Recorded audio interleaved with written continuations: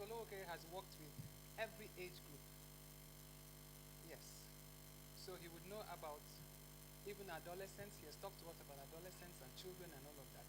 We're totally covered when Dr. Lowoke is here. Today, he's going to talk to us about sexual abuse in the caregiving workspace.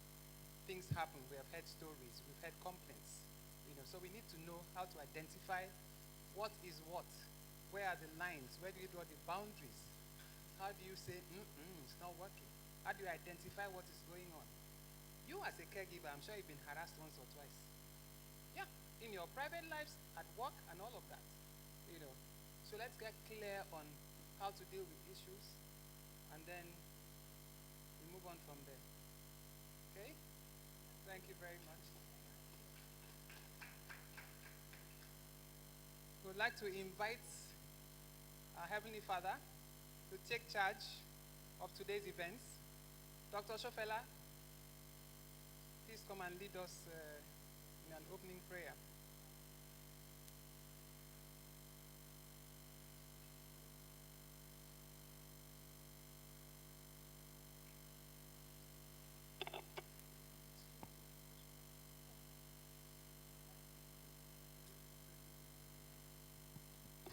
Please, can we rise for the opening prayer?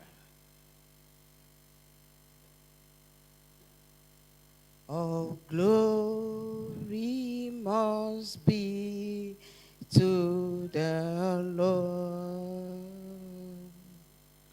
for he is worthy of our praise. No man on earth should give glory to himself. All glory must be to the Lord. Indeed, all glory, honor, adoration, thanksgiving to the King of Kings, to the Lord of Lords, the Ancient of Days, that have made it possible for us to gather here today. Father, we thank you for life. We thank you for provision. We thank you for your blessings, which are new every morning. We thank you for your great mercies, my Lord and my God, as we have come here to learn, to get knowledge, so that we'll be able to take care of the vulnerable in the society well. Father, equip us with the understanding, with knowledge, with discernment. We pray for the governor of Lagos State, Babajide Sanwo-Olu, and we pray for the First Lady of Lagos State, our matron of SWIPI, Dr. Ibijoke Sanwo-Olu. Continue to order her steps. As she brought in this vision to be able to have best practices in orphanages and elderly home. Father, perfect all that concerns her. We pray for all the members of the SWIPI. And we pray for our facilitator today to be able to impart knowledge into us. We pray for everyone here, our caregivers in all the orphanages and the care homes. May God continue to be with you. May God continue to protect you. You're going out and coming in. You'll be blessed in the morning. And the later part of your years, you'll be blessed as well. My Lord and my God, as we proceed, come and take absolute control of everything that's going to happen here today. In Jesus' name I pray. Amen.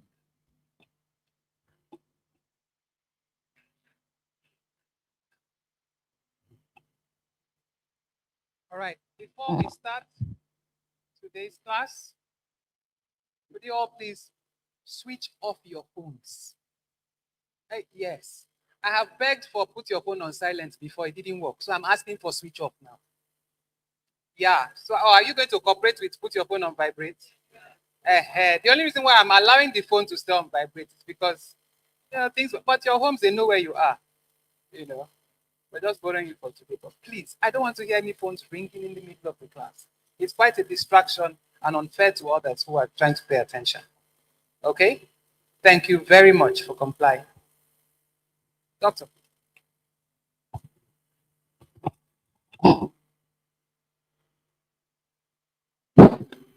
Good morning, everyone. It's a privilege to be here once again, and some of us know me very well here. And I want to appreciate SWIPI and also all the First Lady of Lagos State. Each time, anywhere I go, I always appreciate her for the efforts. Training is something that is very, very important. But in this part of the world, we really don't value training. I know what I'm talking about. We don't value training. That's why you see a lot of errors. Why? Because you bring in somebody, you are expecting so much from that person, and nothing is happening. So I sincerely appreciate the First Lady of Lagos State, Dr. Sanwo-Olu. Well, her first name is Ibijoke, Dr. Ibijoke Sanwo-Olu. Let's appreciate her once again. And also all the people that have put this for this VP, the people working, everybody, the managers and everybody, please appreciate them once again. For them to have brought you together so that you can be impacted. Some of these things you are going to listen to are things that we've done over years. So please take it serious. I've done it in such a way that you will not be bored and that you will learn one or two things before you go. We've lost over 1 hour from the timetable, but nevertheless, we'll still try and see how we cover up. I always like to know people that I'm dealing with, but we don't have that luxury of time. Maybe in the course of the program, you will get to we'll get to know ourselves and where you work. Now, I want you to quickly write down your expectation. Write your expectation down. You can list them 1, 2, 3, and if you want 20, you can write it. I give you just 2 minutes to write your expectation from this program. There must be something you are expecting when you were coming. I believe you didn't just come. Am I right? You didn't answer me. Yeah, there are some things you are expecting. So just write down your expectation so that we'll all be on the same page. Just write down your expectation so that we'll be on the same page.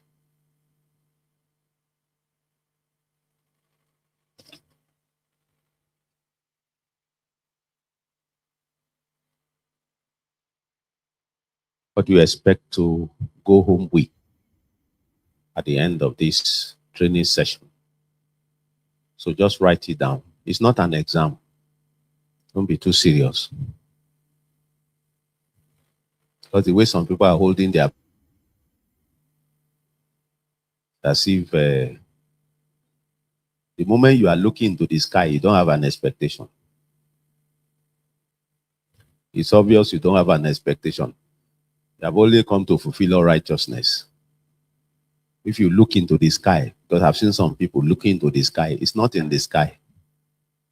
It's what you are loaded with by the time you were given the invitation to come. You have 1 minute more. I'm timing it.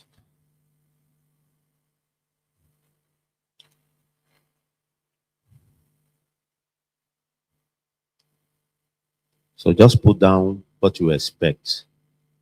Some people are done. Don't write too many things. Just write the salient one on what you expect from this training. Okay.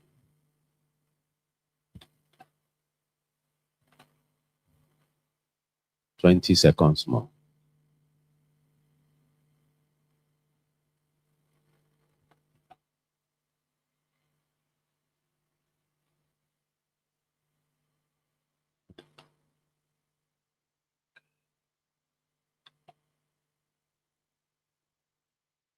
Okay, thank you.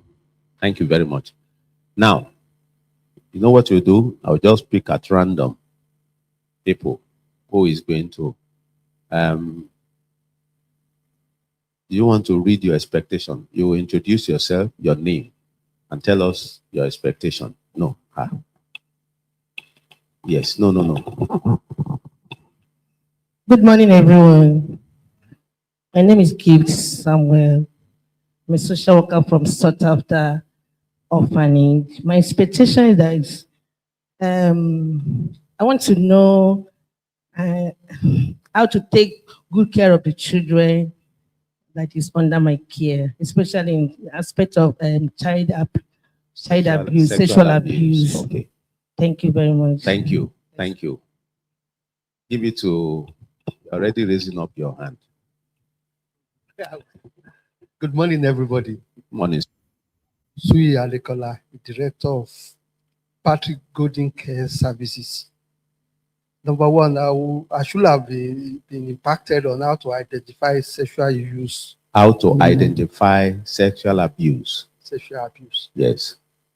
I should be able to detect this monstrous attitude on time. Okay. And make or I like the word they use, monstrous. That's a very big English.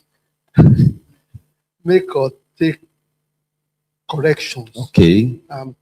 Prevention. And prevention. Thank you very much. That's okay. Let's take one more person. Our Reverend sister at the back there. So let's take one more person and or I will balance it. Another man will speak. Good morning, everyone. I'm Sister Regina Marie Omoumi Akombi from Friends of Jesus Orphanage Home in Badore. So at the end of sharing your words of knowledge with us, sir, I would like to know more how to tackle sexual abuse and the abusers themselves, because we all know that. I love that. You see, sexual abuse and the abusers themselves. Okay, good. Because they are always familiar. Okay, good. Then I would like to know better way of safeguarding she the mentioned children. something. They are always familiar. You will get to understand it. Yes. I would like to know better ways of safeguarding the children. Thank you. And the last one, I'd like to have more understanding on dealing with the abused child or children themselves. Good. Thank you very much. Okay, let's take one more. You see, no, I can't take women. You see, if you look at this place now, women form the majority. And the question is, I always wonder why men fight these people. If you are the type that slap your wife or raise your hand, you are a madman. Oh. I'm telling you. That's what I tell people. If you are one of the people that abuse your wife, either by raising up your hand, as your hand is going on, you are mad. I'm telling you. Look at them now. Look at this place. What's the percentage? Let somebody just guess. No, percentage of women. Aha! They even said 95. 95. That shows that the moment, notice one thing. Assuming it's only men that is there, what do you think will be happening? Ross, assuming it's only men that is here. God bless you. It will be too dull to the extent that all of them will be working out one by one. They won't even talk to each other. I'm telling you the truth. So the way God has created women, they are in the best position to handle this issue because they are the ones we are really talking about. It's both ways, but they are the main factor here. So thank you very much. Now, who want to tell me, what do you understand now that we have listened to some expectation? Because of time, I won't go to it's okay. Who want to just tell me what you understand by sexual abuse? Anybody? Volunteer now. This is not exam. Say it the way you understood it. Okay. Nobody is raising up hand. I'll be picking. My name is Somodara Bisola. I'm from Mercy Home Services for the Elderly. Oh. To be sexually... Now, let me quickly correct something. See, we use that word elderly, but for us as Jerry, you will hear it, we use it interchangeably. But when you are going to be talking, as much as possible, use the word older person. But people have trained in the past, older person. We use elderly. You might even see it in my slide. But when you are talking, let people know that you know that it is ageism. When you say elderly, it's ageism. That is discriminatory, is stereotypic. So we avoid the word, anything that is going to stereotype the older people. They are wonderful people. We've done training on that before, but it is important you understand that. Go ahead. Thank you, sir, for the correction. So when somebody is sexually abused, you can say there is no voluntariness of participation in that act of sexual intercourse. Okay. So go ahead. So in a home setting or caregiving setting, that's very space. When you are taking care of a client or a patient, and that patient is like making advances to you, or you are making advances to the patient, we can say sexual abuse is in place. Okay, thank you. Thank you. Let's appreciate that. Thank you. Because of time, now I'm going to appoint somebody who is going to be our timekeeper. The person will be in front. So you'll be our timekeeper, ma. What's your name, ma? God bless you, ma. So you'll be our timekeeper. Once I've spent, we're going to be taking 40 minutes. So if I have spent 30 minutes, so this time start now. So you let me know. So now, by my opening remark, addressing sexual abuse in caregiving environment requires a careful. They are blocking you. Just relocate. There are so many seats. If you are being blocked by you cannot relocate. You are the one to relocate. There are so many seats. So relocate. The screen is very big. Addressing sexual abuse in caregiving environment requires careful and systemic approach. Very careful, deliberate, systemic approach. Not just anyhow. And that's why I said knowledge is very important.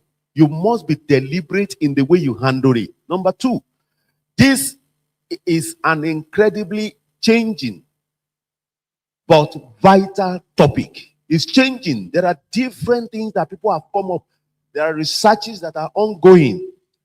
I really, really commend the organizers for bringing this up at this material time, because it's already on but seems to be buried.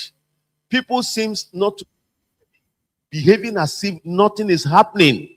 So in an environment where vulnerability is high and power dynamics are inherently skewed, that is shifted to one side, such as the care facilities, homes, assisted living facilities, hospitals, orphanages, understanding and preventing abuse is paramount to preventing both the client or the patient and the staff. That's my opening remark. Very, very important. It's important that we need to understand it. Number two, prevent it. When you understand it, then you understand how to prevent it. And so that is why it's important. So the structure below, we outline a comprehensive 4-part lecture. Majorly, but I've broken it down into some smaller parts. You know, for healthcare administrator, nursing care, caregiver, agency leaders, and I know all of you fall into one or two categories of the ones listed here. Protecting the vulnerable. The core focus will be to define the scope and the anatomy of the power dynamics. We're going to look at that. We're going to identify the victim typologies, the red flag, institutional blind spot, and reporting systemic failures. These are challenges we have in this part of the world. Reporting is an issue. Even the one that is abused, we say, Emma worry, manage it. That is, don't repeat it next time. And they bury it. Reporting is a problem. So designing a culture of prevention and robust trauma response, those are the things we are really talking about. Now, I want somebody to tell me the difference between sexual abuse, sexual assault, and harassment. Are they the same thing? Good. So who wants to bail the cat? Sexual abuse. Somebody has mentioned it. What is sexual harassment? What is sexual harassment? I don't want to waste time. You know I have limited time. What is sexual harassment?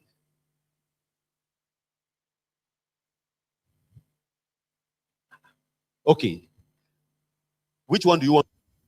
We have sexual assaults and sexual harassment. Are they the same thing? Okay, good. So what is the difference? Harassment can come in form of verbal.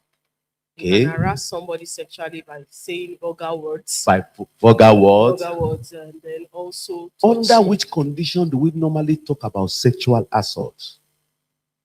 Sexual assault, probably when you have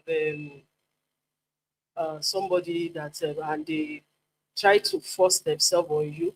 Okay. It may not end up in penetration. Okay. So that is. You will, all of you. Let's appreciate that. Let's appreciate that. Any other person that wants to add to what she has said? I want you to volunteer. That's the way this is not lecture.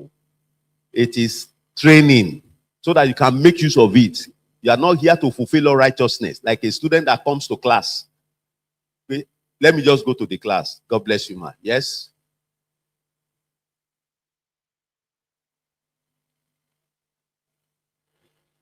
Hold on. Always allow the mic to come to you. Right. Thank you. My name is Tessie Ozobialo. Tessie? Yeah. Okay. What's the meaning of Tessie? It's the short form of Teresa. Okay. Tessie. You know why?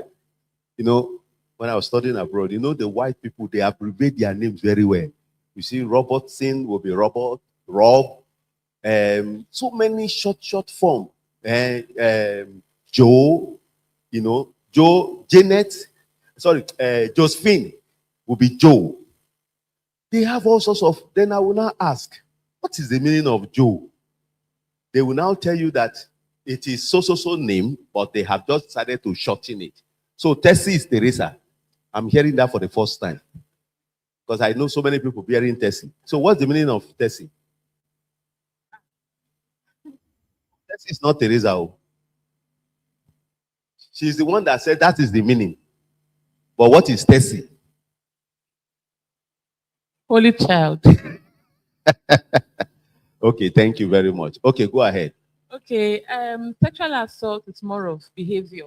Okay. That's more of behavior.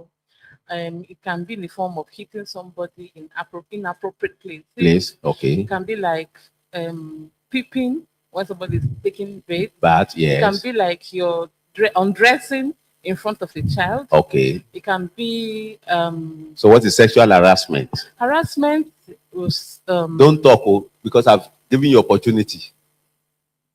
Now harassment are the words, to me, the words that some kind of words that. Okay, let me give one more person. Now everybody's raising up hand. That's good. Okay, so I want to add that for sexual harassment, it's unwelcome sexual behavior. Okay, unwelcome maybe sexual someone behavior. eating your box and say, "Look at your boobs." Okay. So that's unwelcome. Then for sexual assault, I think I want to borrow the words force, coercion. Okay. For having Do sexual we activity. experience sexual abuse, sexual assault, and sexual harassment in our society? Yes, sir.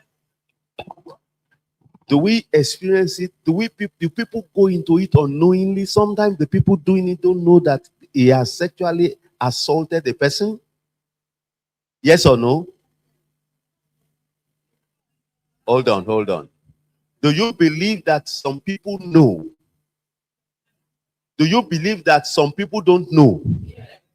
Okay, you see, the yes is more. In this part of the world, some people don't go and do your study. Some people don't know until you tell them that what you have done, He said, what have I done? I'm just trying to appreciate her. That's it. And that is actually true. But now let's go on to the differences. I've broken it down. Sexual abuse. Look at it critically. You must understand what you are dealing with because of legal proceedings. Sexual abuse is a broad term that covers any sexual activity, like she was mentioning, like all of you were talking about. A broad term, it covers any sexual activity or exploitation without consent, like she also mentioned. But it's a broad term. It involves vulnerable individuals like children, elderly, like I mentioned. This is for the sake of presentation. Elderly or older person, and disabled patient. Now, context is often used in where caregiving, domestic, and institutional setting. Are you following it? You are not answering me now. These are examples. A caregiver exploiting a patient or a client's dependency because he doesn't have the power to be able to resist the advances. Child abuse, repeated unwanted sexual act. Those are examples of sexual abuse. Now, let's go on to sexual assault. Do you understand what sexual abuse is now? Now, sexual assault is a specific legal term. That is it. The moment you somebody say, lawyers use it a lot, you have sexually assaulted that person. It's a specific legal term referring to physical sexual act carried out without consent. That's sexual assault. Often involving force, like somebody mentioned, like she mentioned. So you can see that you are all correct. Coercion or incapacity. Those are designation. It's a legal, lawyers use it a lot. And that's why it's a legal term. What are the contexts? Criminal justice context, and it focuses on physical contact. Physical contact. Rape, an example. Attempted rape, an example. Forced touching. Penetration without consent. Those are sexual assaults. Those are the things. So you are correct, but I'm breaking it down for you. So sexual harassment is an unwanted sexual advances. Note that very clearly. Unwanted.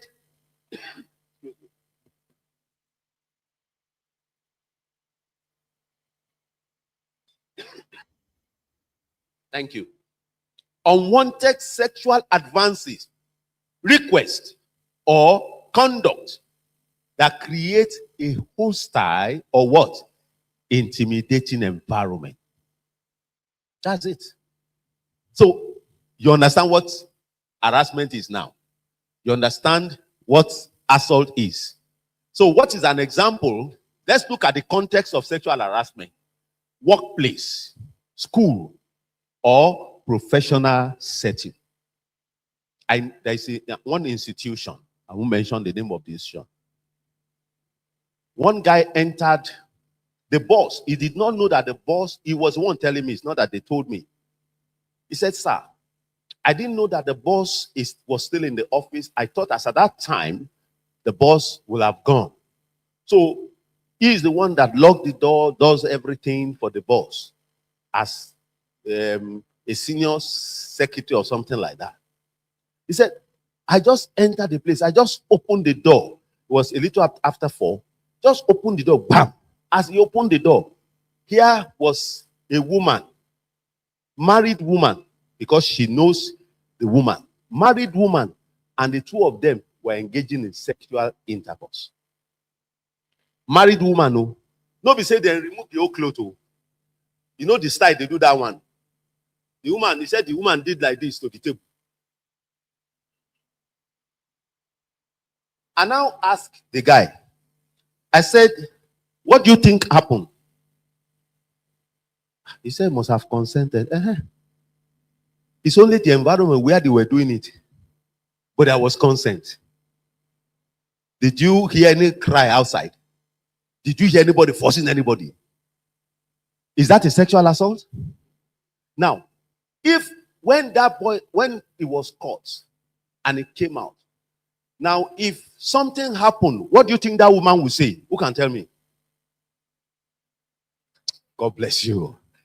And no assaults. And he assaulted me. People have used those. It's a legal term.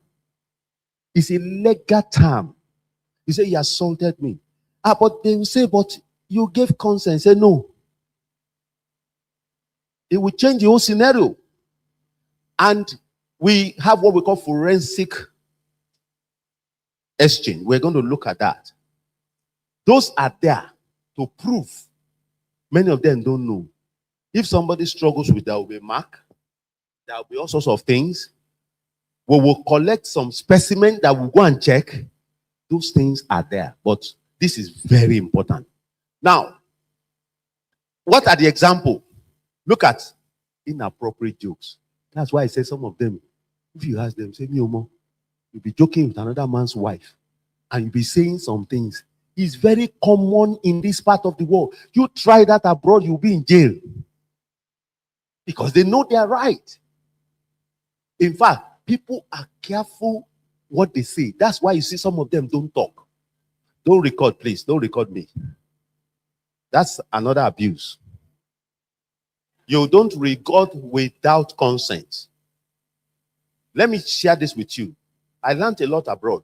When, like all these cameramen that they are working, if they are going to paste me anywhere, you must take my consent. If you don't, I become a millionaire. If I'm in London, they will sue you. They will ask us in the conference. I went for a conference, last year in Leicester.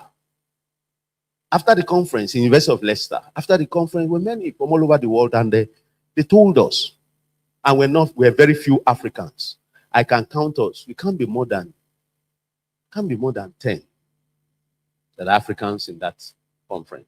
They told us specifically, we are going to use this on, their webpage and everything. If you don't want your pictures to appear, they give you a form to fill. Those people are too organized. You are doing it now. Fantastic. Because they know the legal implication. But if you refuse to come and fill the form, they are free. At the end of the day, they will document. The announcement was made, nobody came forward. Are you getting my point? Not only that, we also give them the paper. Nobody filled it. So please, learn some of this so that I will share some in the process of some Nigerians that have entered. They are caregivers in Nigeria before they went abroad. Remind me, I will share some of their stories. It's pathetic. Now, repeated sexual comments. Be careful. Those are things people don't know. In a care environment, a workplace environment where you are taking care of the vulnerables, the children, the older person, there are so many things people have said that people didn't know. There are comments. Unwanted flirting. We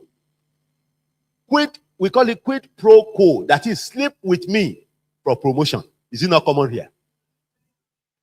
Is it not common here? We have it a lot in this part of the world. It's sexual harassment. You see, there are some institutions. I say I will be mentioning institution. One man, the language he said, he was so bold about it. Told his colleagues. He said, let me say it in the Yoruba. He said, "Idi nosis ti su mi."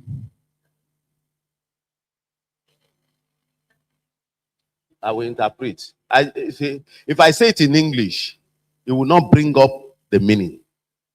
That is, who can help me?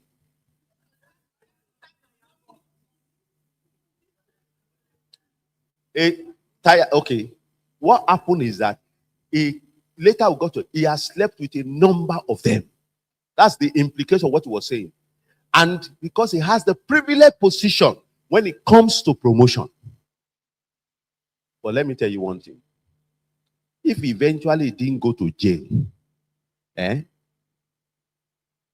God bless you. Is in future, he will suffer it. I manage old people. One of my patients just passed on 101 plus. It will have been 102 by August 28 this year. Slept quietly in bed. That is the way old people, that's the way most of my patients pass on. Sleep at old age. In fact, one said, what am I looking for that God has not given me? And that's the truth. Very fulfilled man. When he's even asking, anytime I see him, say, doctor, when is it time? Excuse me, ma. Can you ask somebody, when am I going? He said, when am I going? He said, when is it time? I said, sir, I am not God. I'm not God, sir. He said, you see me? There is nothing somebody comes to this world to do that God has not given me, which is true. You need to see where the man lives. Very fulfilled man. In fact, the white people built his house. When I got to the place, right in the city of Ibadan, you would think in the city, in an estate, you would think you are in the village because you'll be hearing birds. You will hearing, and that the man feel that there is nothing. He's 91. Fulfilled man. You know, those kind of people I just mentioned, it's not likely, except God have mercy on them, to get to that age. Except God decide to have mercy on them. Because my own Bible tells me that God will have mercy on whom he will have mercy. It will take the grace of God to have mercy on such people. No, I'm serious. Telling people and taking advantage. We have a lot of sexual harassment in our environment. And that's why I say that some of them, that guy that is confident and saying it, he didn't know. I'm telling you, he doesn't know that he's sexually harassing them. He just thought it's one of such things. That anybody who can do that is a fulfilled man. It's part of his CV. That's why he could. He's a fulfilled, accomplished man in that regard. But they have forgotten that whatever you sow, you reap it. So these are the things we are going to look at, you know, and you can see we're supposed to have started about 9 o'clock, but don't worry. We're going to look at all this that I've put here. And thank you very much. So we'll move on to we'll move on to the next one. We have been able to look at that one and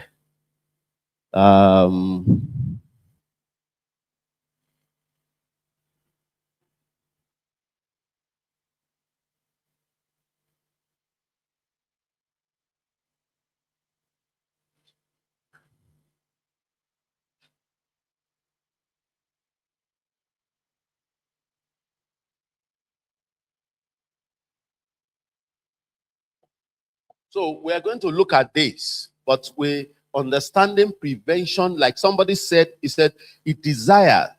Don't forget my timekeeper, please. God bless you. So we are going to look at some things. And number one is, you have already said it. Sexual abuse is a violation of human right and dignity. That's what I have emphasized. It's a violation of human right and dignity. In the workplace, we're going to come down to nitty-gritty. And I'm going to explain some things when we get there. Somebody, you know, one of the caregivers that traveled to UK, you know one thing about, they use the word partner now. My partner. When they say my partner, his wife is calling his wife partner. Say my partner. That one was wondering. He would turn a partner to your long. A bolo saw the white person. How many of you don't understand Yoruba here? Raise up your hand. 1, 2, 3, 4, 5, 6. How long have you don't understand Yoruba? How long have you been here? No, be sincere. You came to Lagos. You were born in Lagos. That- no, it's right. You are very correct. No, listen. Let me tell you something. I went to do my youth service. Please listen. In Jos. And when I was there, I made up my mind I was not going to use an interpreter. So I made conscious effort to learn the language. Conscious effort. So I started interacting with my patient. I first of all learned the parts of the body. Pain, akoichi won kei, akoichi won ido, akoichi won anu, akoichi won kafa, akoichi won. I started learning. Look at how many years. But they are there. So I learned the part of the body. I learned all the symptoms. And before I knew it, the patients were happy. Why? I could communicate. Please, today, you must learn the language. Let's leave her. Because people are already giving you diagnosis. Let's leave her. Pardon her. You know why I'm saying this? I love, when I went to China, I love the way the Chinese can speak English, but they would never speak it to you. You won't know. Some of you will be talking. They can speak English. They teach them all. But he will pretend as if he's not hearing you. You'll be talking nonsense. He'll be looking at you. Not only that, they have app now. App. As you are talking, the app is interpreting it to him. Real time. Thank you. That's the correct word. Real time. So, when you are in a place, that's why, and they will speak their language. You know, I wanted to, I don't know how to really say it in English that it will convey the meaning that I have in mind. That's why language is key, and your local language. You know, please, anywhere you are residing, learn the major language in that place. Is that okay? At the end of the day, this woman was in this care home, in the care environment. And you know, there is a way some people will make, you know, he will look at you with, he will just look at, you came into the room, he will just look at you. We are coming to that. He will just look at you, you know. And some will say, I don't want man. I've seen some say, no, I don't want a man to take care of me. I want woman. Say, where can you be bringing? Go and bring, if you don't have a caregiver that is a woman, don't come here. Say he doesn't want a man. Yeah, they say because he needs to carry. No, I don't want. When you see Agbalagba talking like that, there's something. And they'll be telling you a lot of stories. They'll be telling you some things. We are coming to that. But the point is that at the end of the day, this woman almost entered problem. He gave her query. She sent to me. Because if care is not taken, it will shift to you. You know, there's a CCTV camera. She didn't know initially. They monitor every of your activity in dealing with that patient. But we are coming to that. It involves non-consensual sexual act or exploitation. Who can tell me what we mean by exploitation? When you take advantage of somebody, sexual exploitation. When you take advantage, people take advantage. Like I mentioned, you see, in a work environment, somebody comes in, because it's your secretary, and you have advantage. You say, go and get me that thing. And as she turned and she's going, say, come back. That will come back. Yeah. He said, okay, go. That's exploitation. Because he has advantage. He believes when he says go, he will go. She will go. When he say come, she will come. We say, why did you decide to dress like this? What's your business? As long as it's decent. You are not the wife. Sorry, you are not the husband. So why are you asking such frivolous, useless questions? That's why some people, I love some people. They say, excuse me, sir, my husband loves it like this. Your husband, yeah. And I'm telling you practically, the man will now, You know, there is a way devil enter them. You become wild. Which your husband? Where is your husband? How can you be saying that? That's insulting. You will now change the whole story. You are insulting me. That's act of insubordination. I'm quoting them. It's an act of insubordination. It's okay. That's okay. You will not be busy as if it's, when that one left and they come back and say, I was just joking. I was just joking with you. What is your problem? I was just joking with you. You know, and that one, most of these things happen anywhere in the world. But let me tell you, people used to think those people over there are saints. They are not. But the only thing is that they are careful. Anything they would do, they do it outside the work environment. Did you understand what I'm saying? They do it outside the work environment. The moment they leave work, they can go and do anything outside. That has nothing to do with the place of work. But the moment they enter, everything changes. They become more officious. So, often rooted in, we're going to talk about this. I've already explained it, but we'll talk about more. Power imbalance. Because I have an opportunity over you, I can give you order. You are supposed to obey me. That's power imbalance. That's where exploitation comes in. Because of power imbalance. Then it occurs across settings. And I've given example. Schools, home, workplaces, caregiving environment that we are really talking about, and communities. That power imbalance, we're going to talk about it. The anatomy of the workplace. We're going to look at it. Now, sexual abuse, unwanted sexual behavior. You can see I'm repeating this deliberately. Unwanted or exploitation in caregiving setting. Critical issue in healthcare and caregiving environment. Let me tell you, it's a critical issue. I ask you a question. I said, do some people know? Okay. Do some people know or not? Some people don't know. That's why somebody can be bragging. And he has included it in as part of his CV. So when he's talking to people, his CV is not complete until he tells you, you see, we have gone past your level. You know, that's why you see them the way they talk. And that's why I said it will take God to have mercy on them. And in their old age, many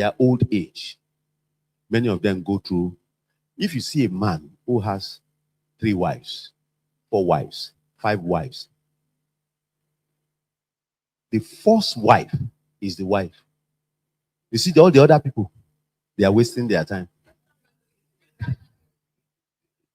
You know, when you deal with old people, you understand a lot. That's why I tell young girls now. I say, don't ever allow anybody to make you second wife. If he has all the money in the world, don't ever. That's what I tell young people. You know, I'm an adolescent expert.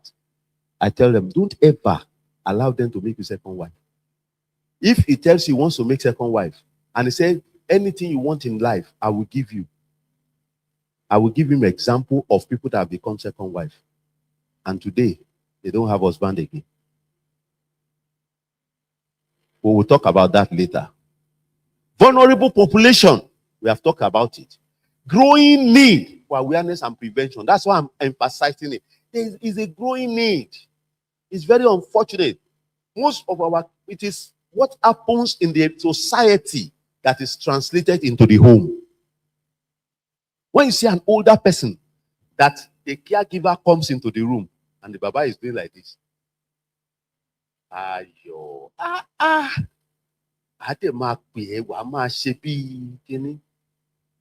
We are calling you. You'll be doing as if, Baba, let me take care of you.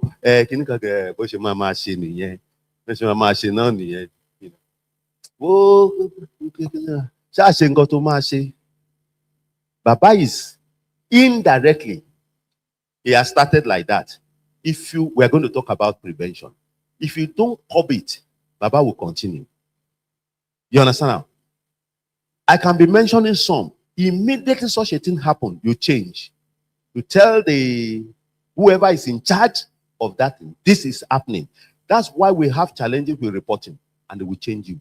The next thing, Baba will say, where's Ayo? No, I'm not eating. It's Ayo that must feed me. It happens abroad. I want Janet. Where's Janet? No, I'm not going to eat. If you force it, you can carry the food and throw it on the face of the. So, especially those of them that have dementia. So, where's Janet? No, I want Janet. I want Janet. What happened is that there's a reporting format. And the moment you report, they will review it and they will change you. Janet will not go there again.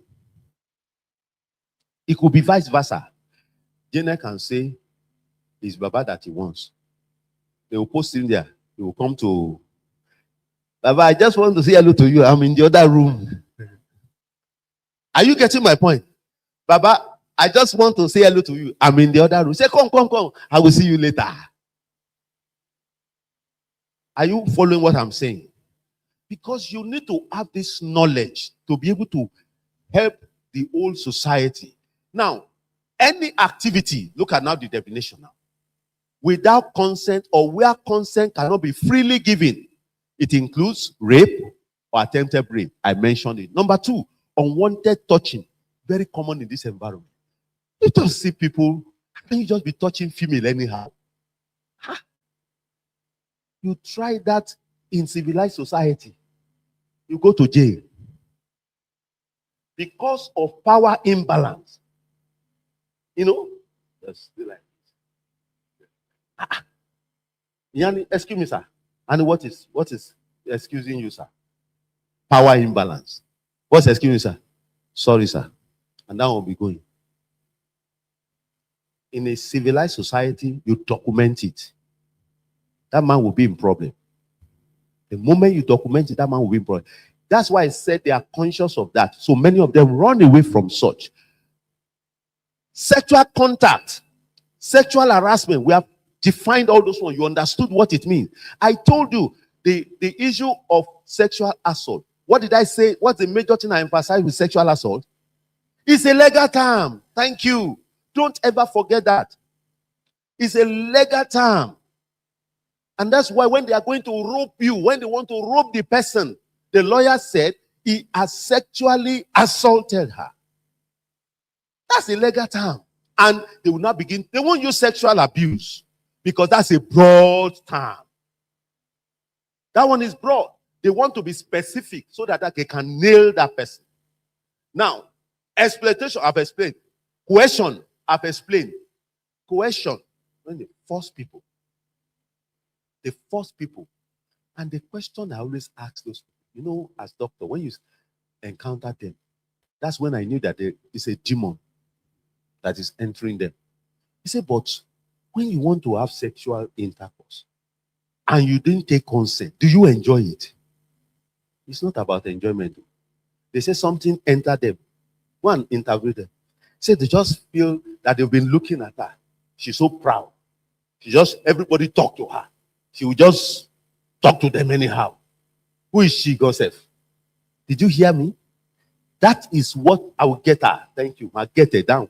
Somebody use one language. Who is she? I'm going to humiliate her. Can you see the reason? When they get to court, and the court, the judge, some of them are in prison.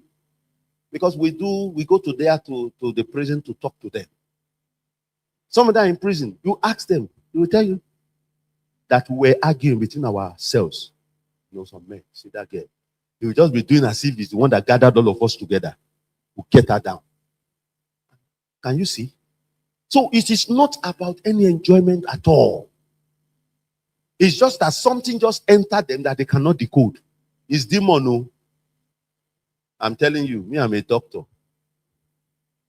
I'm a consultant. I'm an academician. I'm well read. So when I tell you it's a demon, it is demon. Manipulation or abuse of authority.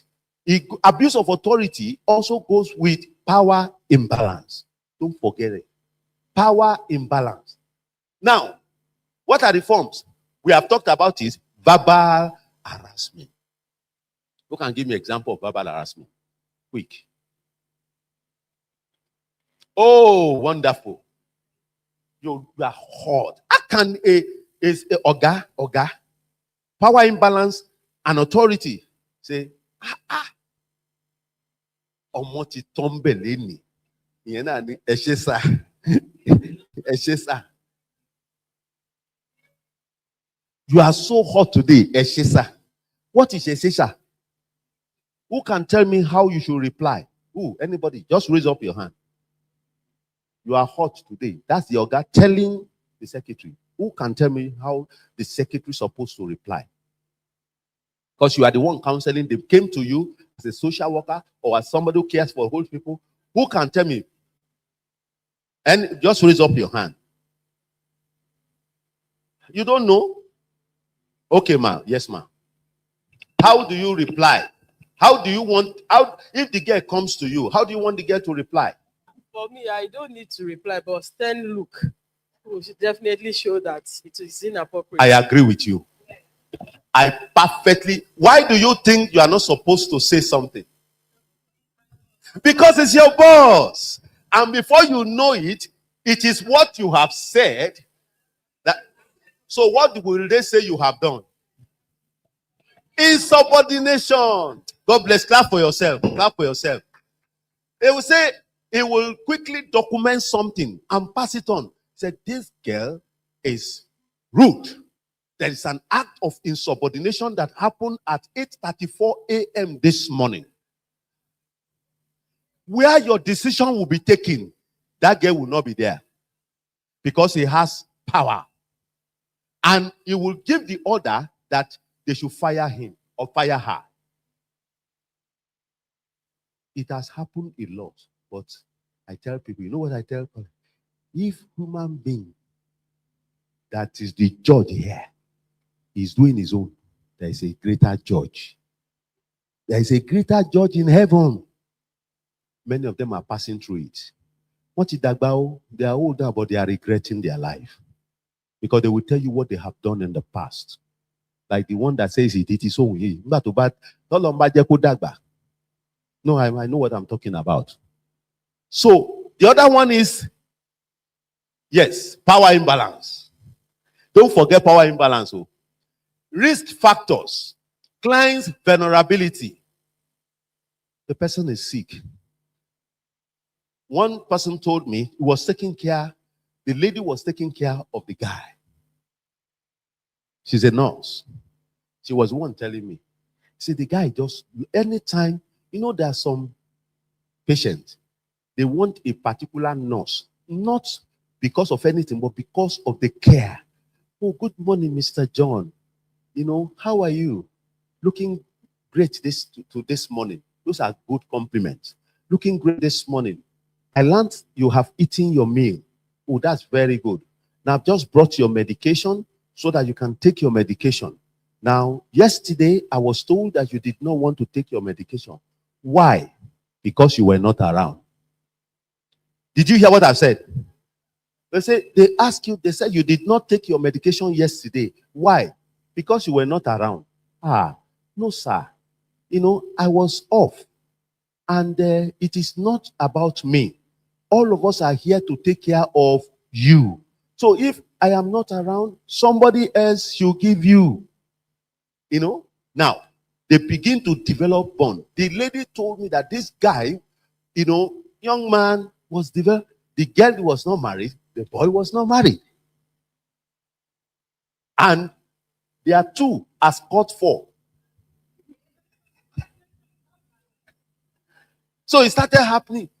It is very common in every place, but effort must be made to stop it. We are going to go on. Now, disability. Disability is an issue. If somebody is physically, cognitive-wise, or anything, people take advantage of them, especially old people. Abroad, you will see people as, you know, sexually assaulting. And that's why they take it legally. Some older people. It happens everywhere. I'm telling you the truth. Now, caregiver, that's the power imbalance. Please understand it. Is one of the commonest things. Power imbalance. It's very common. Because that person has, for example, you that is taking care of an older, a child, children in orphanage, you know, you have power over the child. You can say, no, stand up from there, go and sit down. What will he do? Stand up. If you tell an older person, Baba, I'm coming to give you your medication and you have to take it, will he not take it? He will take it because you have power over that person. We are coming gradually. Lack of oversight or weak reporting system is an issue. We don't have proper report. Let me tell you something. From today, anything not documented is not done.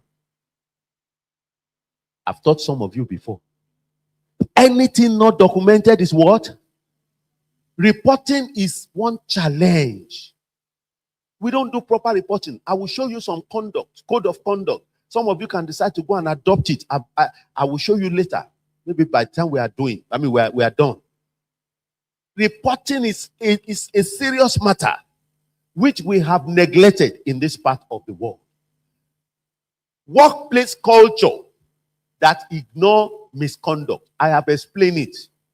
That's why people in this part of the world, you see somebody, you will dress, you will expose 3/4 of the breast. That girl is mad. I tell people, you know, I deal with adolescents, and I'm always very frank with them. I understood them. I studied them in the United Kingdom, but they are different from our own. So I've been able to adapt some of the training because I didn't train with black. I was trained with white. But they have the same line of thought. It's only the environment that is different. And that's the only thing we adopt.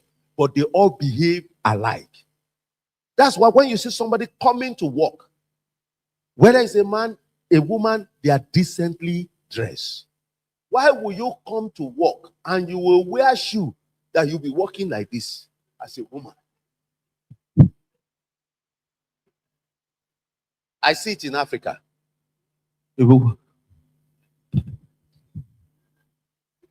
That is inappropriate. You see, that's come to their hospital. I was doing some training recently in somewhere, and I was telling them, I said, when you get to the hospital, how do people walk? They walk like this, and the nurse will be following the doctor. Say, okay. But how do we do it here? Look at me.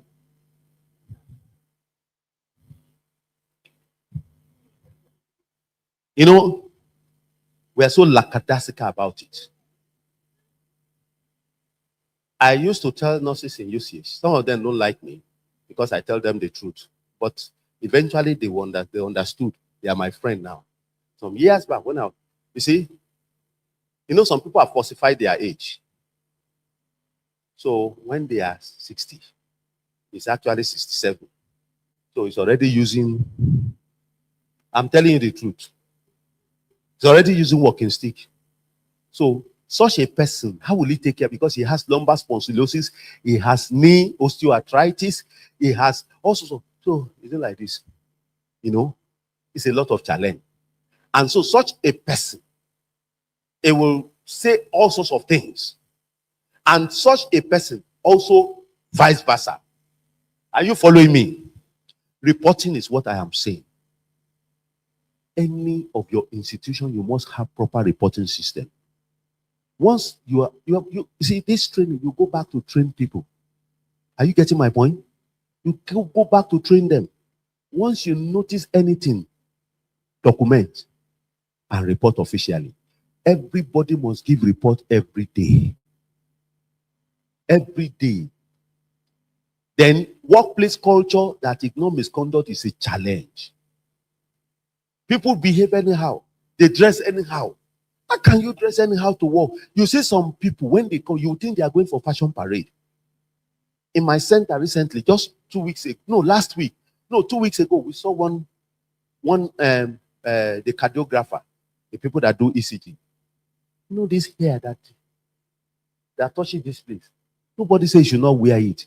In an hospital setup, touching this place, we now call them. Said, you know that you have endangered yourself and your family. By the time we're done, this woman knelt down.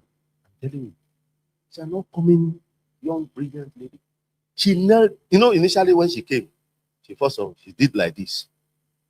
No problem. I don't even need it. But by the time we finished giving her information, she has been doing it long time. I say, why do you think people pack those things and cover it? It's for your own good, so that you don't carry what is not your own to your home. 2, you wear inappropriate dress. You will not say that somebody is sexually assaulting you. When you have exposed 3/4 of what God has given you to be private. You see this phone? Look at our phone. What do we do to it when we buy it? Let me show you my iPad. If I carry, will you know it's iPad? You might not. You can only guess. Do you know the type of iPad it is? You don't know. If it's the one for Apple or the one for Samsung, I have decorated it. This cover, I bought it 25 pounds in the United Kingdom. I just walked into a store because I wanted to protect this thing so that no other person sees it. You will enter some home. When you enter the room, the man has deliberately opened the thing for you to see. He knows it's a man that is coming. Sorry, he knows it's a woman that is coming. Excuse me, man, what will you do, man? At least you're an older person. What will you do? You enter the room. You enter the room and you saw that kind of thing. What will you do? Holy Spirit. I will run, no. Ma, what do you say, ma? I will turn back immediately. You will turn back. Immediately. Okay, who want to hat to turning back? Who want to hat to turning back? Okay, ma. Okay, ma. No. What will you do, ma? She will turn back. The man has already. This one, his cognition is good. His cognition is good. He doesn't have dementia. Okay, Yeah. what I will do in such situation is to jam the door back and re-knock and tell him, please, when you are covered, let me know. Okay. Who wants to add to that? Well done. You have ahead. God bless you, ma. Let me tell you one thing, ma. Don't if you jam the door, when you are done, na lie. It will be like that. It's waiting for I will tell you, he's the owner of this room. Oh. He will say, this is my room. I can do whatever I like inside it. What you will do is that you report. You will not be it is the person that will go there next will be a man. After you have done proper documentation, you go back. Do properly. Don't go back to that room again. Okay, man. Yes, go ahead. I'm sorry for taking us back a bit. No. Go ahead. Okay, so I noticed that you use the word medication instead of drug. Yes. So Who can answer the question? So I'm sorry, I'm not my question. So I happened to work in UCH for my NYC last year. Beautiful. And I worked in geriatrics. Do you know me? No, sir. I'm just surprised that I'm seeing You work in geriatrics, you don't know me. No, sir. Which geriatrics? In UCH. Was I abroad that time? How long did you work there? A year, sir. A year. Yeah. And you don't know me. And you didn't do geriatrics. You were entering our gate. We have a separate fenced within a separate UCH area. So how come? Which department did you work? Social work, sir. Social work? Yes, sir. I will report you to your social worker. So I noticed that you use the word medication instead of using drugs. So I want to different. Beautiful. I have taught people here before. Who can answer the question? Okay, let me quickly help you. It is the same, but in some climate and setup. For example, in South Africa, we don't ever use the word drug. The moment they hear drug, they think about hard drugs. That's in South Africa. And so they talk about medication. The British will tell you drugs. Are you following me? So we are very conscious of that word. So try to use medication most times. You will never miss it. But the moment you say drugs, they can be given different meaning. Thank you, ma. So people will be thinking that you are talking about hard drug. That's the reason. So that's the thing. So Now, what are the warning signs? We're still coming to the details. What are the warning signs? Sudden changes in client and patient behavior. The moment you know some changes in behavior, that's what I was talking about. You just enter the room, he has opened the whole thing for you. The man has opened the whole thing for you. Close the door back. Go and do reporting. When you do reporting, they will handle it. Go and do any other thing. You know they have bell.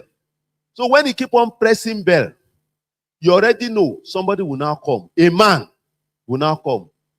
You say, where is Janet? Don't be abusive. Don't be insultive. How are you? How are you, Baba? How are you, sir? Janet is doing something. It will come back later. You know? And, Baba, why are you dressed like this?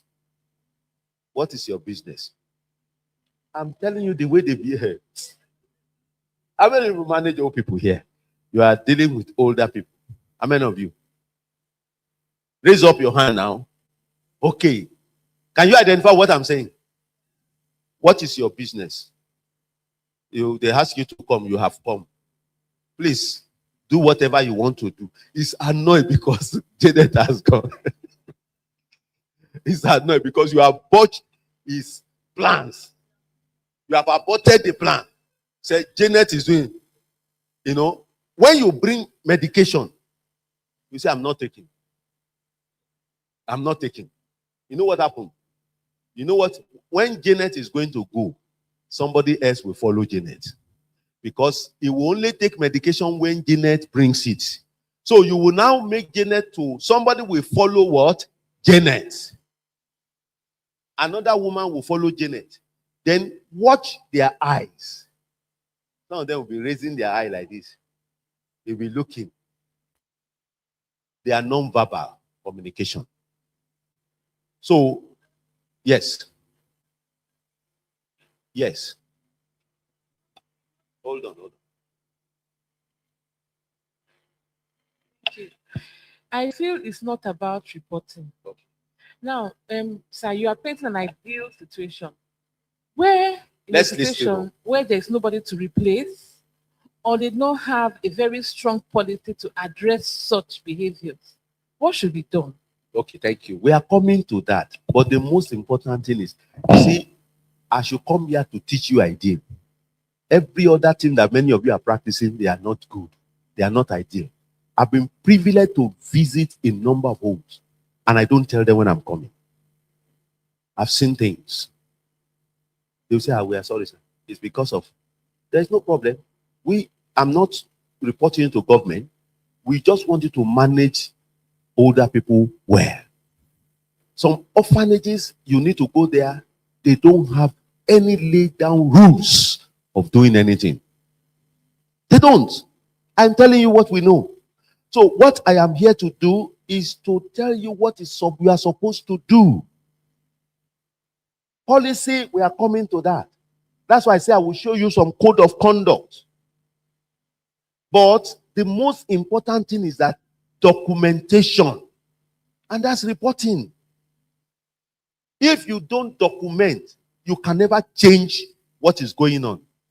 You can't. Because when you do review, it is what has been documented that you are going to review. But people say, that's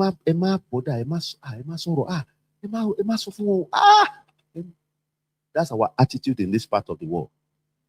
Please note that. I hope you are clear. Number 2, fear or avoidance of specific caregivers. Say, when they say it is John that will take care of it, say, I don't want John. I don't want John. You know? And let me tell you, it's the verse is opposite. It can be male, it can be female. And it happens. The other one is unexplained injuries or trauma. Those are signs. Unexplained injuries or trauma. The other one is they are all self-explanatory. Emotional withdrawal or depression.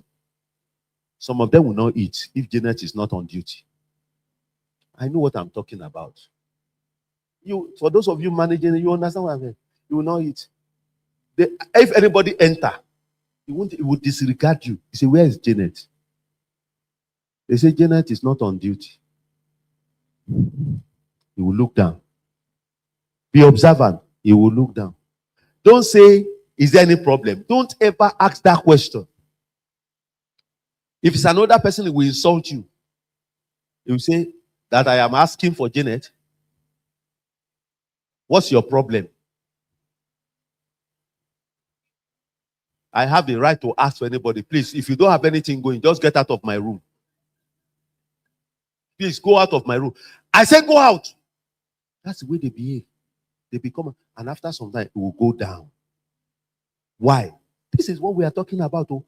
He's already nursing that idea. And sometimes when Janet is taking care, you'll be using the hand. They say, Baba, don't do that.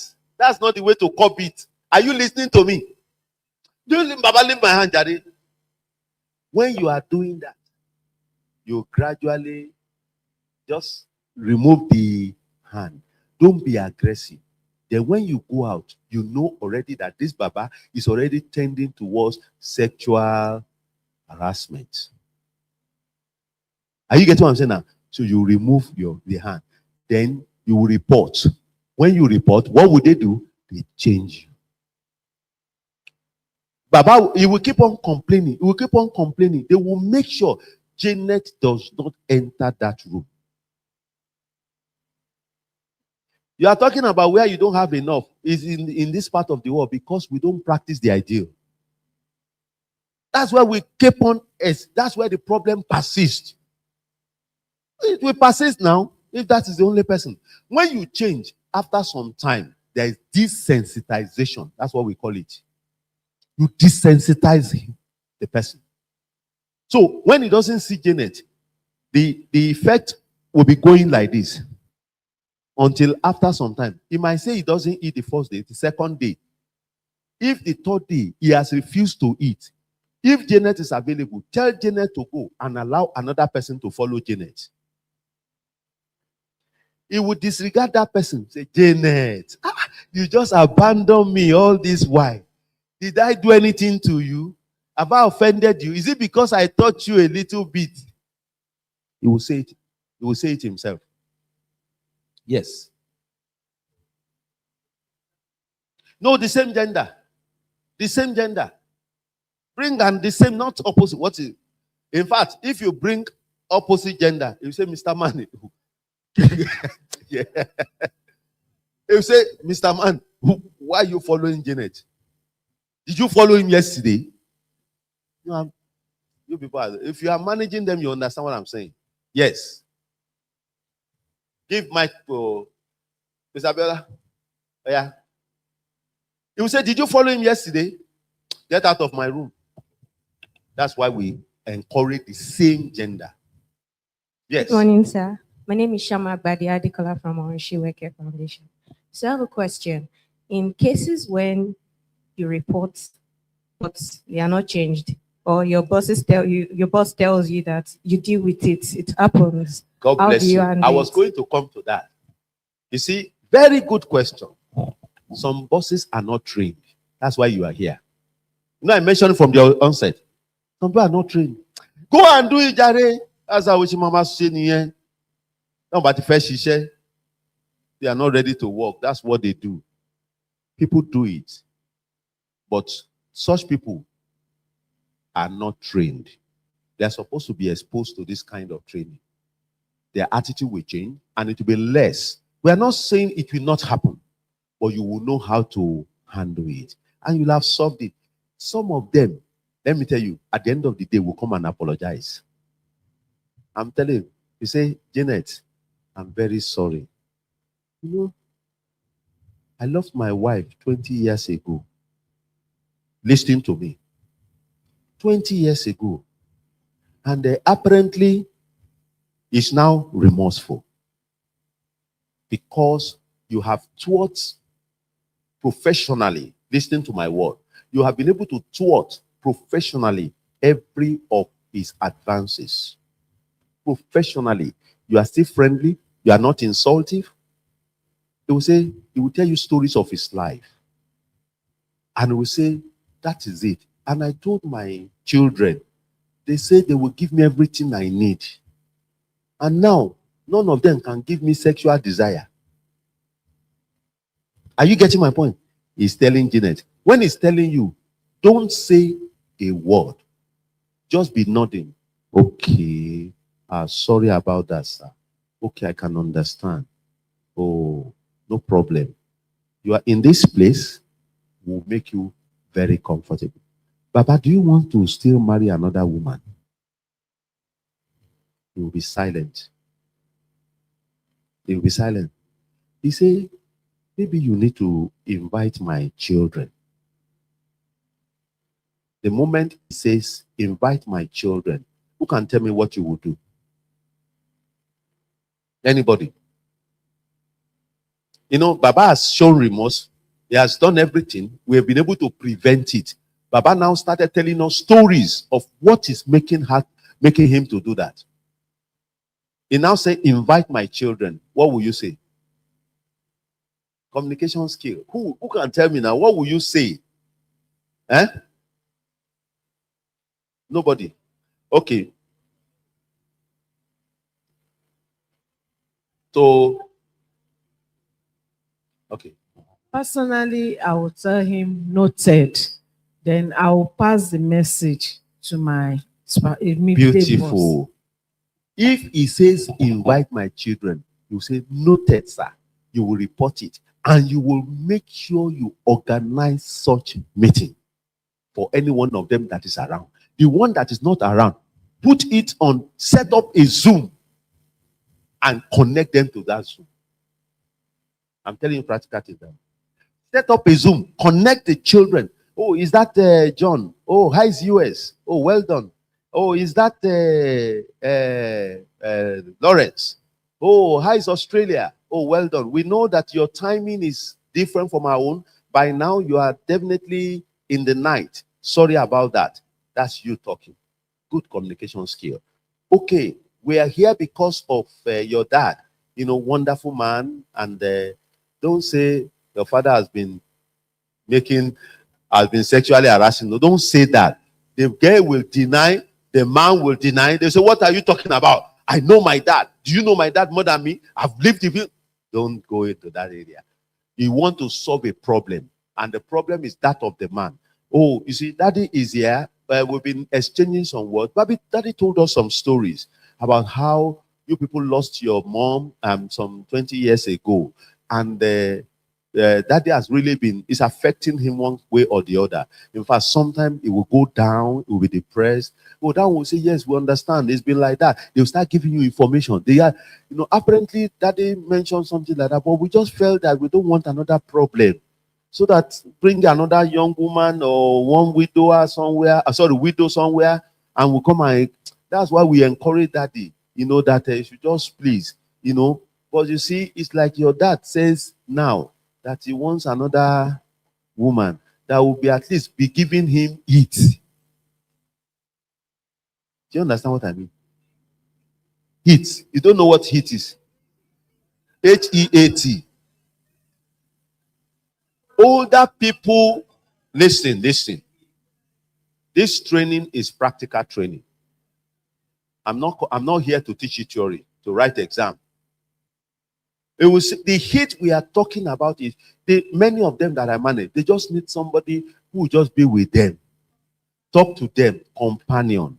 They are happy with that. They don't have the strength for sexual intercourse. Some of them don't have the strength again, but they need somebody that will be, you know, that person, especially a widow. When you are done, touching. So that's what somebody said. By the time this woman is done, we have seen many of them that have managed those people until they pass on. And the children have been wonderful to touch women. I know one KPSC like that, very non KPSC, I won't mention, just passed on, not quite long. And the son happened to be my friend.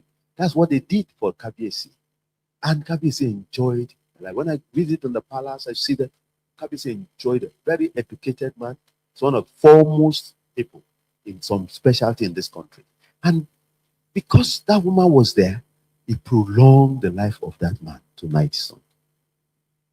So that is the point. But it took some time to get such a thing to happen. But if you say, Baba,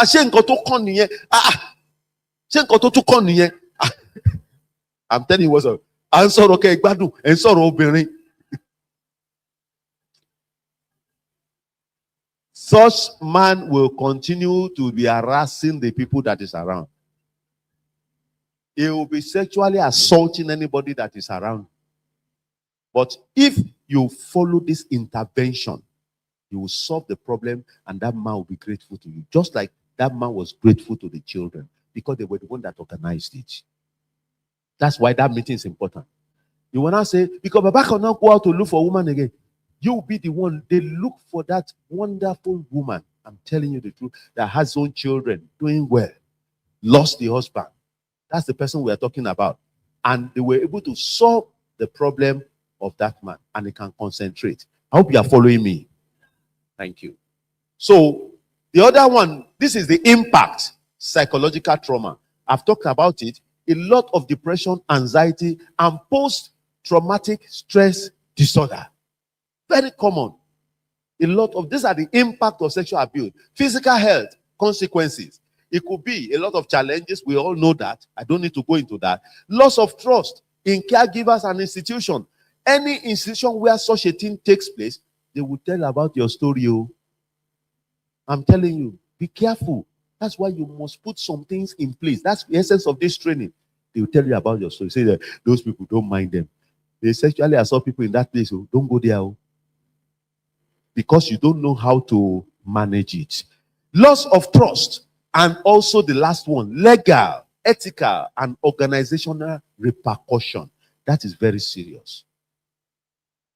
There are some people, they are in court as I'm talking to you, for a fault that is not primarily their own. Why? No documentation. Let me tell you something. When you get to court, you will not go to court in Jesus' name. When you get to court, they will request for evidence. You know, somebody said something. He said, if you go wrong and you have a good lawyer, you can win.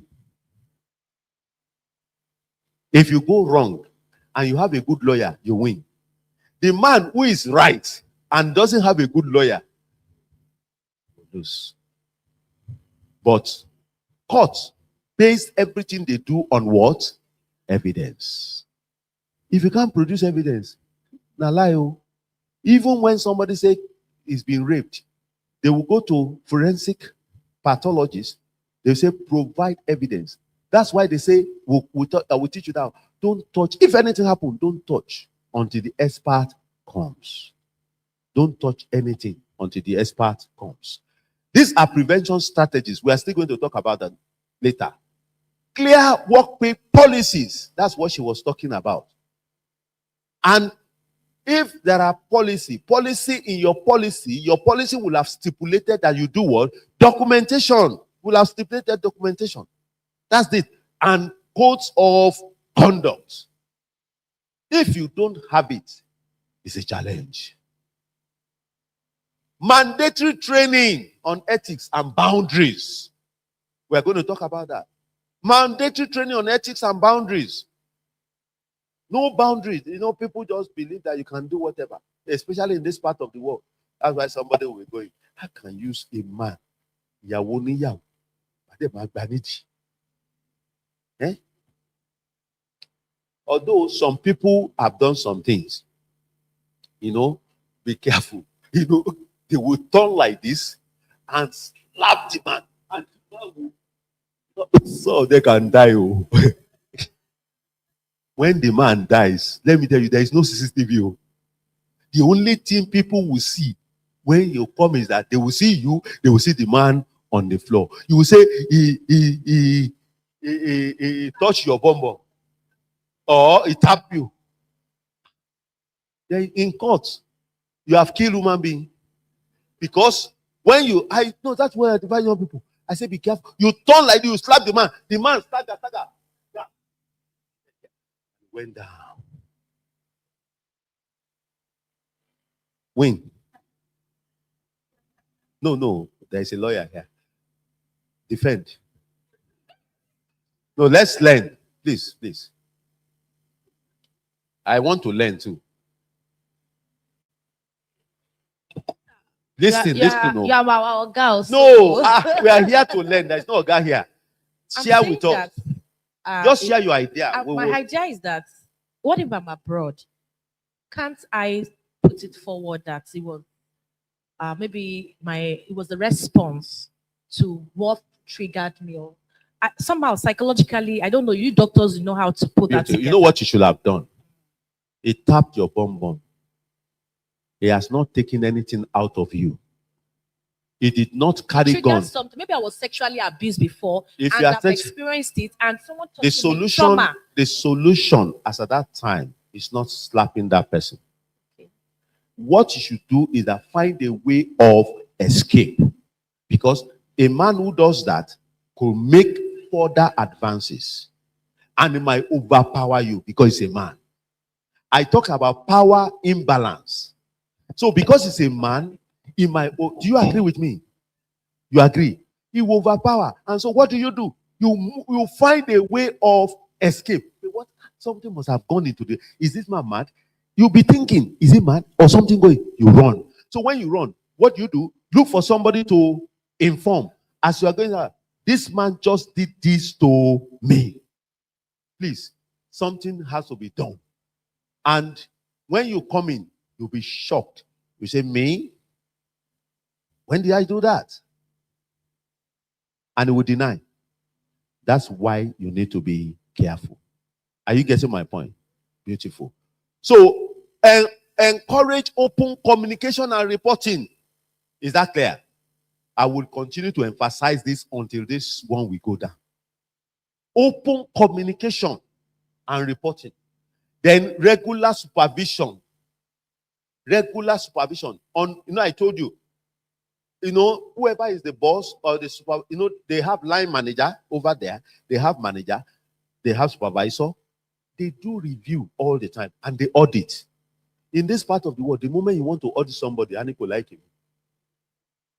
And I don't know what I have done. He's asking me, look at, Kini Moshe. Am I not doing my work very well? He's now asking me, at this time, did you give the medication? At this time, what did you do? When did you take the bath? When did you eat it? How many volume of water has he taken? Look at. People feel offended. But when you are doing audit, you will pick all these challenges. You pick it because in the process, you will have reported some things that you have thought. We are coming to red flags. We are coming to that. So, regular supervision. So, reporting and response there's what we call confidential reporting channels for victims. What did I say? For victims. In the home. In the home. We train, you will have trained the people in the home. Baba, if anything happens to you, don't say if they sexually assault you. Are you getting my point? If anything whatsoever happened to you, either from what we are doing to you, the people taking care of you, anything you are not happy about, that's for the carer now, for the victim, which can either be on both sides. Please, let us know, and we will collect information. Then the carers too, you train them. If you are sexually assaulted, harassed in any form, please, we have a form. Document it. Some people have some things you can fill online. We've not got into that. Some are already doing it. Real time, as you are documenting it, I'm seeing it. Once I open that page, once you open that page, it triggers something that Janet is reporting. And I will open it. And I'll be seeing what information you are passing across. So we can take action real time.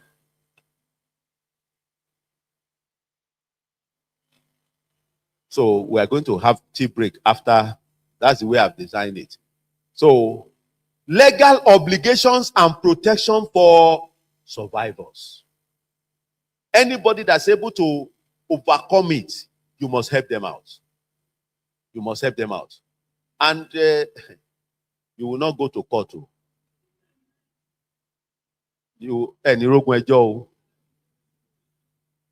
I've told you, if somebody has done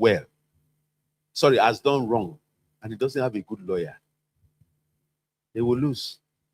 But look at what has happened. But let me tell you something. There is a God in heaven. I was listening to a very senior lawyer, professor of law. Some cases happen. So I told the lawyer that, come, even if you think you win here, don't forget there's a judge in heaven. Many of them regret at the end of their life. That is it. Thank you very much. So,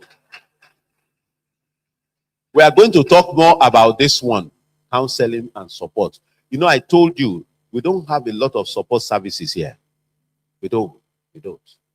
Yes.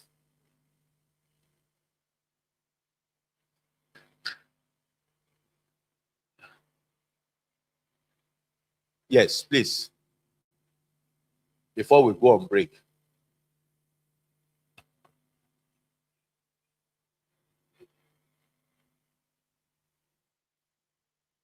We have a situation in our company. I run a wellness spa, and at the same time, I run an elderly home. The foundation started from that spa, and the needs became clear for me to start the elderly home. But there is this challenge you always have. We know that spa is more of luxuries. We have rich politicians, top people who come as clients, and they pay well. So what they do is they ask the worker, how much is your salary? How much is your percentage? So they usually give tip of 10, 20,000 naira at one service, or even 100,000 naira at a service. Just tip. But immediately they do that, we know that they are asking for something beyond. The service could be, our massages are 40, 80, or above, depends on the services they are doing. The highest we have in the spa is 100,000 naira, or maybe about 3 sections. But then we give 100, 200, 500,000. Then we know that they are knocking something. This brings complex issue within the staffs, because if this is an existing girlfriend that they are having whatever together, and this new other person comes, it becomes like a conflict of interest. And I went as far as making the door a wooden door, removed the key from the door. You cannot lock in, you cannot lock out. So I can access the treatment room at any time. I put certain working tools in the massage room that will always make me to go in and out of there, because I'm tired. I understand where you are going. I'm frustrated. Yes. And my question is not over, sir. Yeah. Just hold. You know, there is this stigmatization that spa people. No, I'm depressed. Yes, I understand. There's this That's why I said stigmatization that spa people are prostitutes. it's okay. I perfectly understood you. It's because of time. Let's appreciate her. Let's appreciate her for even what she had shared with us is what is going on. It's not only in spa. It works in the hospital setup. I deal with old people. When this older person, they tell me a lot.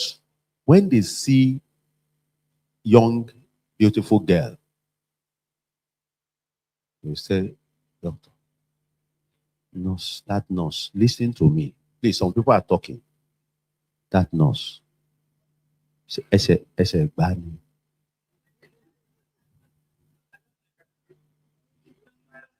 Did you just hire her? I have not seen this one in part of all the nurses here. You would think he's concerned. Are you listening to me? I was telling you about warning sign. Is it, but any problems? No problem. I just noticed that she's been very hard working.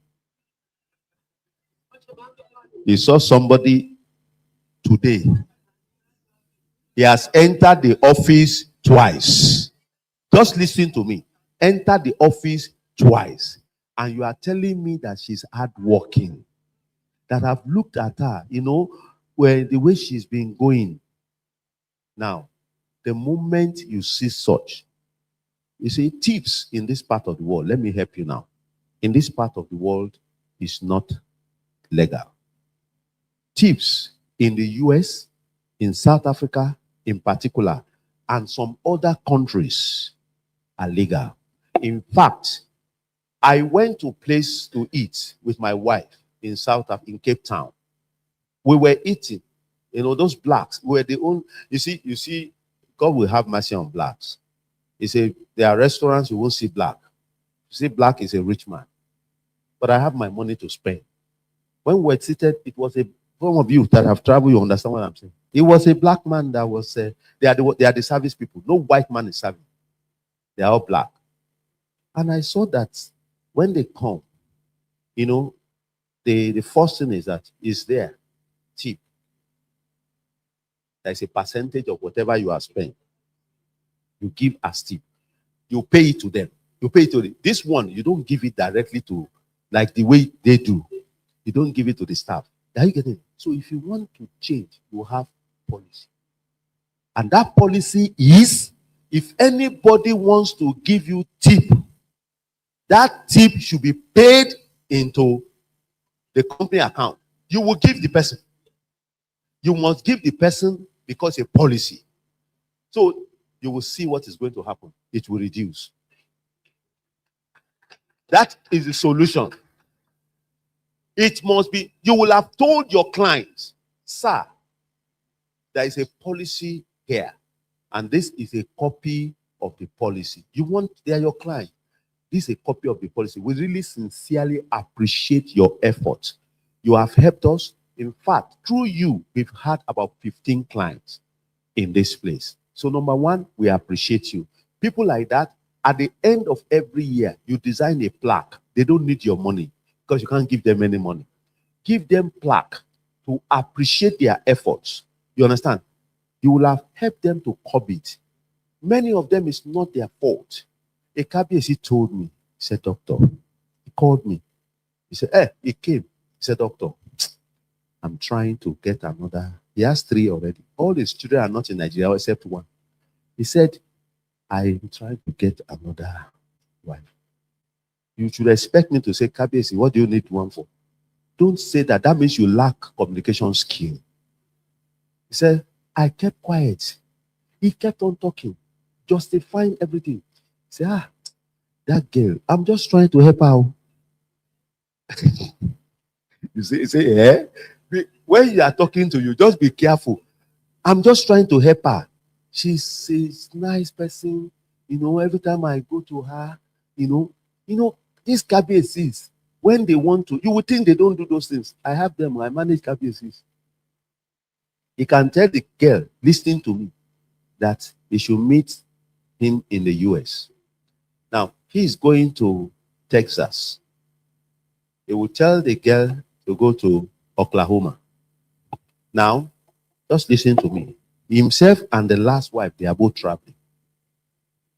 Now, when they get to Texas, KBC will say, I have a friend in Oklahoma.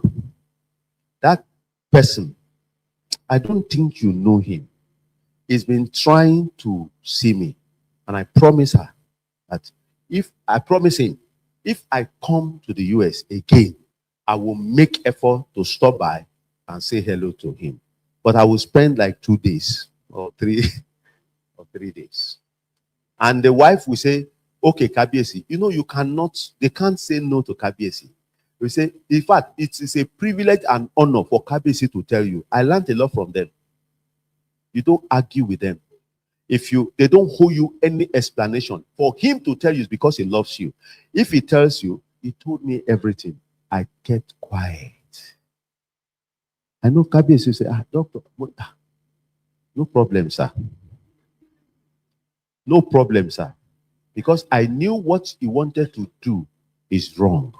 So I kept quiet. When KBC noticed I kept quiet, you need good communication skill. Number one is your ability to listen. Your ability to listen. And I kept quiet. After some time, KBC did not say anything again. I knew because we were very close. He tells me everything. He didn't say anything again. He will say, I know something will say, for this doctor not to talk. Something is there. Because you are the one complaining. Now you go and carry sexual, he's already having sexual intercourse with you. You now carry sexual intercourse, you now bring the problem to me to be solving for you. He got the message. The way I was looking at it, because I was just straight into, and at the end of the day, he was not talking again. So to solve the problem, document. Tell them, this is our policy. Let them read it. You can give tip. You can give tip. But please, sir, in fact, when you are giving them the bill, your tip must be there. It will be the last. Don't put percentage. We have not gotten to that level. Just say tip. The name of the person that did the service will be down. So when you put it, so that you can pay the tip to that person, you will see that even if they will give tip, they won't give 100,000 again. How can you have 100,000 for 3 sessions and you give 100,000 to many of those people? We know them in the hospital. That's why they go to spa. And when they go to spa, they will, I told you, that's where it starts. They will specifically say, where is Ronke? They said Ronke has gone. They will say, don't worry, I will come back. I will come back. Ronke, I'm in the spirit. Because they know Ronke doesn't take nonsense. You know, they will say, where is Ronke? Don't ever, when people want to, you can help them out. I'm telling you, your behavior will help them. Some people have helped some men like that. You can help them out. It's one demon that entered them. So let's go for break. A round of applause, please. See, we have learned from what we've heard about things we see and we have not been able to identify. You don't know exactly what is going on here. Is he trying something? Is he not trying something? How do I react to it? Do I encourage it? Will it lead to me going to another place, jackpotting or something? Don't let anybody deceive you. This is the place to be. Go and come back. Let's visit and come back. Don't let any man come and tell you something. That's right. I see we're all still freezing. Please, tea break. Let's get some warm water, warm ourselves. You know how we do it from the front row. Yes. First line, first table.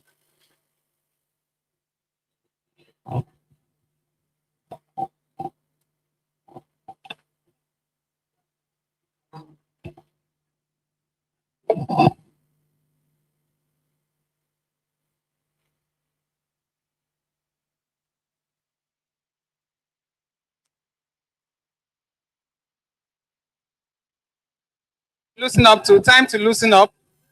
Okay, time to loosen up. You can walk around.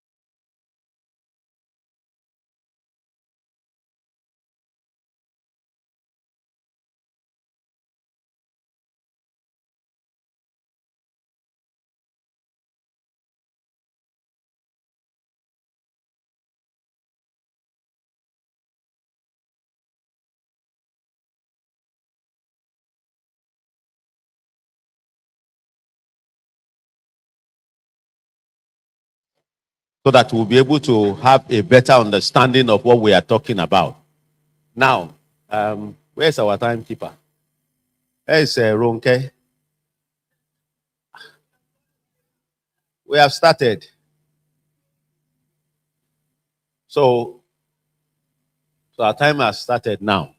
Now, sexual abuse in caregiving setting. Please note this. Sexual abuse in caregiving setting often goes unnoticed. Look at all the scenario we have pasted.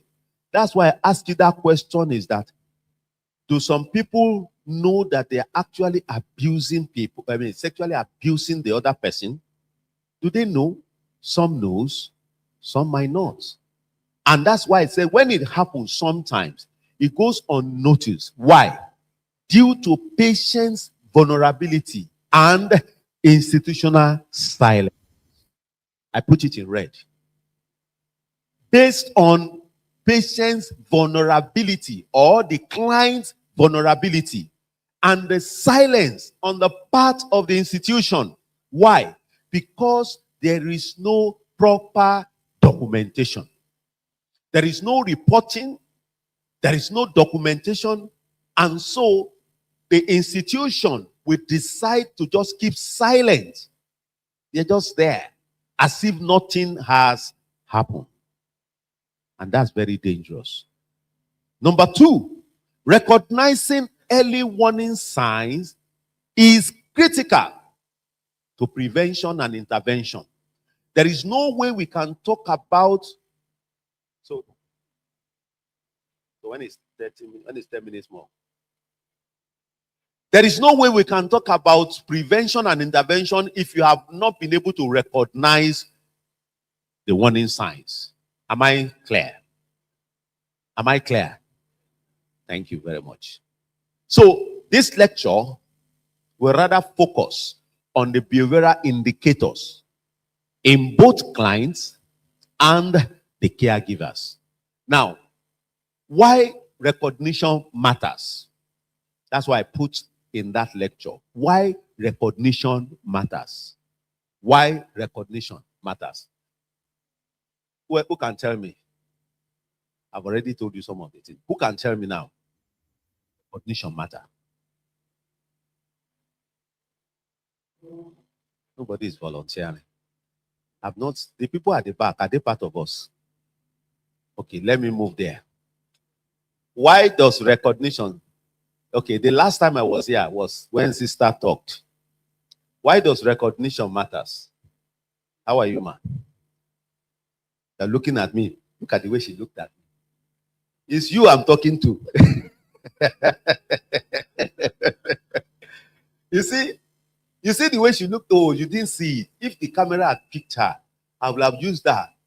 I would have told her to come and demonstrate the way she looked.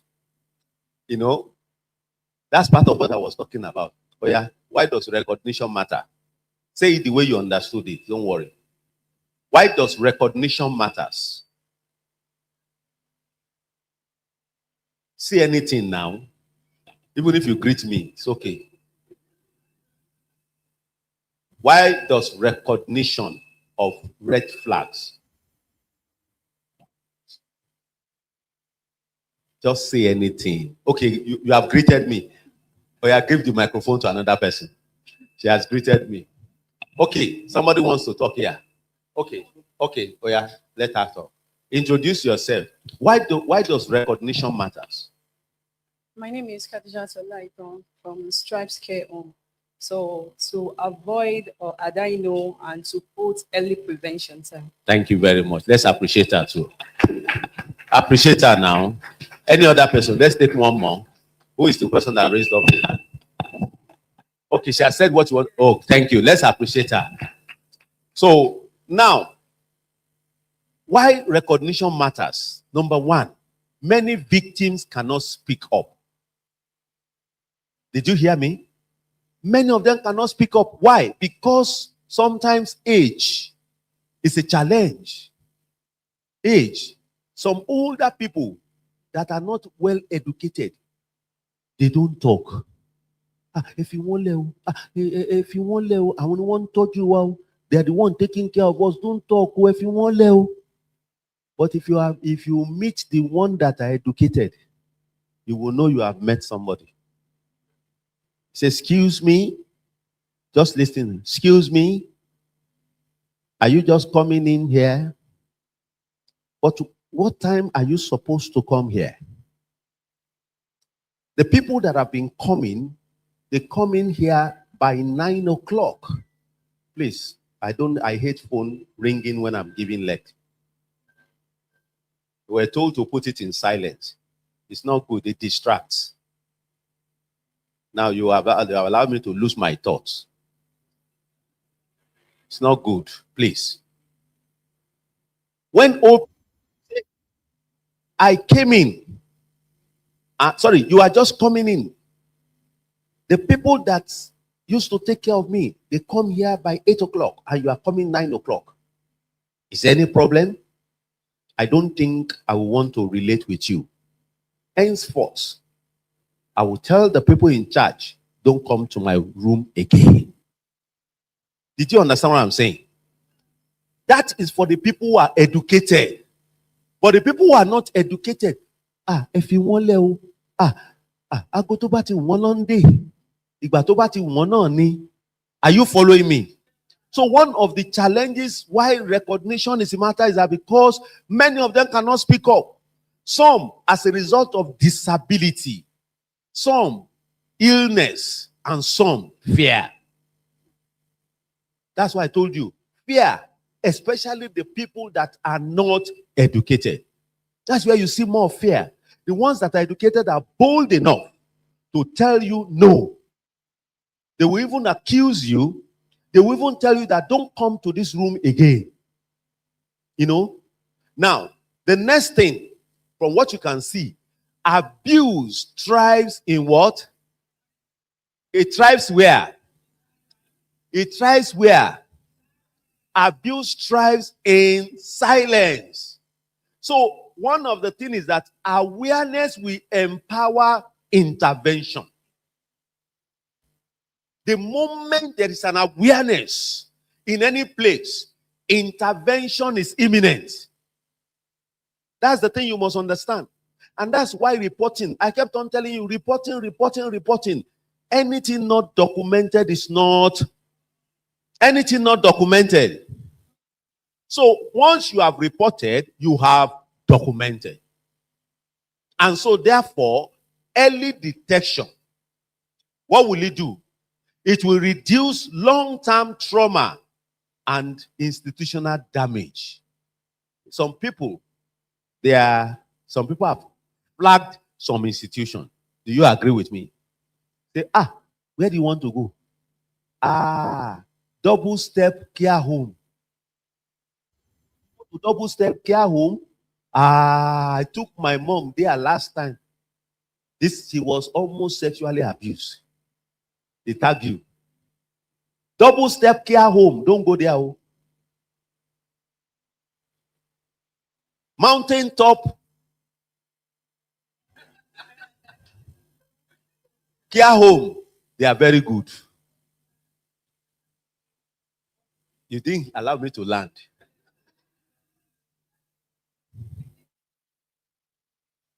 Double step, they are bad. Mountain top, they are good.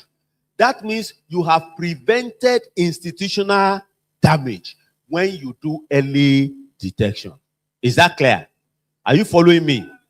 Good. Now, let's look at some behavioral shifts. We are still going to do some exercise. Listen very well because it's going to help you to discuss. If you don't listen very well, you won't be able to discuss. Behavioral shift in vulnerable clients and patients. Number one, when a patient has limited verbal capacity, I told you, those educated ones, they don't have limited verbal capacity. They will sweep you from your feet. They say, Bosse, Abi, what did they call your name? You are Bosse Abi. Okay. Are you new here? That's why you do proper introduction. Nobody should go and meet any older person without proper introduction. That will reduce even the person being sexually assaulted or harassed. You say, are you bossy? Oh, you are just joining, but nobody comes here to tell me. No, no, no, no, no. I don't know you. I don't know you. Can't touch me. I don't know you. But what are we trying to say? When a patient has limited verbal capacity or cognitive deficit, people like dementia patients that have challenges with, there are three main things that you look for in a patient with dementia. Number one, they have what we refer to as intellectual impairment. They have cognitive impairment, memory impairment. There is sometimes some of them might not be able to speak what we refer to as apraxia. Aphasia. Not able to speak, aphasia rather. And some of them will have apraxia. What do we mean by apraxia? That is, they find it difficult to perform a previously learned motor action. And I will explain. Such patients, tell them, Baba, can you show me how you comb your head? Baba will take comb and will be rubbing it on the body. That shows that that patient has apraxia. He cannot perform a previously learned motor action. It's a challenge for such patients. Such patients, they are in this category. Trauma rarely expresses itself in a direct verbal complaint. Trauma rarely in a direct, when some of them, they won't come to you and begin to tell you, I don't like that patient. That carer. Because it could be on both sides. Sometimes be careful of your compliments when you are taking care of people. Don't overdo it.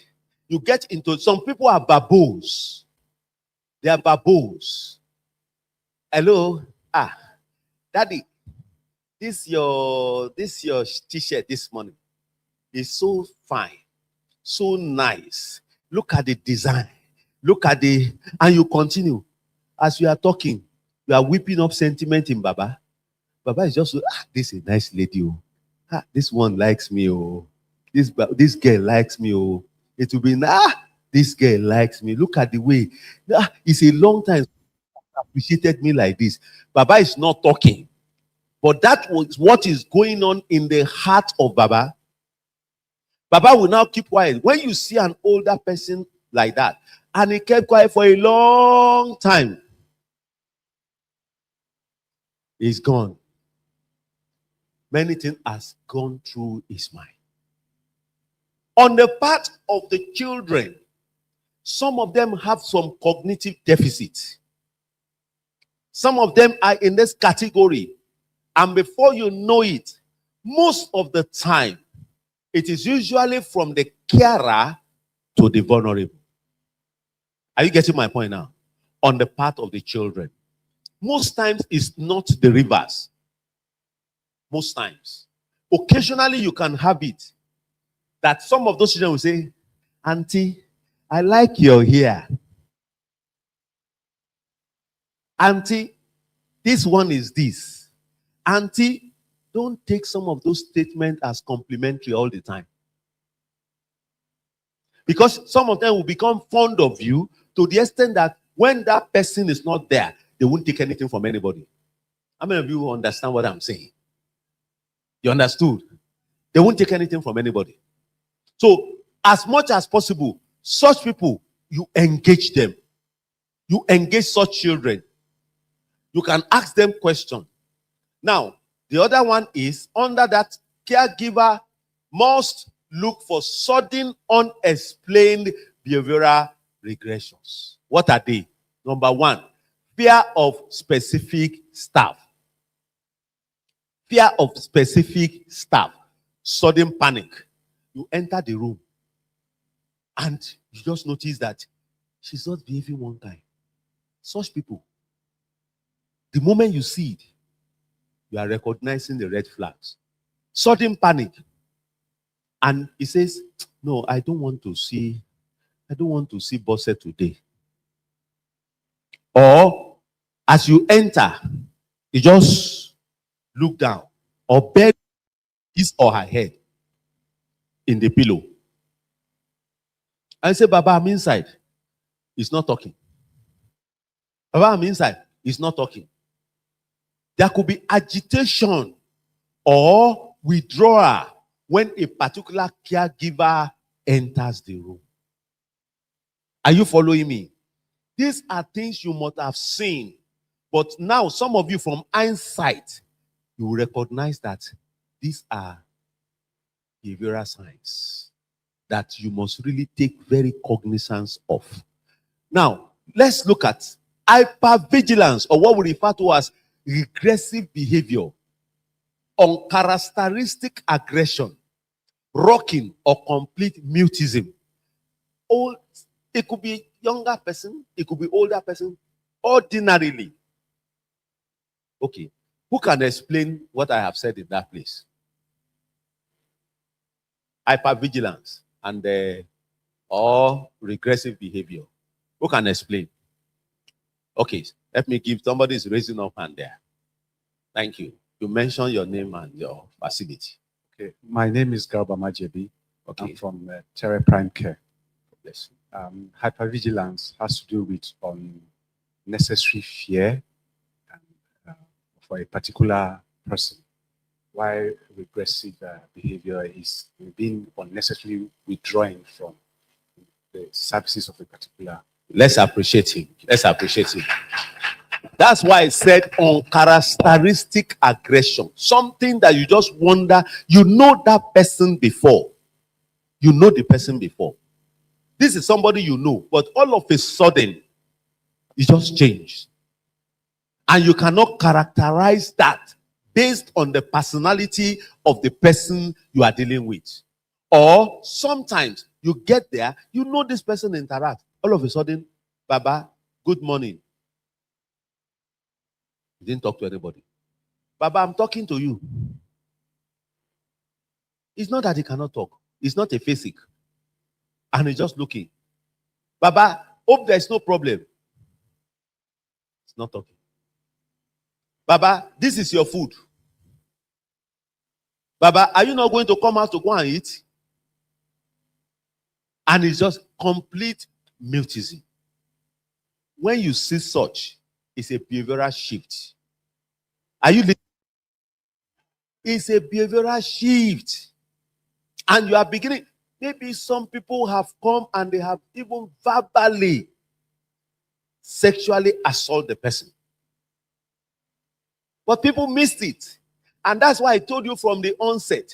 When I said, I mentioned something. I said, it's in a care setting. It goes unnoticed. Why? Because of the vulnerability of the client that you are dealing with. And at the same time, the institutional silence. So those are things you need to really take very cognizance of. Number two, let's look at the physical indicators. That one is easy. Unexplained bruising around the inner thighs. That's easy. Unexplained bruises around the inner thighs, upper arm or the torso.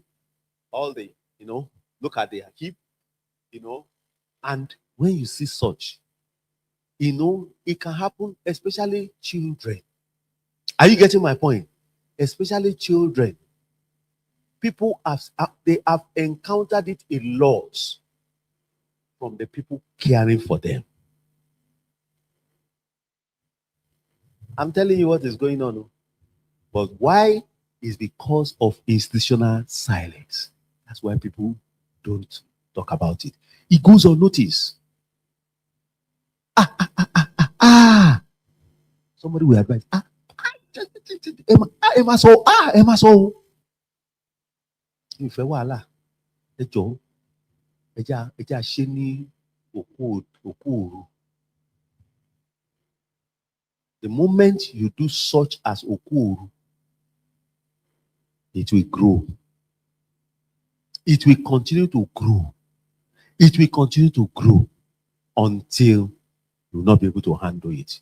And it's going to cause institutional damage at the end of the day. Sudden onset of a sexually transmitted infection. You take a child to the hospital and they said that this child, you will not say, what happened to you? Did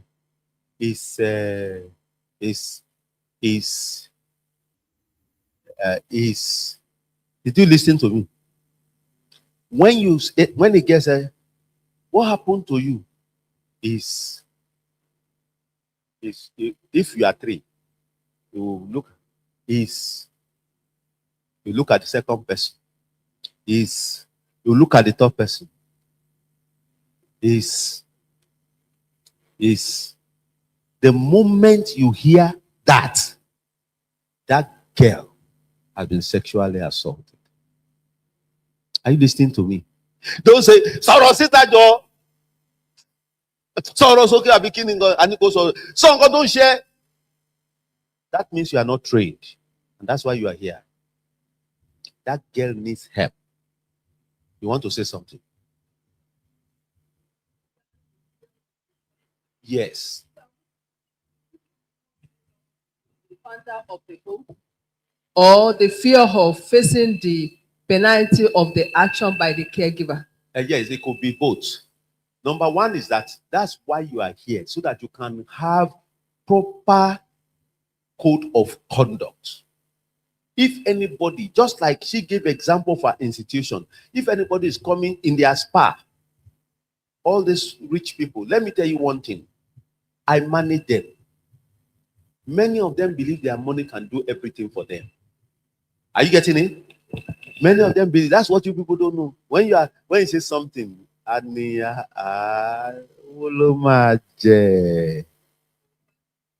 the way they talk.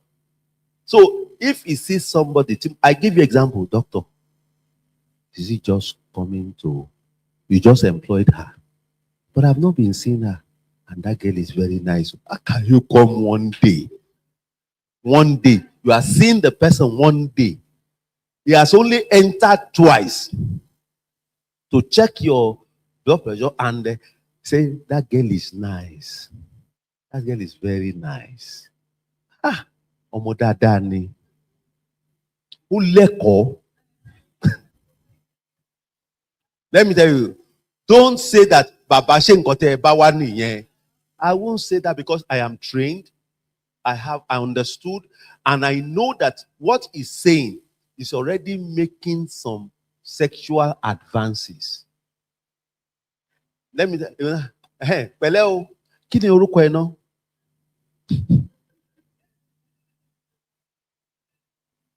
You must be sensitive. That's why you are doing this training. Kí ni orúkọ ẹ náà? Fisayo. Oh, beautiful name. Beautiful name. Ibo nílùú ẹ? That's if a KBS is asking you that question, you will almost want to go on your nail. And this is not just any KBS. Somebody is an unknown person because they don't come during the day. And this is somebody who is important. This one is rich. It's not about. So if he's asking you, then you will feel obliged. Why? Power imbalance. Are you listening to me? Power imbalance. Don't forget it. Because of power imbalance, that's where you'll be going. Every question. Because of power imbalance. Because that one does not want to say anything. You have no right to say that. But when you are trained, you will know that he's going somewhere. And at the end of the day, because no, the doctor is there now. Doctor.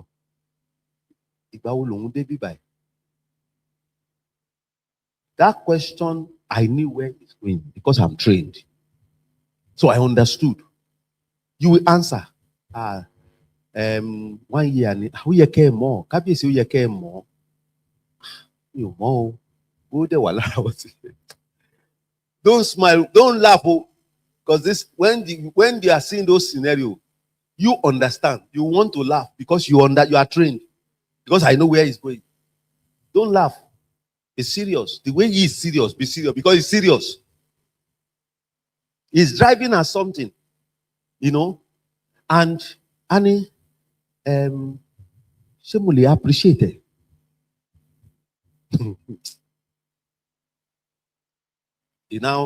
Kabiyesi now say, tell the driver to come. Kabiyesi don't carry money. It's with the PA. One thing is that they have monies in envelopes. Category. If he sees Ronke now and he says he wants to give Ronke 500,000, envelope will yet to. I know what I'm telling you. If he wants to, he says this one will let you 250 law, not in the lotto. One shame mistake.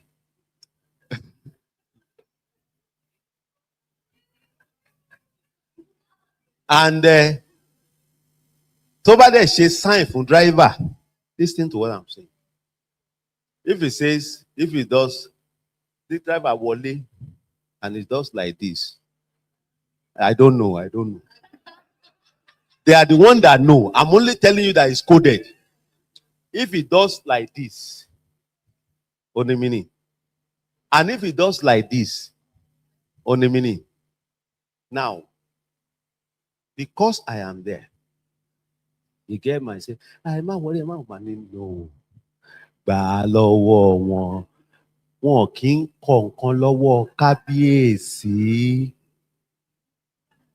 Do you know it's true? Even if he's giving you 1 naira, you will collect it, you will kneel down.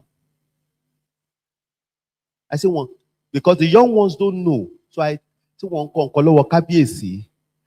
When it comes the next time, don't forget that it might come because of that girl. It doesn't, doctor, money that you read. It's coming because of Ronke. That's the reason why he's coming to this. He wants to come and see Ronke.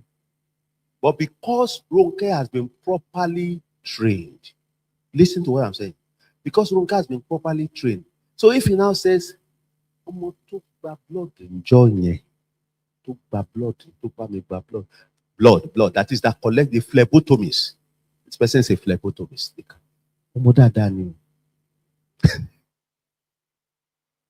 Why do you think that to buy me blood you feel pain? True.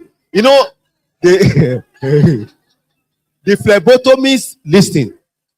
Kabiyesi is very correct. Those phlebotomists are very good. Do you know what do you know my reply? Kabiyesi, thank you for the compliment. They are well trained. This one will do same. If you see another one, I know what I'm talking about. If another one comes, it will do the same. It might even be better than the other one. So all of them are well trained. So what am I driving at? Who can tell me what who can tell me what I'm driving at? No, raise up your hand. No, you have talked. There's somebody else. Yes, please, thank you. So you can see the way I'm going. I was not rude. I was not there. But me, I understand the whole scenario. He doesn't know that I understand the whole scenario. Now, he's asking for Ronke. Ronke has not come. Blood. That is, Ronke is very nice. When Ronke collected the blood, I didn't feel pain at all. You know me very well, that I'm always afraid of injection. But when Ronke did it, he was so quiet and everything. I enjoyed it. You see that? Well, what am I driving at? When I said the statement that, don't worry, Kabiyesi, even, another person will do better because they are all well trained. So, sir, you are preparing his mind, and at the same time, prevention has happened. Please clap for her. Clap for her very well now. I'm already preparing the mind. It is no good area. Some of them can say, doctor, òun ni mo fẹ́ o.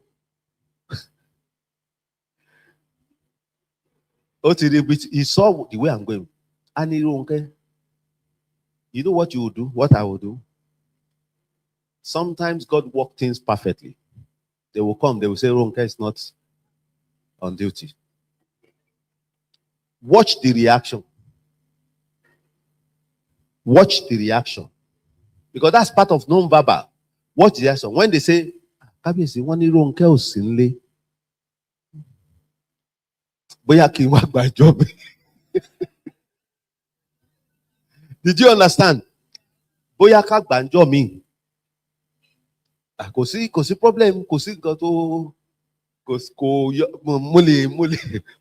I can come another time. So you will now from there know the motive why he came. Because it's not about this somebody you can interpret the result to on the phone. But he decided to come. You must be sensitive. When we talk about recognizing red flags, these are things where you recognize. And if you don't recognize, you cannot intervene. Did you get me? Let's continue. So, there is what we call predictor behavioral patterns in staff. Predictor behavioral pattern in staff. Perpetrators of institutional abuse, they often exhibit recognizable workplace behavior long before they are caught. Is that not what I'm saying? Long before they are caught. But because you are not sensitive, you cannot pick it. Look at what I told you about the scenario I've painted. I have already recognized that this Kábíyèsí is going somewhere. He's entitled to marry 100 wives. Yes. And anywhere. In those days, mo gbẹ́sẹ̀ lé. Láyé ìgbà yẹn nìyẹn o. O lè gbẹ́sẹ̀ lé anybody mọ́ nísìnyí o. Ẹ̀yìnkùlé ló máa gbà sálọ. Ọlọ́gbọ́sẹ̀ lé ọmọ 20-year-old. Ẹ̀yìnkùlé ló wà á kọ́. The Kábíyèsí will just wake up one day. They will say, where is so person? In those days, you can't run away. Because once Kábíyèsí marries the person, no other person can sleep with that person. Yes, those days. Go and find out. It's tradition. If any man sleep with that person, that man will pass on. Yes. Is that serious? They said, somebody confirmed here that it's still happening in some places. That person will pass on. That's why most of them remain. The only person that can sleep with that person is the next king. Yes, is the next king. Because they will watch the next king. That is, they give him to the next king. Those are traditions. Now, I said that because they are entitled. So when you now want to effect a change and correct, because the perpetrators doesn't start, the action doesn't start one day. Nice. That girl is very nice.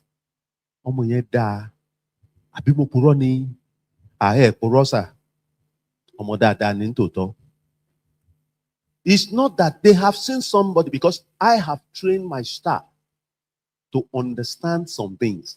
Communication skill, you don't talk to anybody, older person anyhow. The mere fact that is dressed what happened, you don't know who he is.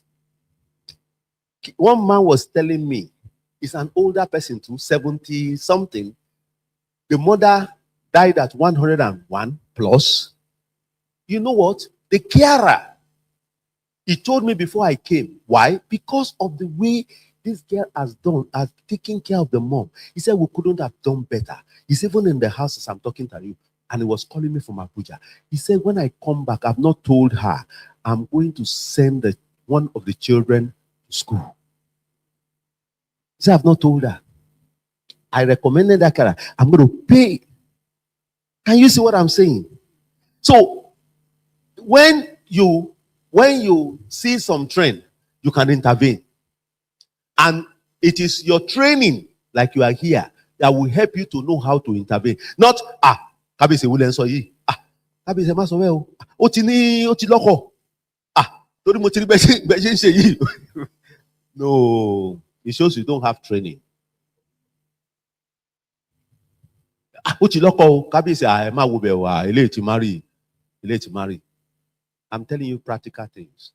And when it comes, and you see Kábíyèsí, you must be vigilant. And you see Kábíyèsí, and Kábíyèsí is doing like this.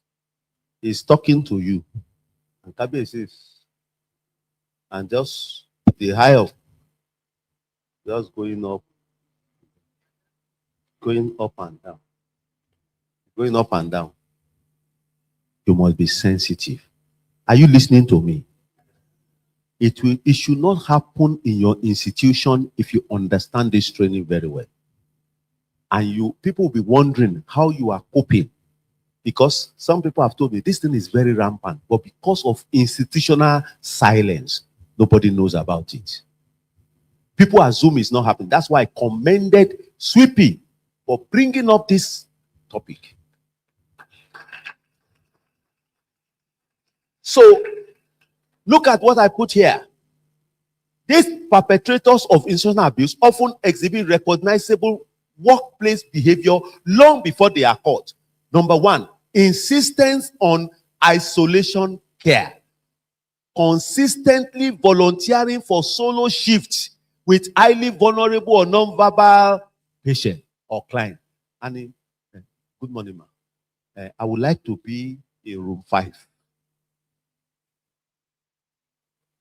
Are you listening to me? That's the carer. Good morning, ma'am. I would like to be in room 5. The man was very nice. And in fact, there are some things I need to, he asked me some questions, and I think we need to complete. Very nice man. People have said it's difficult, but I have been able to cope with him, and she's the one talking. That's what I'm talking about. You must be sensitive. Don't say, hey, no. What should be after is how to truncate it. You will now tell somebody to keep an eye. Don't say, kill on one lobby. That shows you are not trained. We have that spontaneous reaction. You are not trained. But because you are trained now, you will not behave like that. Just watch her. Your reaction will break the side, will break that trend. Insistence on isolation care. He wants to, or solo, or requesting for a particular client. When you see that, be on guard. Are you getting me? Number 2, boundary crossing. Becoming overly possessive of a specific patient or client. Some people are like that. They are overly, anytime when you meet him, when maybe you are giving a report, when it's her turn, he has taken care of 6 clients or patients. It was specific. When it gets to 1, 2, 3, when it gets to number 4, he will spend all the time he has spent talking about the other 3. Are you listening to me? We are talking about your ability to recognize the red flags. Say, excuse me, ma. Today's shift was very good. And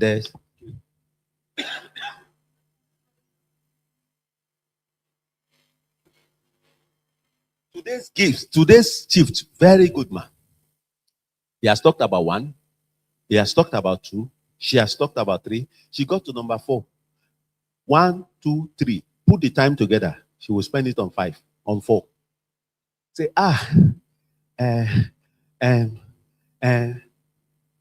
you just be listening. Are you getting my point? Listen very well and be looking for some information. You can pose 1 or 2 questions, but don't be too direct in your question. Kí ló dé tó fẹ́ lọ bẹ̀? Kí ló dé?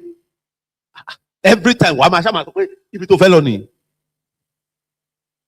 if you do that, you're not trained. Let me tell you what can happen. The man can say, for example, the ones that have children abroad and they're just bringing him, not because he's incapable, but because he's not been around. I know what I'm talking about. They have a lot of them. Big house, nobody to take care of them. So some of them are stealing their things in the house. So they would rather go to a good care home. Are you listening to me? They might say, okay, we can take you. You don't want to travel. They begin to bring some incentive. You can resign this job. Do you like it? Somebody caring for you. You are telling the person who is caring for you, if he resigns, who will care for you? The moment they are saying that, they are already off their senses. And he will now tell the, what do you call it? That way, I think I can cope at home now. We tell the children. We tell, so that they can exit from the home. And he will have told this, you are not there. He will have told that, he will say, I want that caregiver specifically. I'm telling you practical things that has happened. I want that particular, you see, it's Omolayo. You know Omolayo. He's telling the children, were you there? I'm just joking. Are you ready? He say, Omolayo. You know Omolayo. Let me specifically tell Omolayo. She's the one, she understood me very, very well. You see, out of all of them, they're about 10. But Omolayo is different. Very understand. We understand each other. And I know you want me to be properly taken care of. The children will say yes. Stop too. God bless you. Those are red flags. Are you following me? That's the way to recognize Omolayo. Just tell Omolayo to come. If you tell her, and you see, you must pay Omolayo well. Because the man is rich, pay Omolayo well. He will start being the advocate of Omolayo. And Omolayo might not know where. Omolayo does not know. But the man knows where he's going. But Omolayo, because Omolayo probably is not sensitive and he doesn't understand some of the things we are talking about, he doesn't recognize those boundaries. The next one is bringing in inappropriate outside gifts. That is,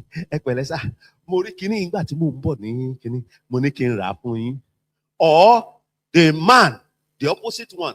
Okay. Telling when it is time up, also tell me. Telling what do you call it now? The children. Say, when are you coming back to Nigeria? I'm coming back on so date. When you are coming back, please buy this gift for me. Buddy, who do you want to give? That is not your problem. Just buy it for me.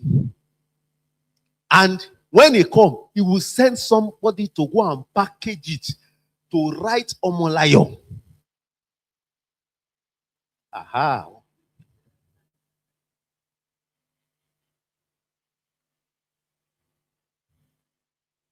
Anytime, just stop me. Thank you.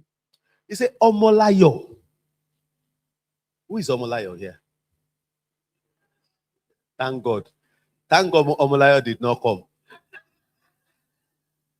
I was doing a training for, let me shock you. I was doing a training for Chevron 2 weeks ago in Bagada. They brought in all their doctors, nurses, and all over. Are we ready? They brought in their doctor, nurses from across the country.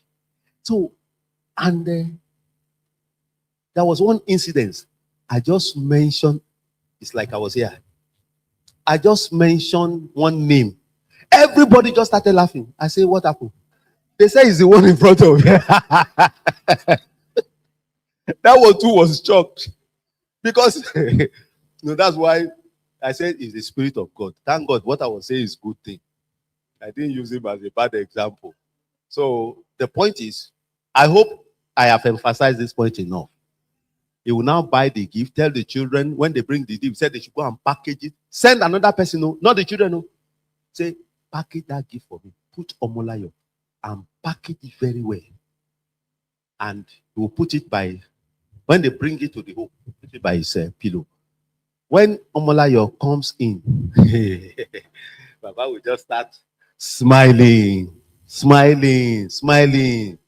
You know, Annie, you see, I really want to appreciate all your efforts. You have been wonderful. Out of all of you in this place, you have been so nice. Let me tell you, you know, I will ask you how you will break it. And he gives the gifts. Thank you, ma. Sorry, thank you, sir. Collected the gifts. What do you think Omolayo should do? Hold on. Please, microphone. Okay, use Thank you. Omolayo should present the gift to the supervisor or the authority. Let's appreciate her. Omolayo should wait now. You want to stop a trend. Are you getting it? You want to stop a trend. Wait now. Some people, when they collect it like that, wait, listen now. Don't miss out important point. You know, he has collected the gift. That's Omolayo. You know, maybe he has apron. Thank you, sir. He won't do anything again. We'll quickly move out of the room to go and keep the gift. You now, you say, Omolayo, where are you going? Mombosa.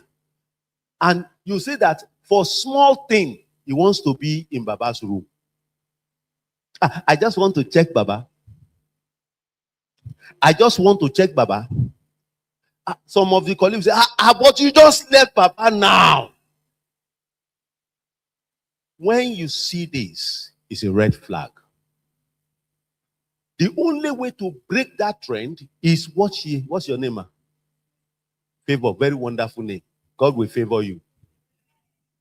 There's a portion of the Bible I love so much. It says, Job 10:12. He said, God has granted me life. No, first, life and favor.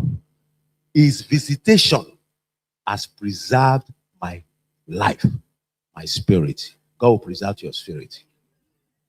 I say God will preserve your spirit. Favor just told us what to do. And what is that?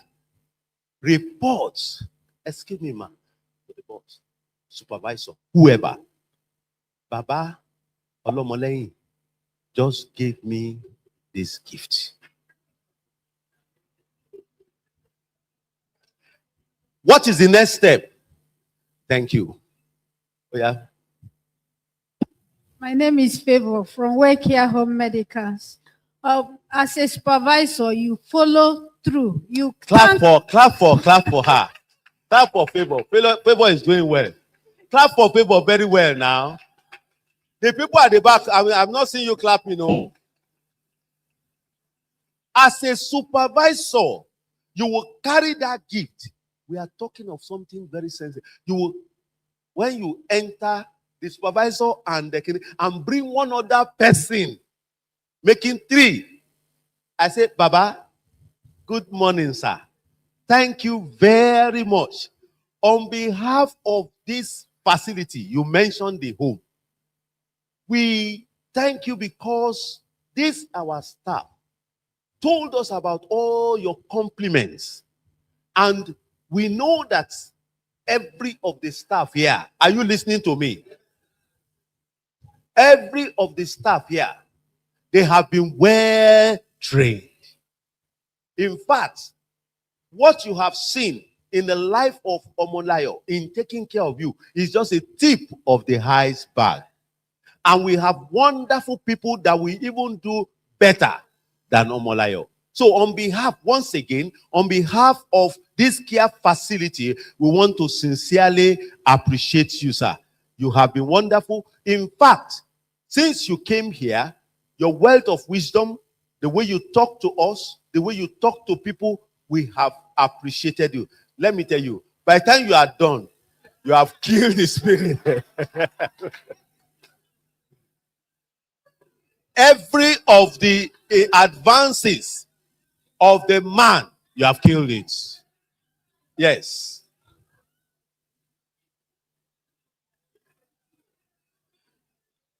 Let's listen.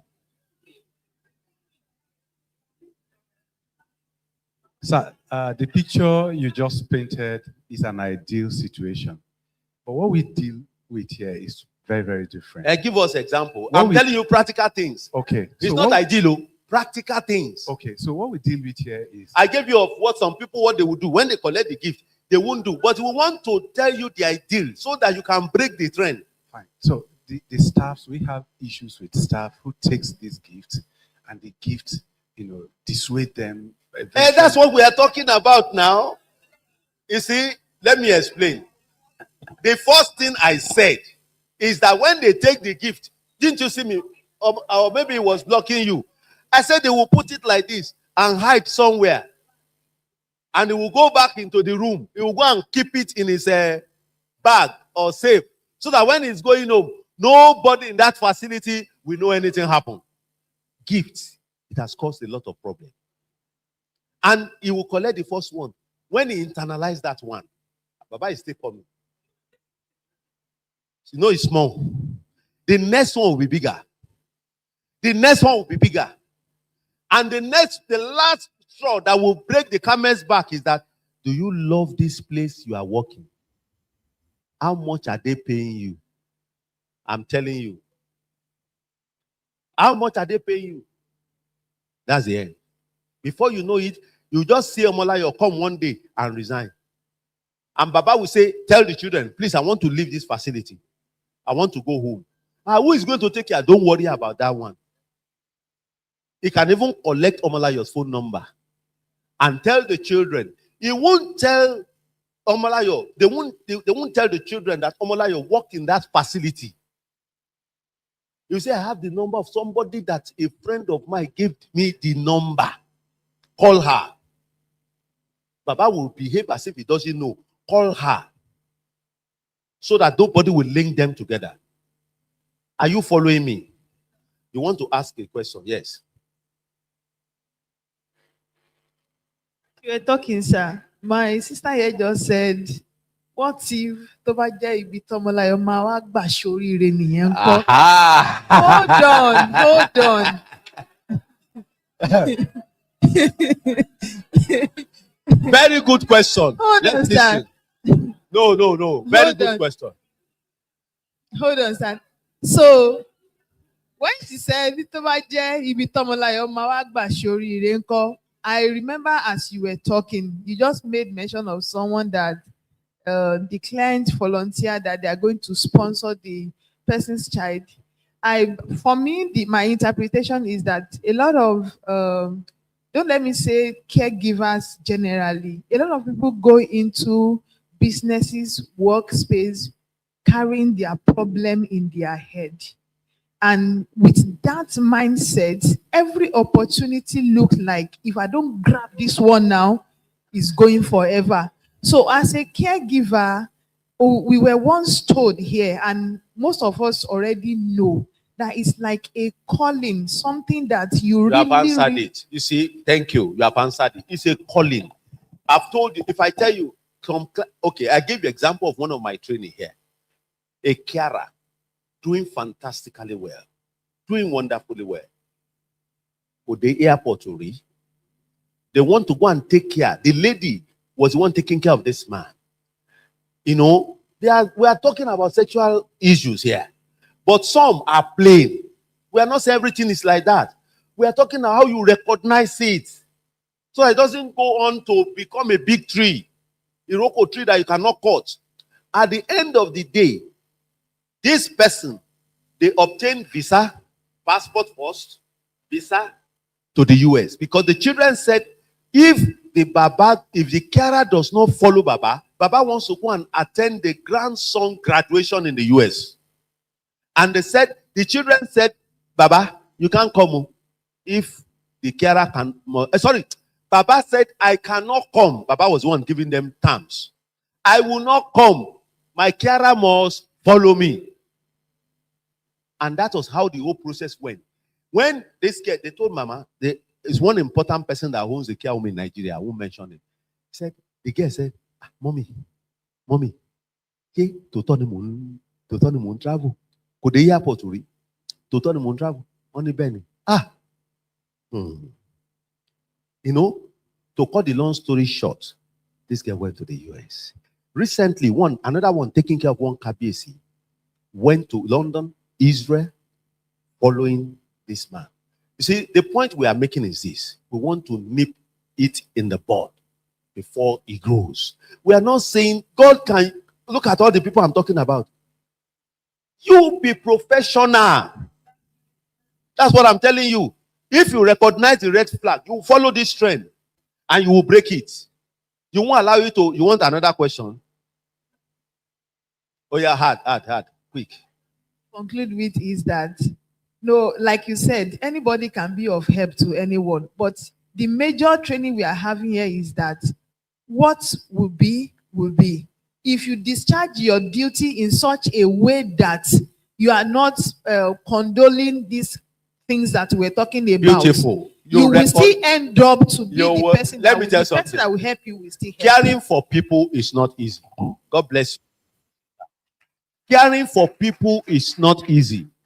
The children, they want that is going to sponsor them. He told me that girl, there's no way we'll have taken care of Mama like the way, okay, time off, the way he has taken care of this woman. That's the point. Let's move on because of time. Now, or performing unassigned private care task behind locked doors.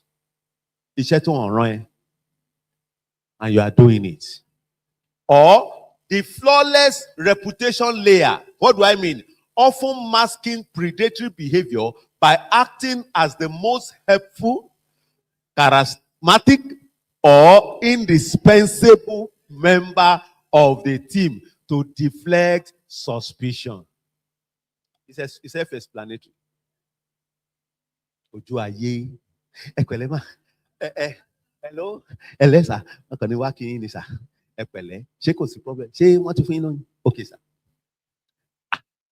Sir. Eye service. That's why I say flawless reputation. Flawless reputation layer. Pretending to be what you are not. Hope you are getting the point. Now, let's look at the summary of the red flags. Number 1, emotional changes. Please note it. Sudden withdrawal, depression, anxiety, fearfulness. Number 2, avoidance. Reluctant to be alone with certain caregiver. On both sides. Number 3, regression. I've explained that. Childlike behavior in adults. Loss of confidence. When you see such a thing, it's a red flag. Number 4, physical sign. Unexplained injuries, bruises, and discomfort. These are things you need to note very well. Then verbal clues, indirect disclosures. I don't like when they help me. Indirect disclosure. I can do it alone myself. I don't like when they help me. Are you following this point? Now, boundary violation. Excessive physical contact beyond care needs. Just touching Baba. Or touching Baba. Epele. Ele. Isolation tactics. I'm just summarizing everything I've said. Insisting on being alone with patients or clients. The other one, favoritism or targeting, spending unusual time with specific vulnerable individual. You are supposed, you know the time. Abroad, you cannot spend beyond the time. You can't. If you are supposed to spend 30 minutes, especially people that go around, you do whatever you want to do and you are home. He's there. He's there. Hello, hello, Mr. Where are you? Is unnecessary time spending with a client. Then over familiarity, using inappropriate language, nicknames, and jokes. Please avoid it. Be careful. Baba 30-30. Oh, Baba 40-40. There's a man called 30-30. The man lived 104 before he passed on. Baba 30-30. I know the children. Wonderful man. 30-30. That's the name. Popular man. 30-30. And you go there. Baba 30-30. Baba 30-30. You are inviting trouble. Be careful. Because as you are talking, you are indirectly inviting that person. Affection. Baba is a long time. Maybe your own now coincides with the way the wife used to call her, and the wife is no more. In almost time, by that age, the wife will have gone. Something is smelling. Am I right? It's coming from here. Please let them come and help us look at it. Oh. I hope it's not soaked away. My nose is very sensitive. It just came suddenly, yes. That means your factory lobe is working well. It's coming in seriously. Please help us tell them to go, and it will make people uncomfortable. It's natural. Because when you are smelling bad and somebody is giving you some news, information, I don't want anything to change your. So they should. I think something is happening at the back. Okay. So, can I continue? So, institutional red flags. These are very important. I've explained many of them, but I'm going to mention it. Lack of clear reporting channel. At ISO. Culture of silence or denial. We have mentioned it. High staff turnover in caregiving roles. Please be careful. Don't just change. This one is not good. You remove it. This one is not good. You remove it. The people you did not train very well. Just remove. After some time, they will give you name. Oh, is that in Sionda where they send people off in 24 hours? Previous complaint ignored or minimized. Don't ever. If a client complains, take it serious. Did you hear me? Take it serious. Then, absence of regular supervision, I've mentioned that, and audits. These are responding to the red flag. Everything I've said, let me give you the summary. To nip it. Number one, listen and validate. Take patient concern seriously, even if it is indirect. Take every of their concern very seriously. You must listen. Tell your neighbor, listen very well. Listen very well. And validate. Validation means you cross-check everything you have been told. Then number two, document and report. You have seen documentation many times. You continue to hear it. Document and what? Document and what? Oh yeah, read what is in the next line. No. Thank you. Record observations and escalate through proper channel. That's where our challenge is. That's my observation in this part of the world. We don't escalate. Institutional silence is a problem.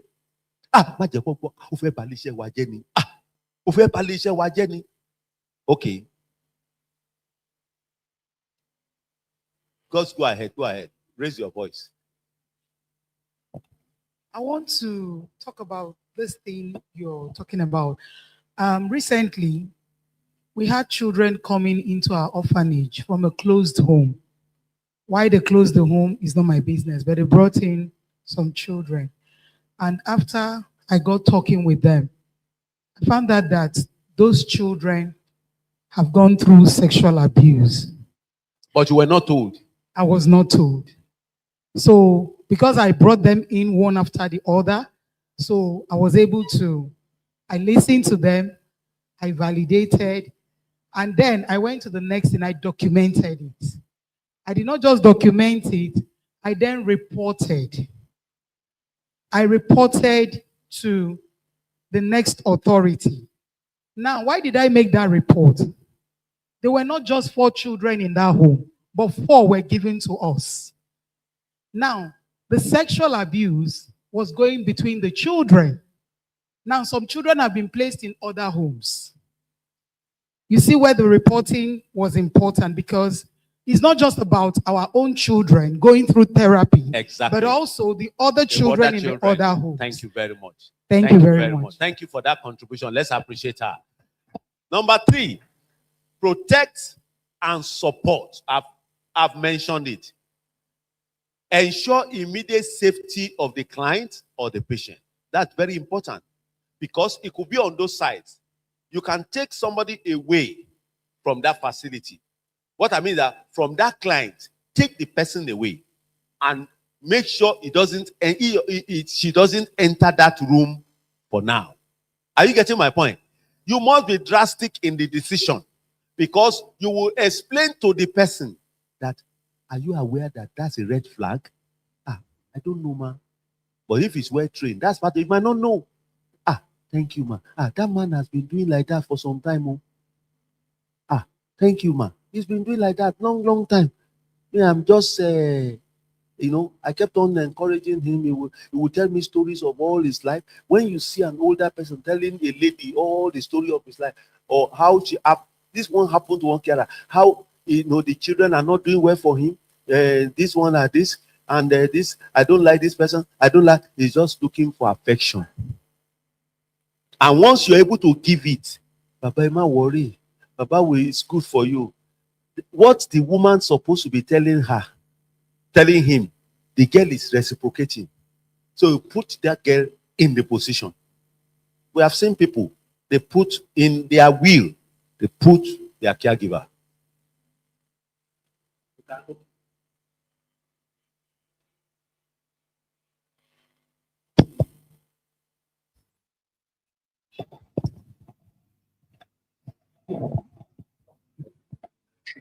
I'm sorry.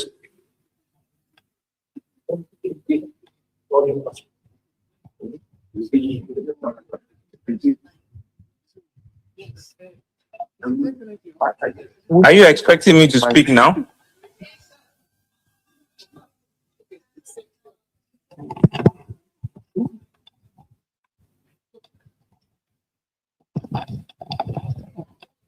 Good afternoon, Mr. Governor, sir.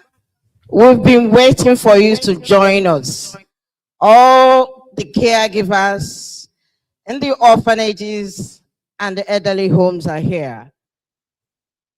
Mr. Governor is online. Please welcome Mr. Governor.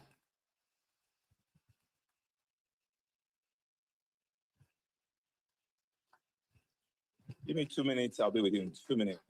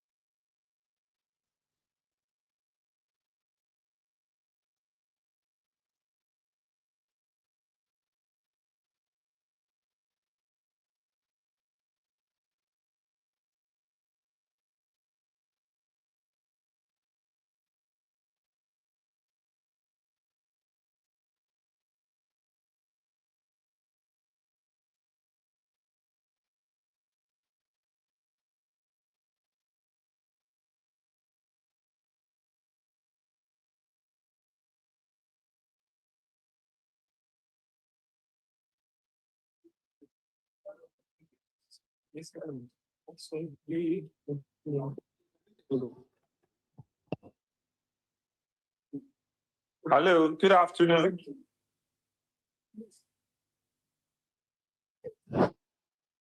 Good afternoon. Afternoon, sir. Can you hear me? Yes, sir. Hello? Hello, sir. We can hear you, sir.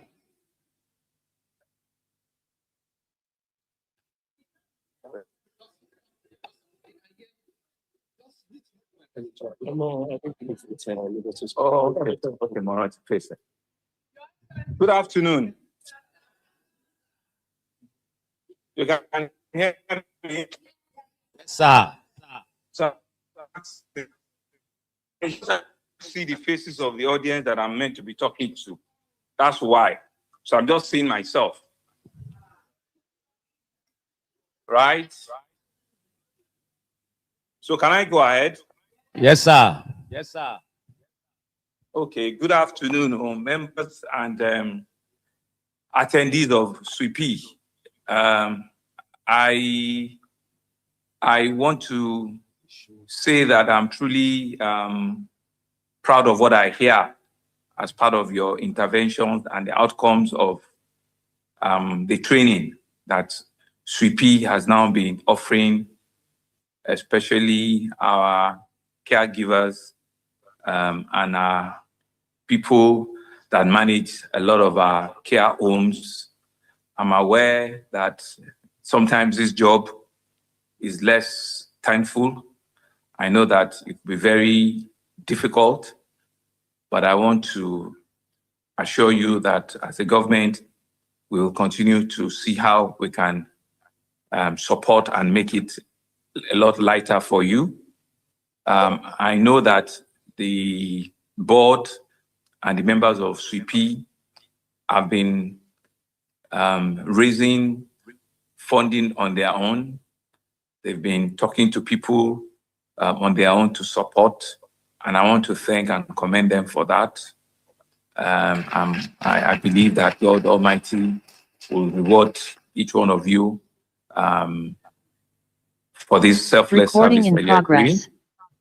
But more importantly is for you, the attendees, to take the opportunity to rededicate yourself to the work that you've signed on to, and for the work that you're doing in your various, homes, in your various NGOs or your various caregiver homes that you are all from.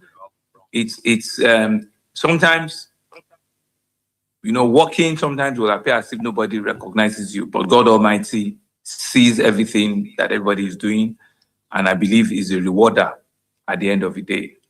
So my charge is to take, even if it's a one-day training, take it very seriously, take the full benefit of it, go back to your respectful place of work and try and apply it. Try and further engage yourself, further expose yourself, and that's how we build social inclusion in societies. That's how gradually societies becomes better, societies becomes more responsive. And so I want to thank all your lecturers and all the people that have come this morning into the afternoon that have given you the thought and the training that you require. I, on my own, I'll see what I can do to support the initiative and to ensure that it continues to have a life of its own and it continues to be, a very good resource for training and development of our caregivers and other areas of interest for them. So thank you very much. I just want to show my face and say that I'm aware of what you are doing, and thank you for the support you are giving us.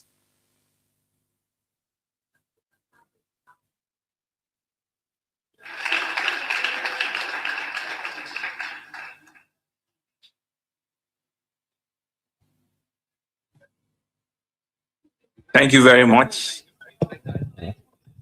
Thank you very much, Mr. Governor, sir. We're very happy that we have finally been able to hear from you. We've been expecting you to be a part of this session, but luckily, even though you were tied up today, you were able to see us. We're very grateful, sir. Thank you very much, sir. Thank you very much, madam. Thank you. And I can see the class size now. It's very decent, and I like your t-shirts. And everybody is well.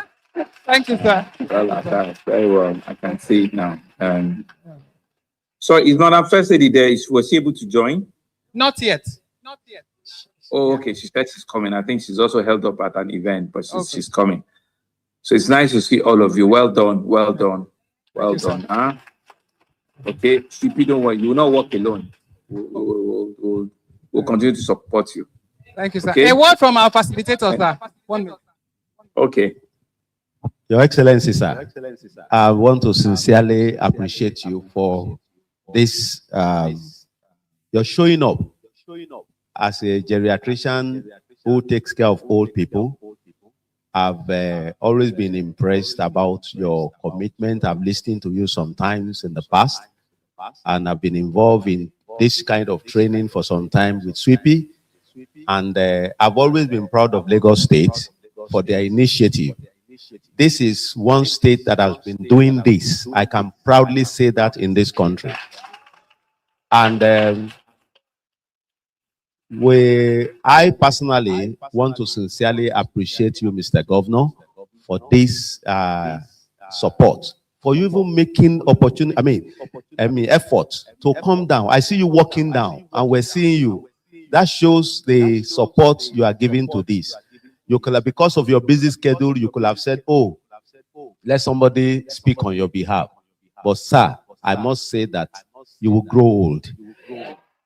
I pray that you will grow old. I know what it takes for people to grow old. I say you will grow old. And the Lord will keep you. The Lord will take you to greater heights. And the older people will continue to pray for you, but anybody who is showing concern for them, because training this group of people is like you are concerned about the future, of older people in this generation.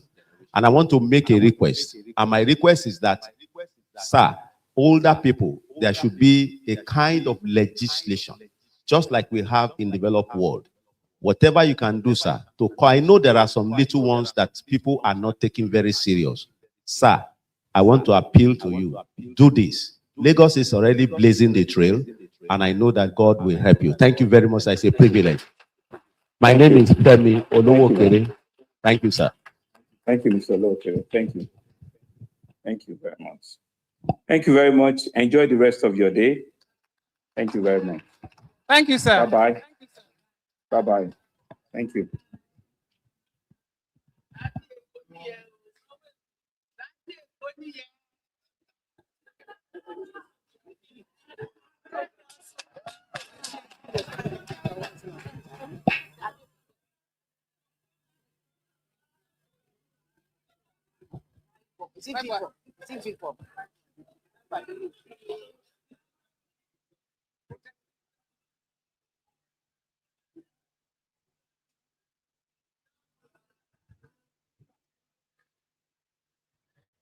Hello, people. We are going to hear from Mrs. Vivo Adeniyi. She is the Executive Secretary, Domestic and Social Sex Violence Agency in Lagos State.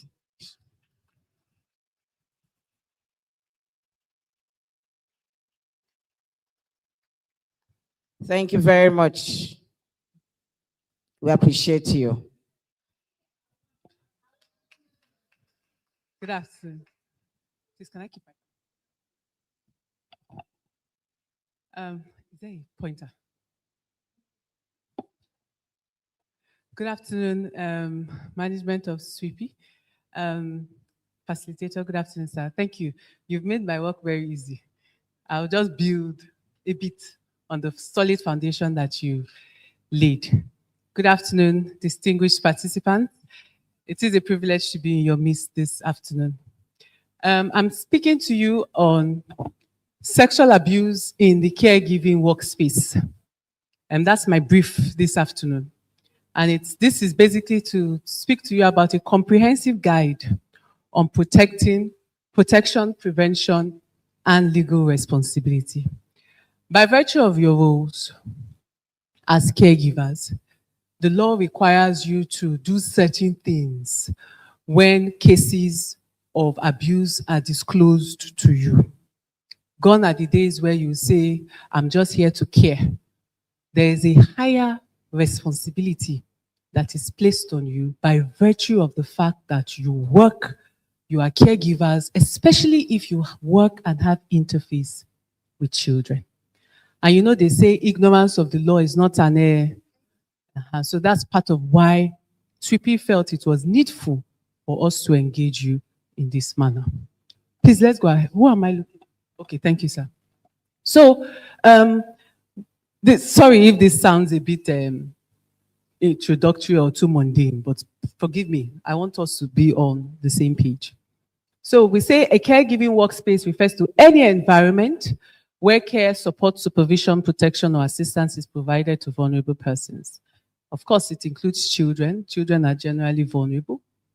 Older persons, persons with disability, I always say they are at a higher risk of experiencing violence. Patients, residents, and students involve individuals receiving support with educational institutions. So simply put, these are the category of persons I believe we're addressing this afternoon. Okay, so we're talking about sexual abuse in the space of caregivers. So it's important for you to know what sexual abuse is, right? Simply put, it is any unwanted sexual act, behavior, or comment or contact occurring without consent. When we're talking about adults, the issue, the element, the ingredient of consent is material, because I must give consent, I must agree to the sexual advances or the sexual contact.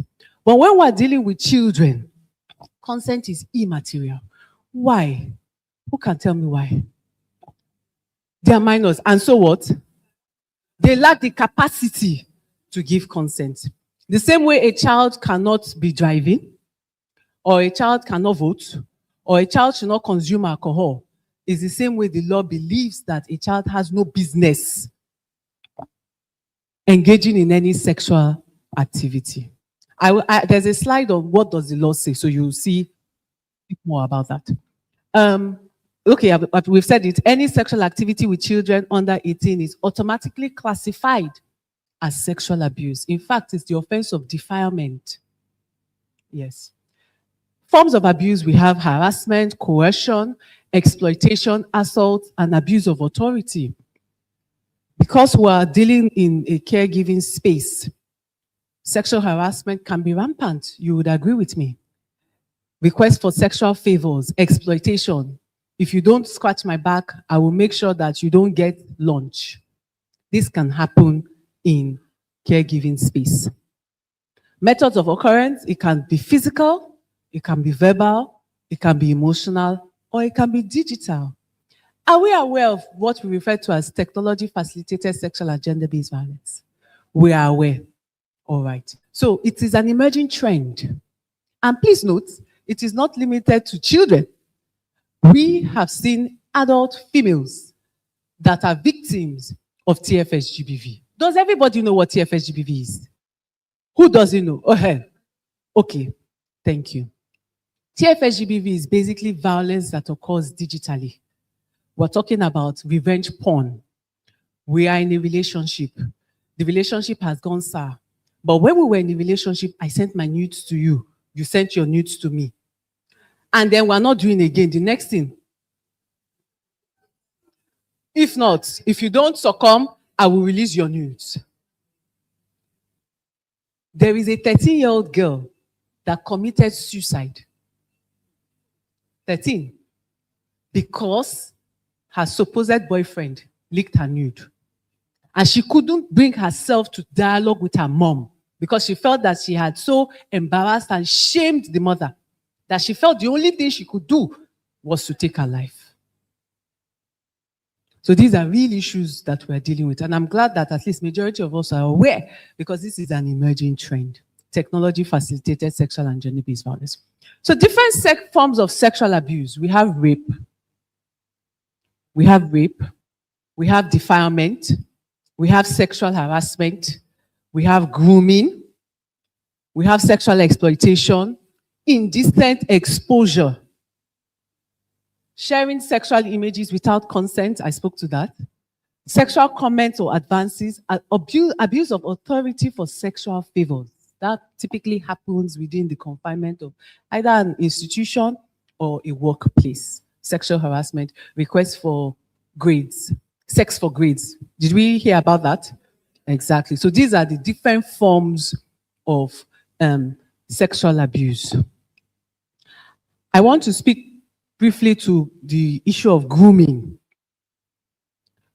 Who can explain what grooming means? Grooming. Okay.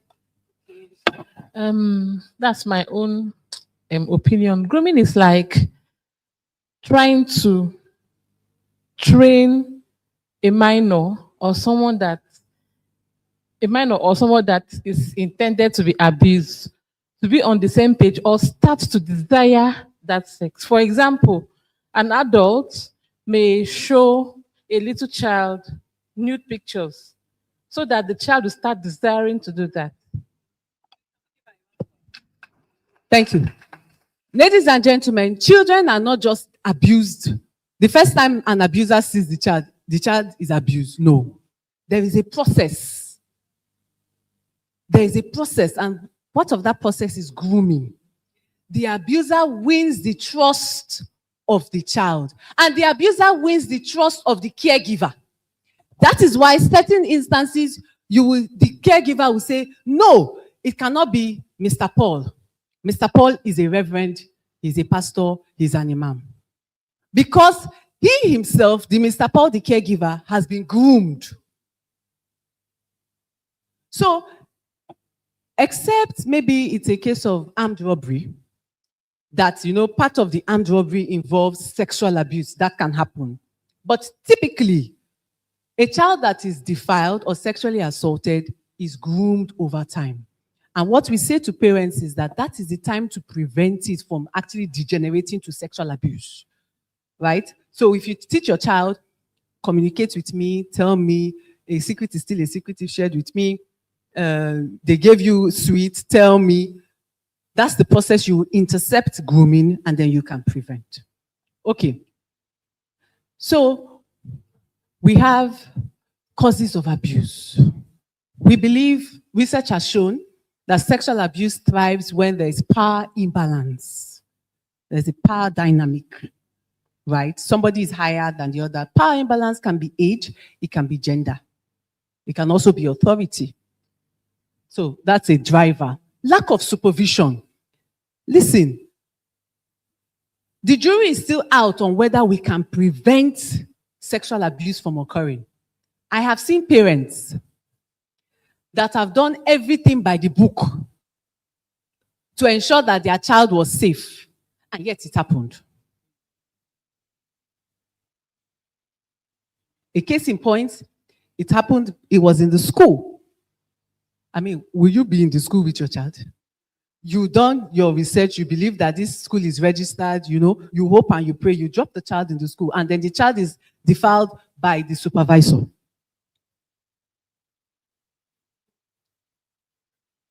But the point I'm trying to make here is this. The second point here is lack of supervision. Abusers thrive based on the window of opportunity. They notice the trend. This child comes back at 6 o'clock. Between 6 and 8, the child is alone at home. Then the mommy comes back by 9.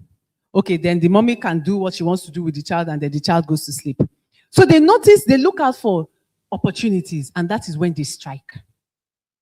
And that can only happen when there's lack of supervision. So that's a driver. Poor safeguarding structures. Bless you. Safeguarding is a major issue. We are too reactionary. We want to respond every time. Meanwhile, there is great wisdom in preventing.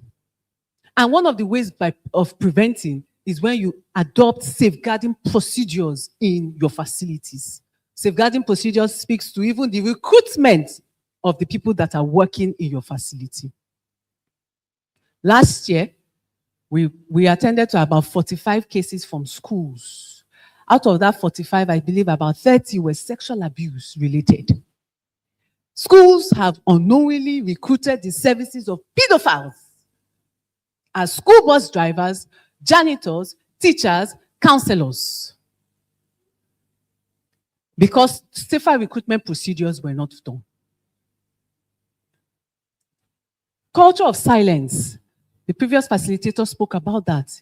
And it's not peculiar to us in Nigeria. It's a global phenomenon. This culture of silence, stigma. It's just that other jurisdictions have found a way to assist in breaking the culture of silence. Let me adopt the role of the MC. I'm delighted to announce the presence of the First Lady of Lagos State.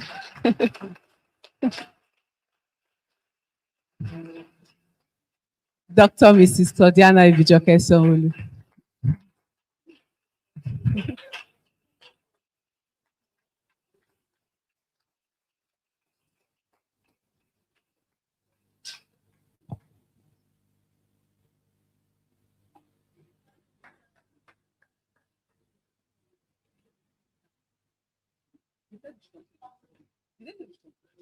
Okay, thank you so much, ma'am. The fear of retaliation. If I report, what will be my fate? Will I be kicked out of the facility? If it's in an institution, would I be sent out? So that's an issue. Inadequate reporting mechanisms. Who do I even report to? Are there structures for reporting in the facility? Do I know who to? Imagine if the person I'm supposed to report to is the person that is abusing the child or abusing the elderly person. So these are some causes and some drivers. Poor background checks on staff, I mentioned that. Safer recruitment procedures. That 10,000 naira you would pay to find out if this person is on the sex offenders register may save you in a year or 2 years because you've done your due diligence. We don't have that. Sex offenders register since 2021. We have it in Lagos State. But I can share some further information. Okay, let's go ahead, sir. Okay, so why does it occur? Vulnerable persons often depend on caregivers for protection. You know, they are already vulnerable. They are in your facility, in your institution, because they need care. They need support. They need protection. Food, shelter, accommodation, emotional support, and medical care. So they are already vulnerable. They are already in a situation that ideally they don't even want to be. It's conditions that make the crayfish to bend. That is why they are in your facility, right? So they are already somewhat vulnerable, all right? And so unfortunately, sometimes their vulnerability is taken advantage of, okay? So forms of sexual abuse in caregiving environments that we have noticed over the years. Childcare settings, defilement, grooming, inappropriate touching, sexual conversations. This happens. Let's say the truth to ourselves. It happens in our homes, in our caregiving spaces. Healthcare facilities, sexual assault by staff. Rape. Are you aware? We had a case. It wasn't rape. This was digital penetration. The woman went to the hospital for medical examination, and in the process of being examined, the finger found a way into her vagina. And she paused like, you're supposed to be checking my cervix. What is your finger doing inside? She came out, called her mom in tears, and she said, something has happened. I'm not sure, but something has happened. And that was how it was escalated. So it can happen in the hospitals. Unnecessary intimate examinations, yes. And harassment of patients. In residential facilities, exploitation by caregivers, abuse by other residents, and incidents facilitated by poor supervision. Remember I said it that perpetrators take advantage of that window of opportunity. And that also presents itself when we're dealing with the caregiving space. Educational settings, sexual harassment, teacher-student abuse, and of course, peer sexual violence. Okay, so what are some warning signs? As caregivers, your index of suspicion must be high. You know, we said it, that gone are the days where you say, Kokomi, it's not my business. Okoe is your business because you have a duty, both legally and administratively, to ensure that the people within your care are protected. So, warning signs, especially when it comes to children, what I've noticed over the years is usually there's a change in behavior. If you're observant, you will know. A child that was bubbly, in fact, if she comes like this, oh, auntie, I just made my hair. Auntie, I'm going for a party. Oh, auntie, I was stopping my class. Oh, auntie, oh, wow, you're looking so nice. Oh, auntie, I love you so much. All of a sudden, she comes in and she doesn't even want anybody to know that she has come in. That is a red flag. Your index of suspicion should be high. What is going on? It may not be sexual abuse, but it's an indicator that something is wrong because there is a change in behavior. So, what we are saying is be observant. Notice these signs. Unexplained changes, we talked about it. Presence of unexplained injuries. The child is not in a sporting activity, but 1 minute, broken hand, broken leg. I know some children, they are very, very active, I know, and energetic, but it can be unexplained bruises, and you're asking, oh, I hit my head. Oh, I fell down. Oh, I hit the cupboard. Why only you? But you know, you will not know if you don't ask. Mental health symptoms, visible symptoms of depression, anxiety. The person is losing interest in things that should excite them. They don't have desire for life anymore. They may be falling or sinking into depression. That's a red flag. Avoidance behaviors. They are avoiding a particular person. Go and greet Mr. Lagbaja. No. What is wrong with this child? You are so rude. Come on, go and greet him. Why don't you call that child aside and find out?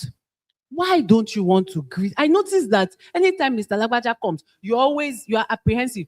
Why don't you want to greet him? You may be amazed what that child may tell you.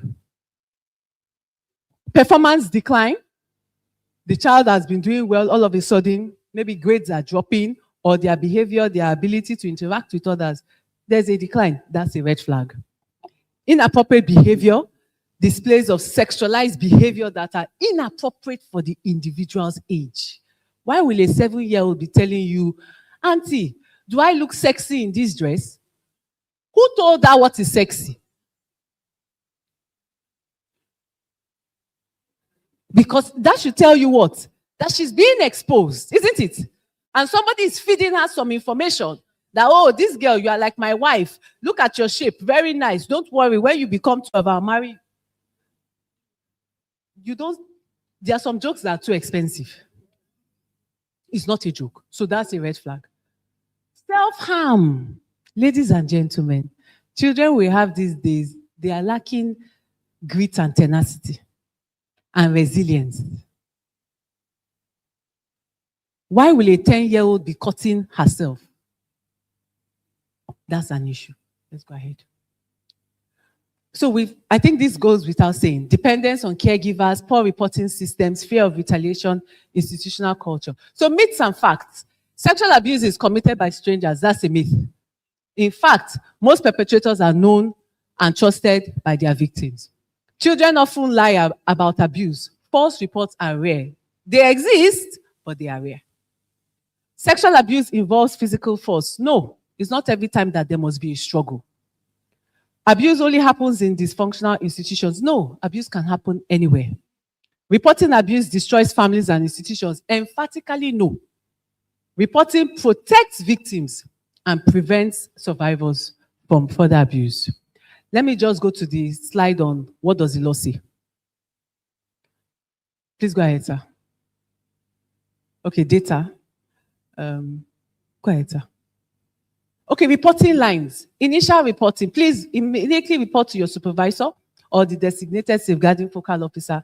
Document how they told you. He put his bomb into my bomb. Don't say he put his vagina, his penis. No. The way the child or the person said it is the way you should record. And then you escalate. Let's go ahead, sir. Let's go ahead. Okay, where to report? DSVA is there. Ministry of Youth and Social Development, Family Support Unit, the police, LNSA because they are in the community. Let's go ahead. Go ahead. Okay, your legal responsibility to report. Ladies and gentlemen, you have a legal duty to report actual or suspected incidents of abuse. It's no longer by your discretion. You have a legal duty to report. And this is as provided for in Section 30 of the Lagos State Domestic and Sexual Violence Agency Law. Failure to report attracts up to 3 years imprisonment. 3 years. Failure to report. So, that is, please, let's note it. Let's go ahead. What does the law say? Section 137, defilement. Having sexual intercourse with a person below the age of 18, guilty of a felony liable to imprisonment for life. You have intercourse with a person below the age of 18 who is a child, guilty of a felony liable to imprisonment for life. Section 260 talks about the offense of rape. In Lagos, only a man can rape. A woman cannot rape a man. A man is the one that can rape a woman. Basically, sexual intercourse without her consent, guilty of a felony liable to imprisonment for life. Sexual assault by penetration, that is life imprisonment. Attempt, you attempt to, but it was not successful. You don't say go and sin no more. It's an offense. 14 years imprisonment. Then you have sexual assault, section 263, 3 years. Sexual harassment, 3 years. Causing a person to engage in sexual activity without their consent, 5 years. So you see, we're dealing with, I mentioned a lot of years. I mean, prison.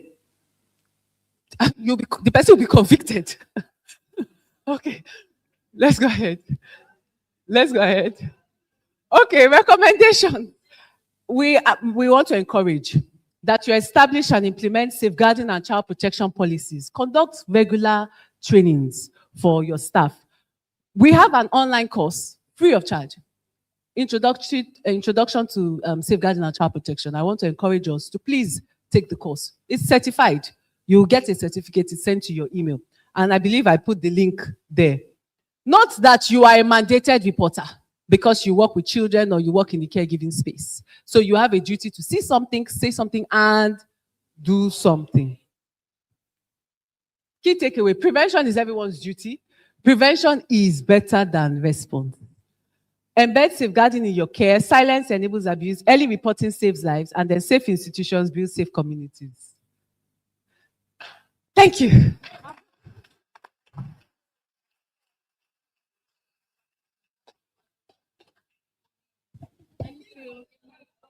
The link. Okay, the link is there. Okay. Okay, please go ahead. Is there another slide? Oh no. Oh, I thought I had a slide for reporting. Please go back, sir. Or if you just go to dsvalagos.org, you'll see it. It will take you to the online courses. Yes. Thank you.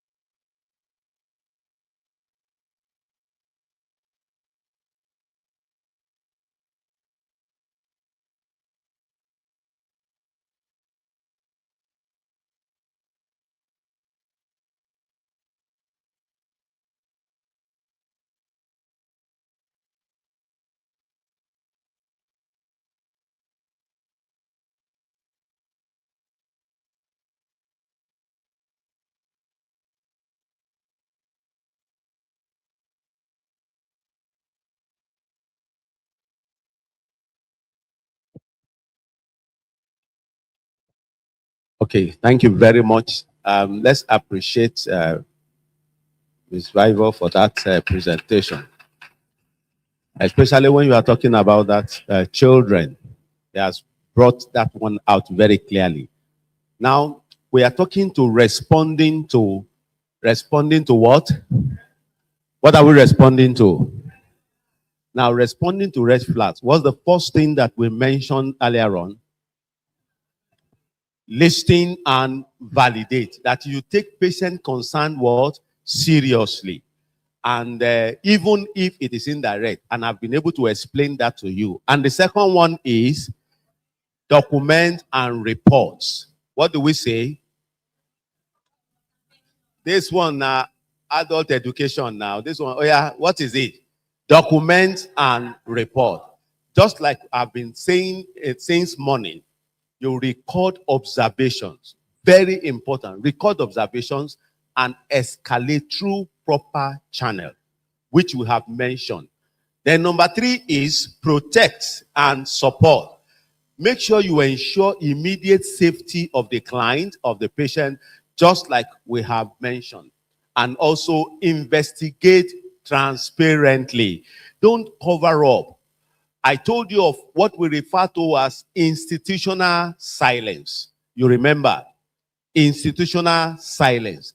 Institutional silence has caused so much problem, just like we have been emphasizing since morning. Avoid cover-ups. Prioritize survival dignity. That is very key. Prioritize survival dignity. Where is my, no, I have my. Prioritize survival dignity. And so, just like we have been told, you can see, those child. By the time you see somebody, sitting like this, there is a problem. That is a problem. So it's a sign. It's enough for you to know that you don't need a soothsayer to tell you that something is going on when you see a child that is there. So we're going to do some discussion now based on everything that we have talked about. On each table, you will. How can caregivers be trained to distinguish genuine care from boundary violations? I have mentioned this in the course since morning. Do you remember? Do you remember? So now you will do some exercise now. How can caregivers be trained to distinguish based on everything you have listened to since morning? How can you distinguish between genuine care from boundary violation? And I give you various examples for you to know that there are boundaries to be kept. Some are genuine. Just like she was mentioning there, that when you talk about some people are genuinely doing the care, that how do you? So now, then number 2, what systems can institution implement to detect the subtle red flags? I have mentioned them. You remember. So you will now tell me what system can institution implement. And the third thing that you will discuss on your table, each table now, is how can caregivers themselves be supported to avoid burnout that eventually may lead to misconduct. So I give you some 7 minutes to do the discussion. Each table, talk within yourselves.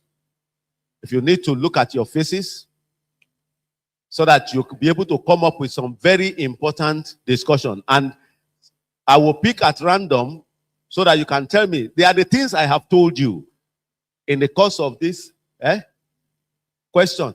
That's the question. What do you say?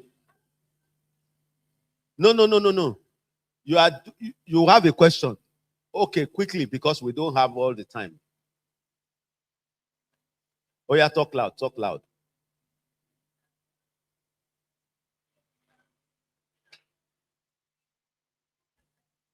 You know what we are going to do? Keep your question now. Write it down somewhere so that you don't forget. Let's do this exercise. Because in the course of doing this exercise, your question might be answered. So, how can caregiver, oh yeah, your time start now.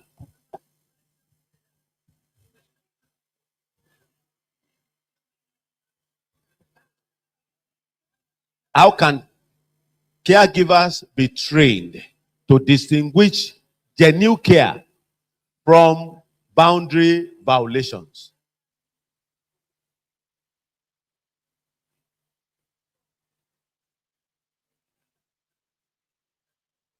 Take it one by one and discuss.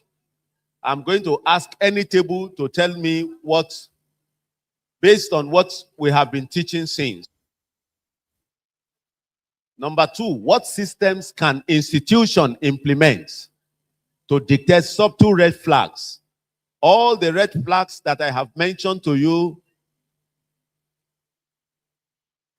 and I've already answered most of these, but I want you to discuss it so that by the time you are leaving, you don't forget. Then the third one will be, how can caregivers themselves be supported so that you avoid burnout that may lead to misconduct?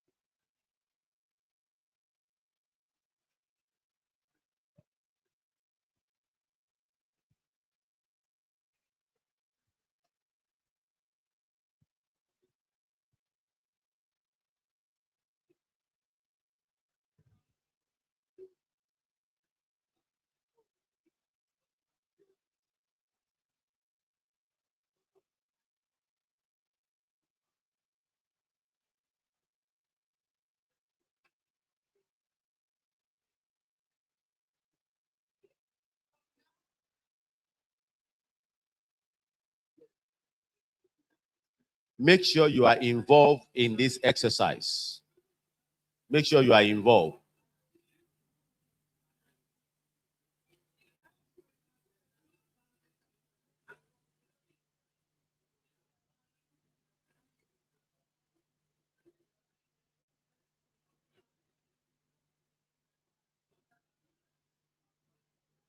Everybody must be part of it.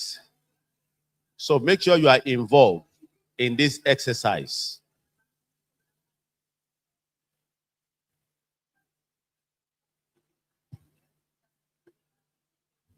You have 3 minutes more. You have 3 minutes more.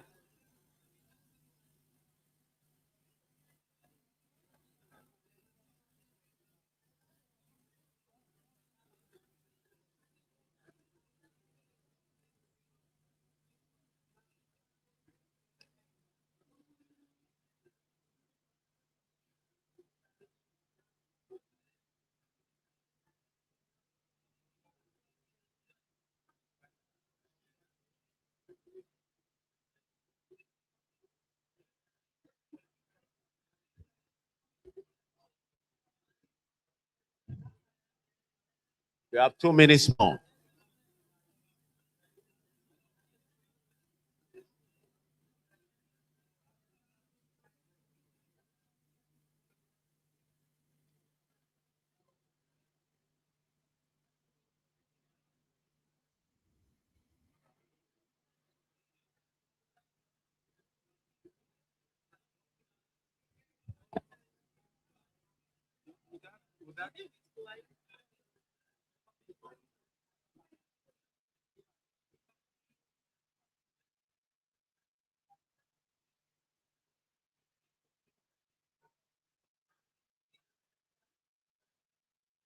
So you should be on your last question now.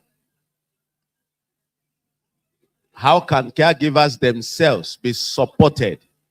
How can we support the caregiver to avoid burnout that may lead to misconduct? Because the caregiver needs a lot of support to avoid. We can't assume that all is well with them. We need to do things that will prevent them from having challenges that will expose them.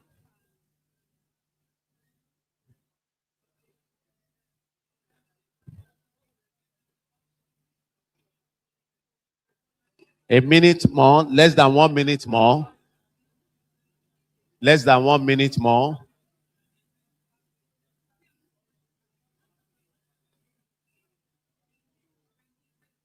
Make sure you are part of this exercise from everything we have been talking about.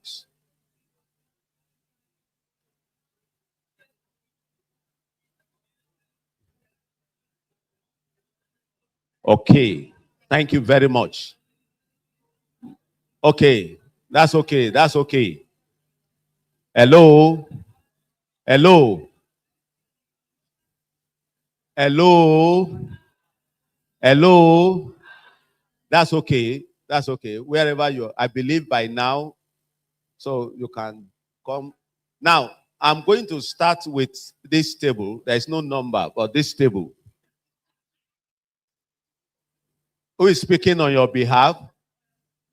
How can we all listen, please? Can we all listen? Now, this table will start. How can caregivers be trained to distinguish from everything that you have gathered, what we have discussed since morning? How can you, like somebody asked question in that regard, how can you distinguish between genuine caregiving and boundary violation? Yes? Mention your name, your facility. Okay, my name is Garba Majebi. Let's listen. And we're from Terre Pine Care and Facility Solution. Speak loud, speak loud. Yes, for how caregivers can be trained to distinguish genuine care from boundary violation. It includes by watching out for red flags. Then secondly, protecting professional relationship in workplace or promoting professional relationship in workplace. Then three, respecting boundaries, that is between staffs and patients. So staff should be trained to respect the limits of their duty. And the second question, what's... No, don't go to second question. Okay. To support what he has said, we also mentioned that caregivers should understand appropriate behaviors that is allowed in the work space. Then also we should promote professional relationship instead of a personalized one. Yes. So thank you. Did you hear that? I talked about when somebody presents a gift to a carer, are you supposed to just put the gift in your pocket and go home? What are you supposed to do? Exactly. You report to the supervisor that I have been given so gifts. And at the institutional level, they will go ahead to appreciate the person. And so even if there is anything that wants to come out from there, you will have prevented such a thing from happening because you will have created some boundaries. And that will have been recognized even by the people, that's by the clients, himself at that level. And so nothing will be able to happen. So let me pick another table. Well done. Let's appreciate that table. Okay, let me move to the back. Let me pick which table now. Some people are praying I don't call their table. Don't worry, don't pray, don't worry. It's not an exam. So just say whatever. Okay, let me pick this table now. Who is speaking on your behalf? Anybody? What system can institution, put in place, to detect subtle red flags? All these red flags that I've mentioned in the course of this presentation. Yeah, my name Let's listen, please. Let's listen. My name is Temilolu Afeyeshetan from Arise and Shine Home Care Services. On this table, we discussed about the system to be implemented for you to recognize a red flag. We've discovered that there must be regular meetings. You can do regular meetings within the carers, the caregivers, separately. And at the same time, you can have a separate meeting with the clients when the carers are not there. There was a case whereby the clients had to report that when you people are not there, there's a way they will drag the mamas and fall them down and just treat them anyhow. So when you have that system on separately, you'll be able to manage that situation. Okay, let's appreciate her. Let's appreciate her. Now, who wants to add some other thing? Which other I want table? to add something. Okay. We also discussed the issue of having managers on board who will follow up on the carers as they are doing their job. Somebody is overseeing them to know what they are doing, and then you are able to detect this red flag, report it appropriately. Okay, thank you. Let's appreciate her. Let me, okay, this table now. Khadijat, am I right? Okay. My name is Khadija Olaiton from Stripes Care Home. So we can also... Can you stand up so that people can see you? All right, they will sir. know who is talking. So my Thank name you. is Khadija Olaiton from Stripes Care Home. So we can also encourage speak up culture instead of staying silent. Then installing of CCTV cameras, so people without them knowing, so it can catch them when they are doing all these things. Then establish a Don't use the word catch. establish a Catch is very clear- strong because you want to change behavior. Yeah. So it's not catching them. You Okay, want to to detect, detect. Right, sir. so that you can nip it in the bud. Yes. Right, sir. So we can also establish a clear and safeguard or policy. Yes. Thank you very much. Let's appreciate Khadija. Policy. I told you, many of our facilities, we don't have policies that guide what we do. You agree with me? You don't have it. And I told you about, okay, don't let me be answering the question. Let me, okay, yes.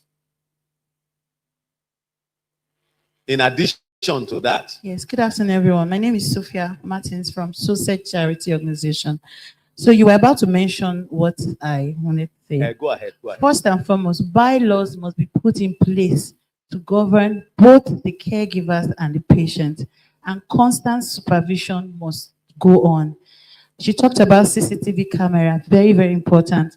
Then again, we talked about the culture of silence. The culture of silence must be abolished. People, both patients and caregivers, must be allowed to speak up. And when they speak up, those complaints should not go unattended to. Thank you very much. Thank you. Well, let's appreciate her. Now, you have all done very well. You see, when you go back, we want to see results. That's the essence of this training. That's the way, that's why I've taken this training, the way I've taken it. You will go home with what all these lectures I've written that we could have finished. If I'm just taking it, it will have been done. But that's not the purpose of this training. The training is for you so that you can go home. Now, we have talked about documentation. Documentation.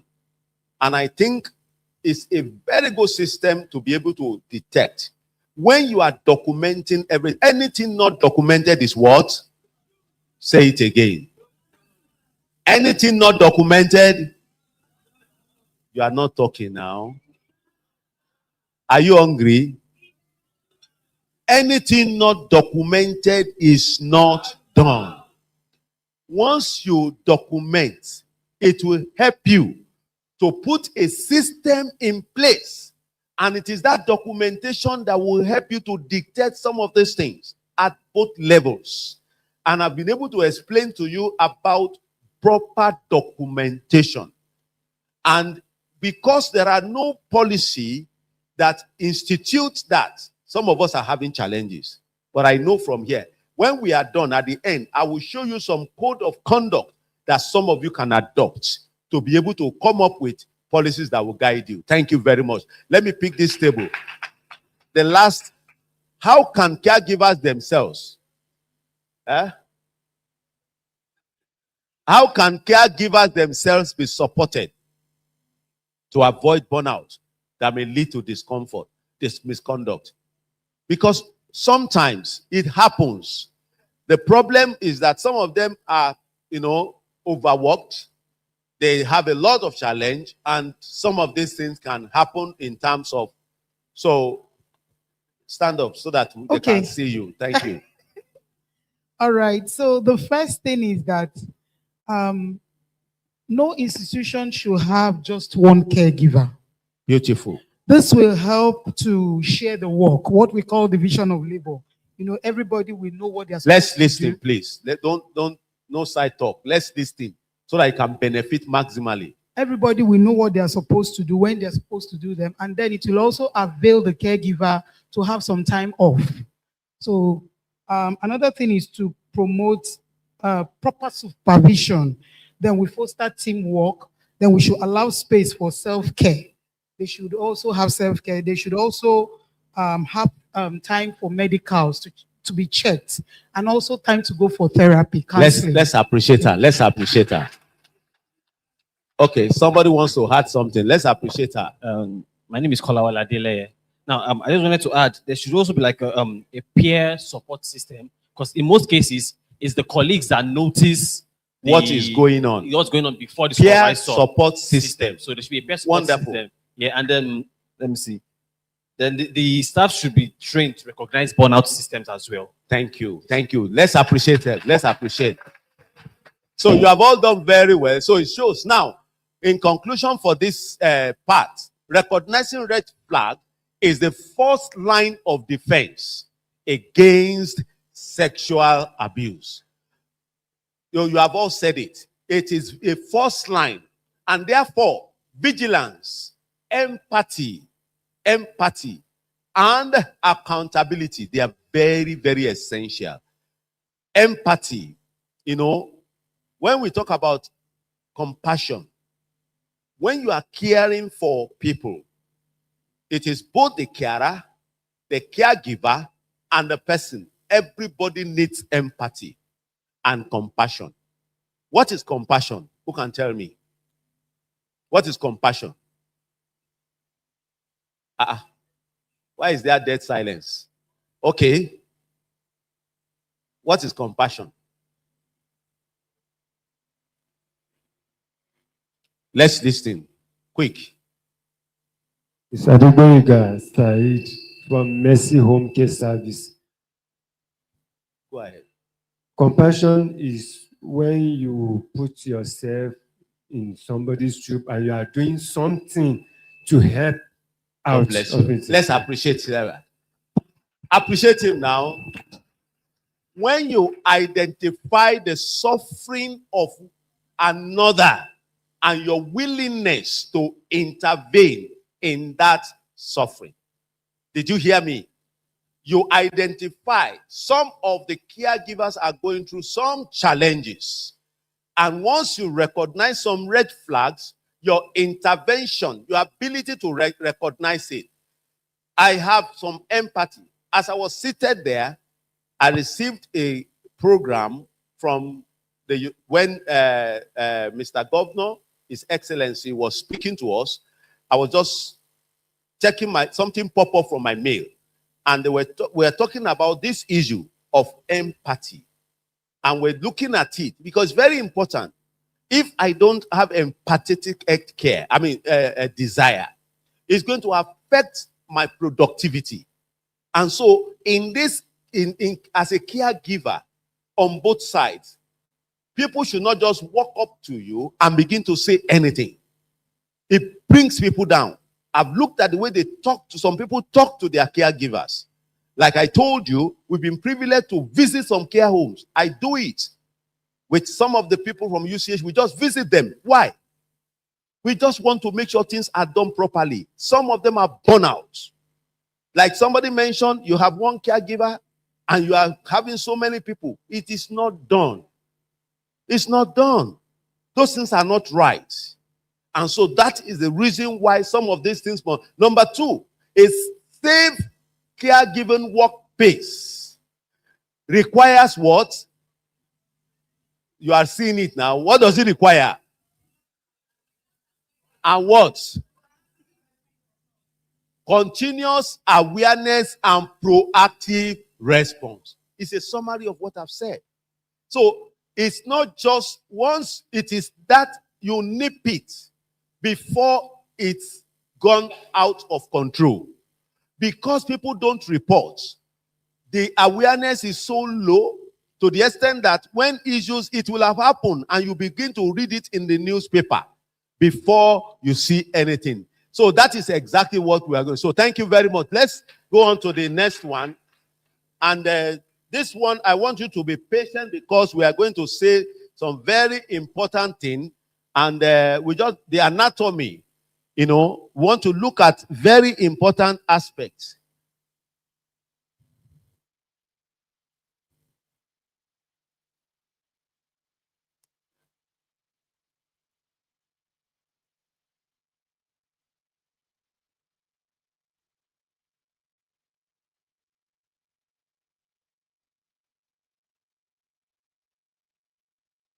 So want to look at the anatomy of power in caregiving space.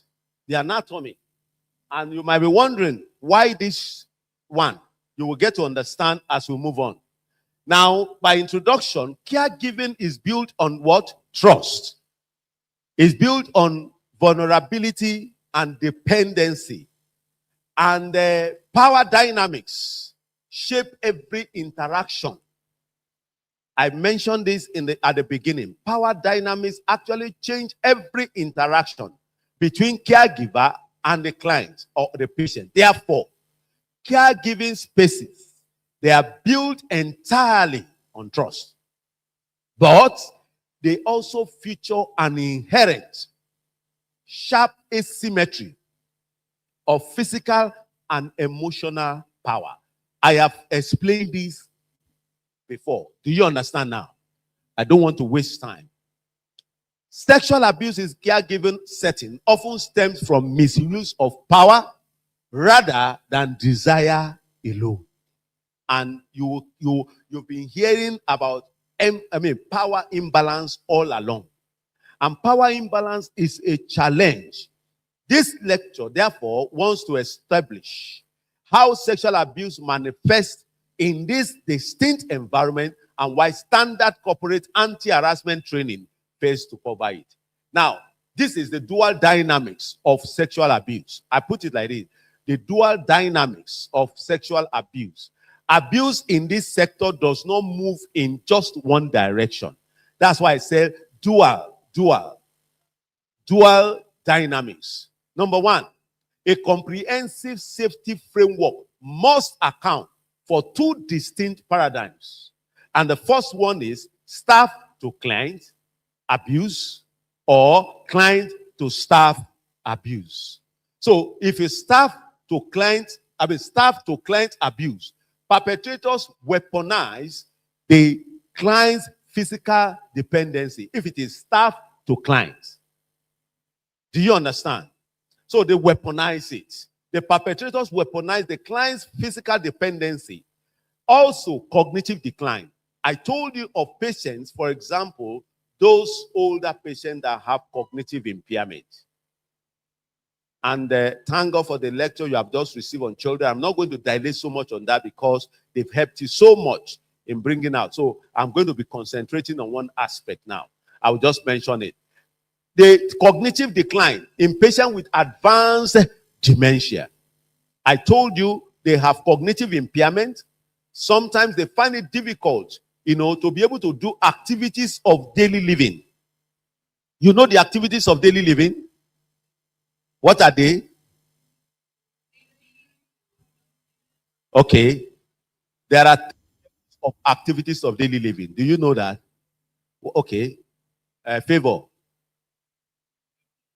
Yes. Okay. ADL Yes. and IADL. Yes. And what's the third one? Oh, she has mentioned instrumental. The first one is the basic activities of daily living.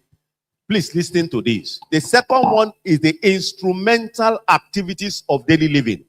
And the third one is the advanced activities of daily living. In older patients that have issues with this, they have challenge. So they require assistance. Some require some degree of assistance. And because of that, some of these perpetrators, they take advantage of that. You know, this is a lady who is the one to bath the male man. Are you getting it? But this man has some degree of cognitive impairment. Sometimes they take advantage of those people in the process, unknowingly, because he has cognitive impairment, some degree of intellectual memory impairment, and at the end of the day. So the second one is instrumental activities of daily living, which is ability to use telephone, ability to go to the market, ability to cook, ability to, deal with money. That's instrumental. But the advance is the ability to go and give lecture. For example, our former president, Baba Obasanjo, it was my institution. He stood up for 2 hours giving lecture at that age. 2 hours. Call a young man to give lecture, he will want to sit down. And that man can do many things. He gave me the opportunity we interact a lot. He gave me the opportunity to share the stories. So if time permits, I will share some of them with you. Now, the other one is social isolation. And the third one is client to staff abuse. Client to staff abuse. Frontline workers frequently, caregivers and home health often endure sexual harassment, groping and assault from clients. I've explained that. Do you understand? It happens. But people most times don't see that aspect. They only see the other one. So it happens. Then this is frequently brushed aside. Did you hear what I said? It's frequently brushed aside under the excuse of that patient has cognitive impairment. It's not all of them that have cognitive impairment. That's why I said it's brushed aside. They just say, it cannot happen. When it's reporting, but every reporting must be taken seriously. That's why I mentioned that. Every reporting. So, leaving the staff unprotected. That's the challenge. Because of that, it's frequently brushed aside under the excuse of cognitive impairment. And so, that is a challenge. Now, let's understand the power in caregiving. Now, structural power. Caregivers hold authority over clients, their daily routine, health, and safety. That's the structural power. They are the one. I've told you about the activities of daily living and all the other ones. The same thing goes for children, because there are some degree of structural power over these people. And relationship power, emotional bonds, and trust can be manipulated. I told you about that earlier on. Emotional power, it can be manipulated. Then the last one there, the third one is institutional power. Organizations may unintentionally reinforce hierarchies. They unintentionally reinforce hierarchies that silence the victim. That's the thing. I told you, they can unintentionally silence the victim. It's an institutional thing. And that's why I talked about institutional. Baba, Emma Binu, Baba, Emma Binu, Emma Binu. No, are you getting my point now? Baba raised some issues, complained, and they just bury it. We are so used to that in this part of the world. Reporting is a serious issue. Emma Binu, And before you know it, Emma Binu, they bury it under the carpet. But let me tell you, Okuti won't sing, how do they call? That's where your sitter. It's, how do they say that proverb? It's like what you think you have covered is coming back to meet you. That's the thing. So let us note that. Institutional power is a serious thing. Now, let's look at the anatomy of power now. Number one, physical power. Control over bodies, motility, medication, physical assistance. That's the physical power. You have the power to begin to tell, this is what you must do. You know, when the carer comes, carer is in charge. Am I right? Is in charge. But the patient also, or the clients are the patient, they also have their rights. You know, knowledge power. Caregivers know intimate details about clients, health, and vulnerables. I'm just dissecting you to know the anatomy of the power, the power dynamics. Now, social power. Caregivers may be respected figures, you know, making accusation harder to believe. Sometimes the way they bring up some things, they say, no, it can't happen. Are you getting what I'm saying? And people might not believe it. It's recognized. It's recognized. But it has to be taken care of. It's recognized. Then we have the economic power. Clients or patients often depend financially on institution or even the caregivers.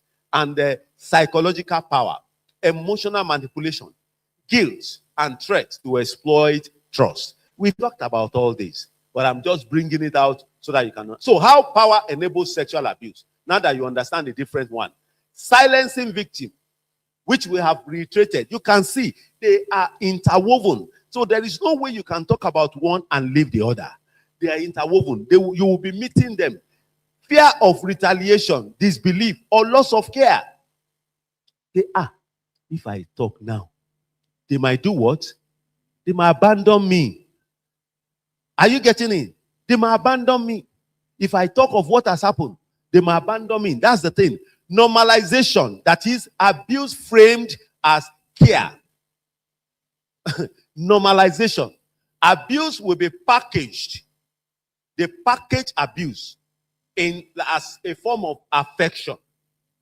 You know, I mentioned it.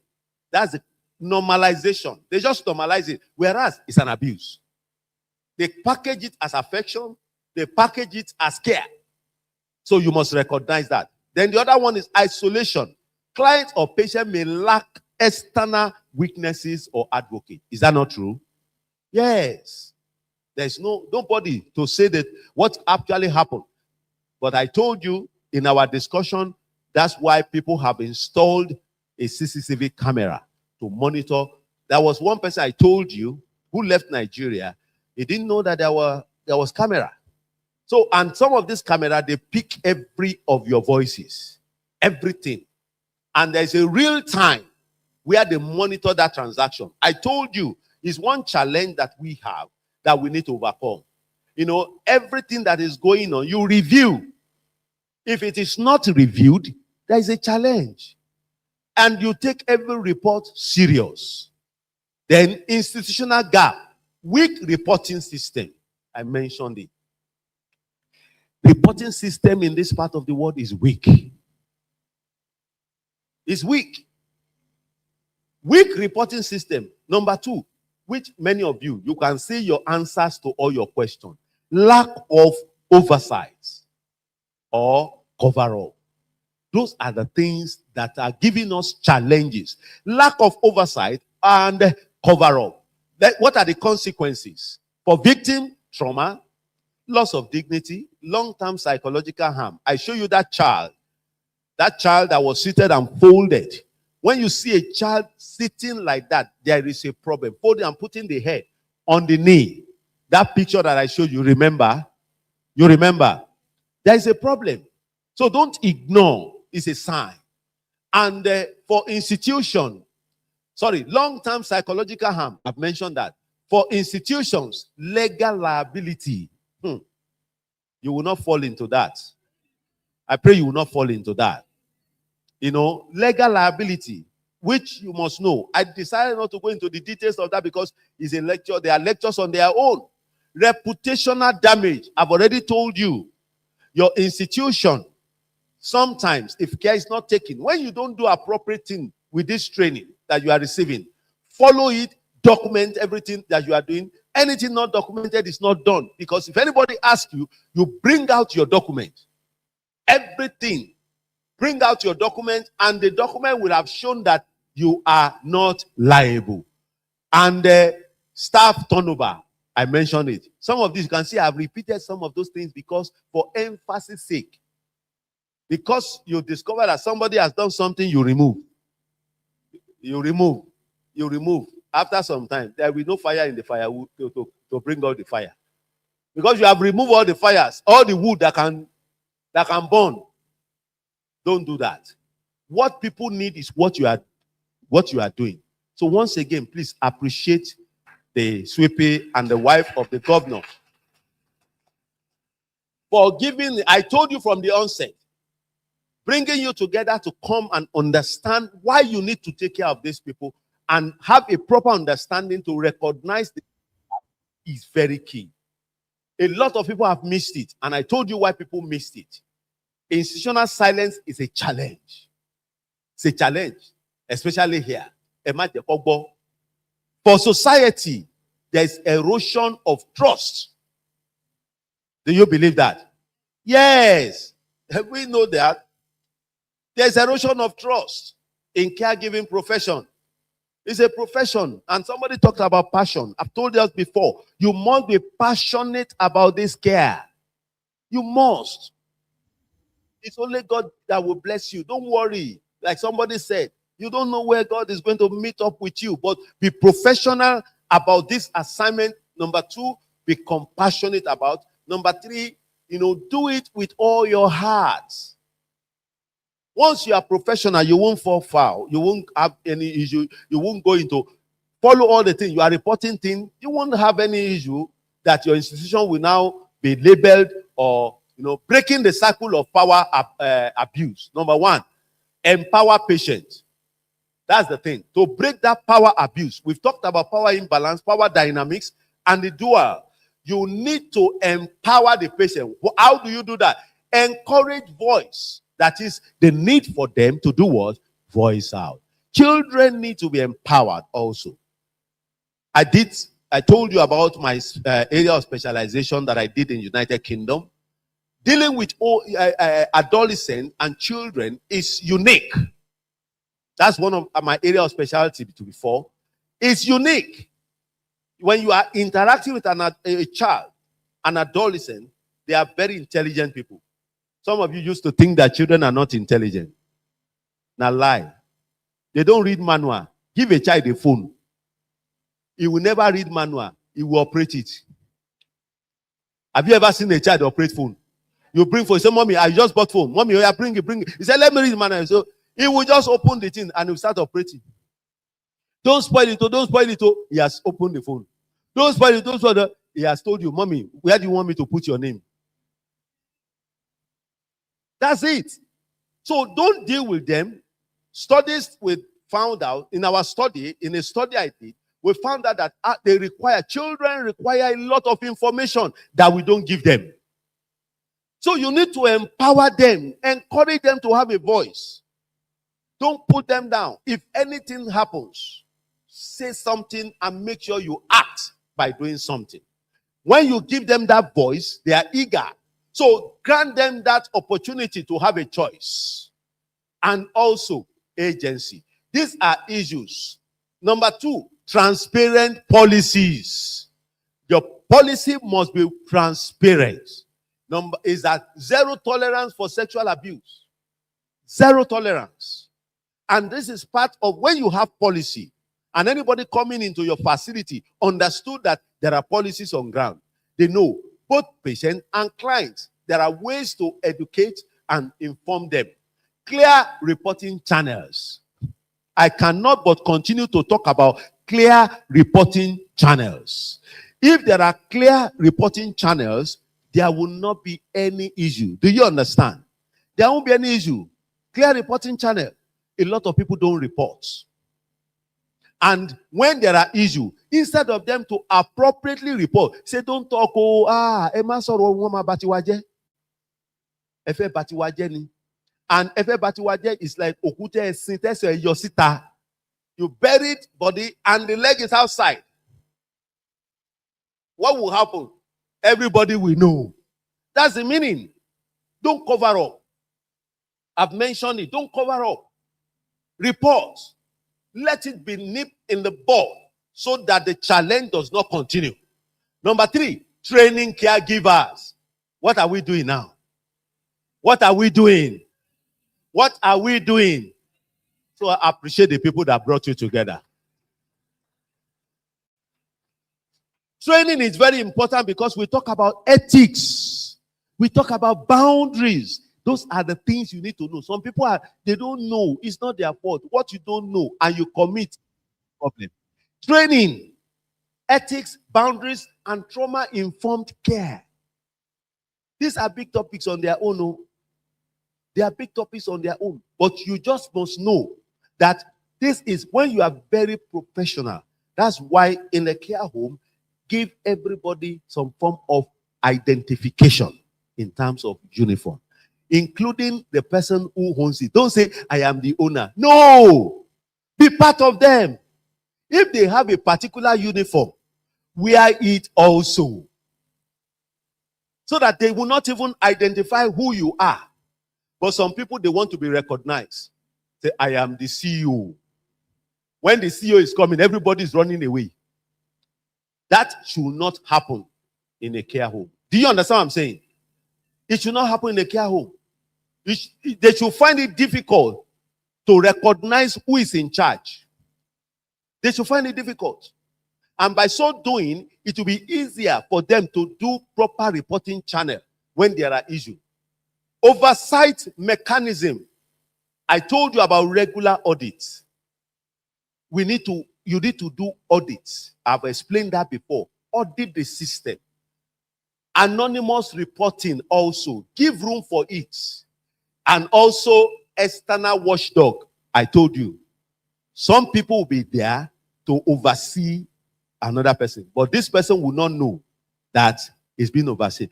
There is what we call mystery clients. Have you heard about it before? Mystery client reporting. There are some people, they just brought them in to be able to observe what is going on, and you will not know. And why they are in that facility is to be able to report some of these challenges and help that facility so that they don't run afoul of some of the things. So, external watchdog. These are examples. Case example.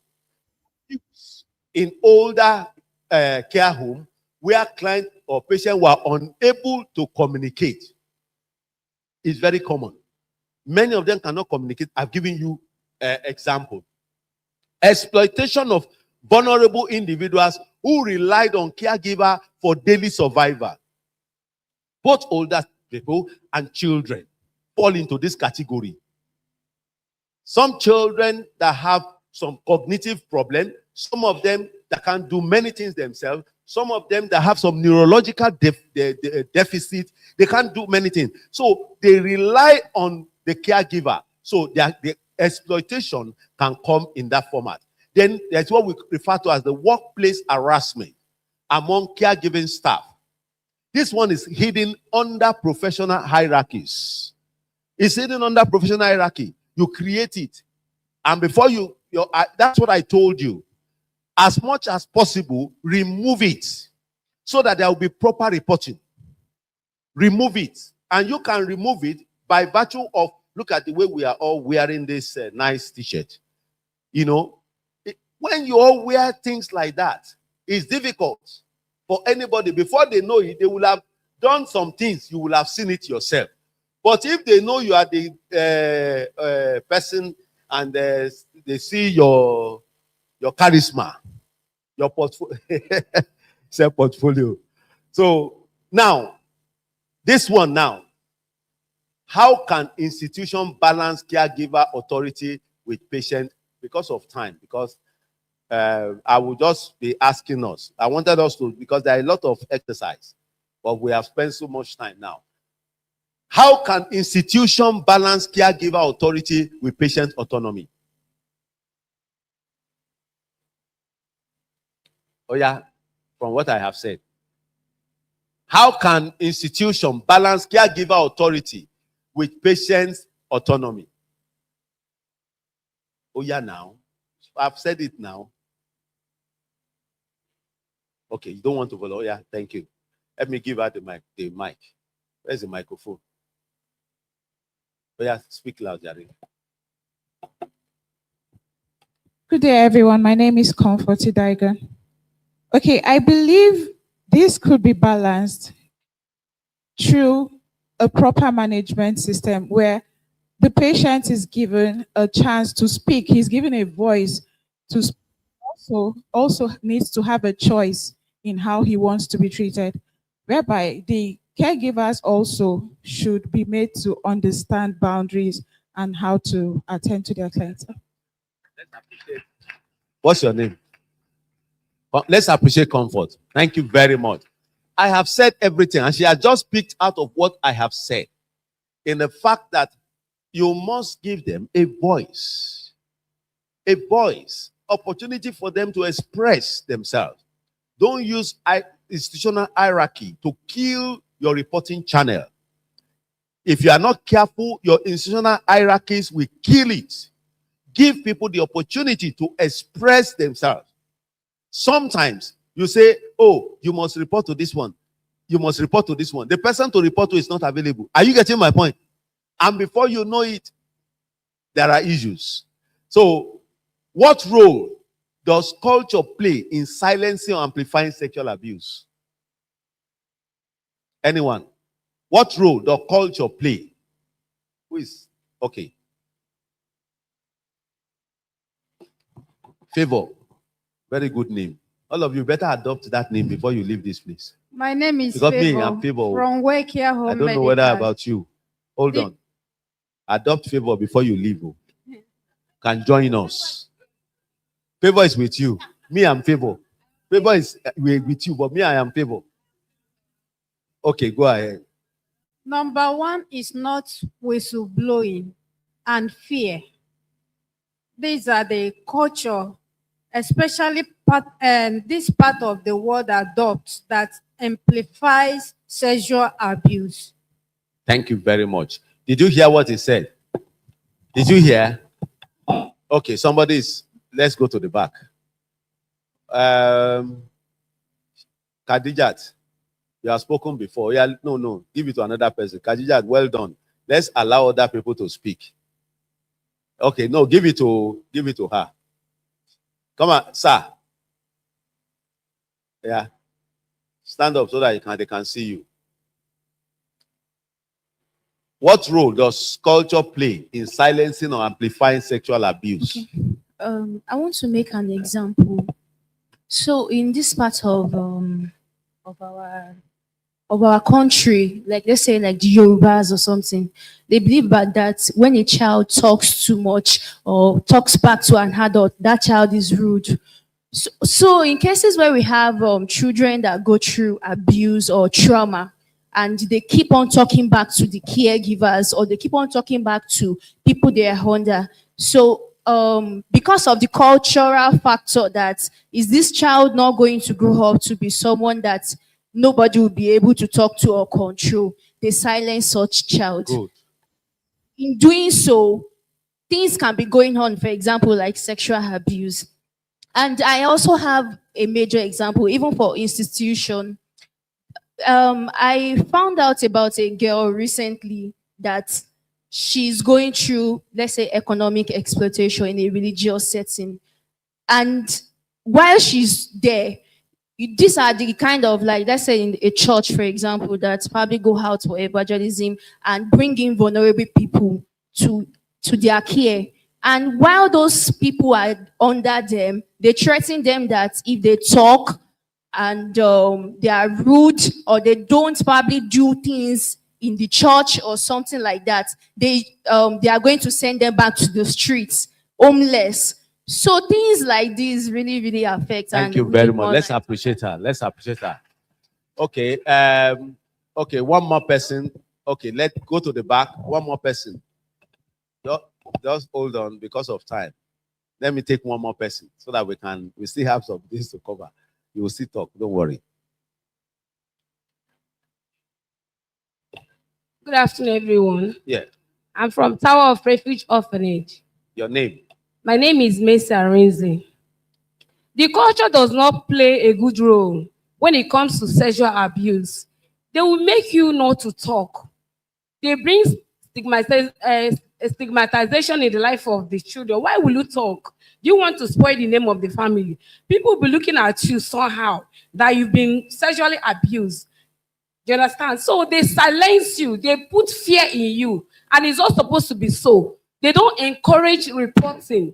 Do you understand? Just like you are teaching us reporting measure. They don't do that, and it's very bad. Thank you very much. Let's appreciate her. Now, let me give you one. There was this girl that came about 17-year-old that presented to us. You know, I run adolescent clinic, and the way we run the adolescent clinic is different from a lot of people don't know how to handle adolescent. When you want to run, where you run their clinic must be, you know, when I was doing my training in the UK, in Liverpool, when you come in, you go like this, you go like this, go like this, you go like this. Why is it like that? So that nobody will just walk into the consulting room like we do in this part of the world and open the door and you get it. That's what we do in this part of the world. You just open the door and you will see the patient. And when you see a child, when you are consulting, you will sit down like this. I hope you are seeing me. You know, this is the adolescent. When he enters the clinic, he will do like this. The father is outside. I'm giving a scenario. The father is outside. He's doing like this. Almost entering you. He has forgotten. Don't say anything when you are trained. I understood.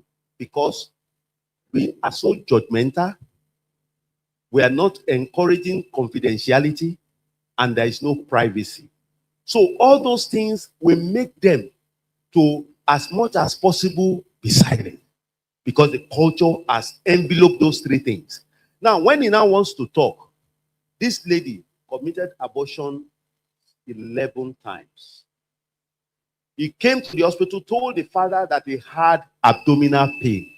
He has gone to do some tests. He told the father he wants to show it to the doctor. And by the time I was done, the father came in and said, doctor, you know, no problem. Excuse me, ma. What will you do?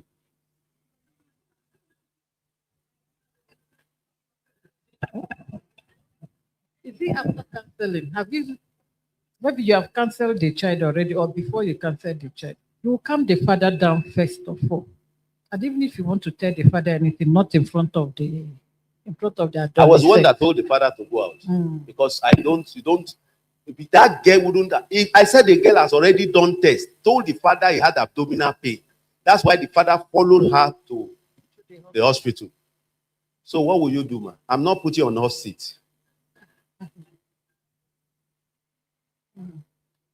Okay, who wants to? Okay. No, to answer my question. No, answer my question first.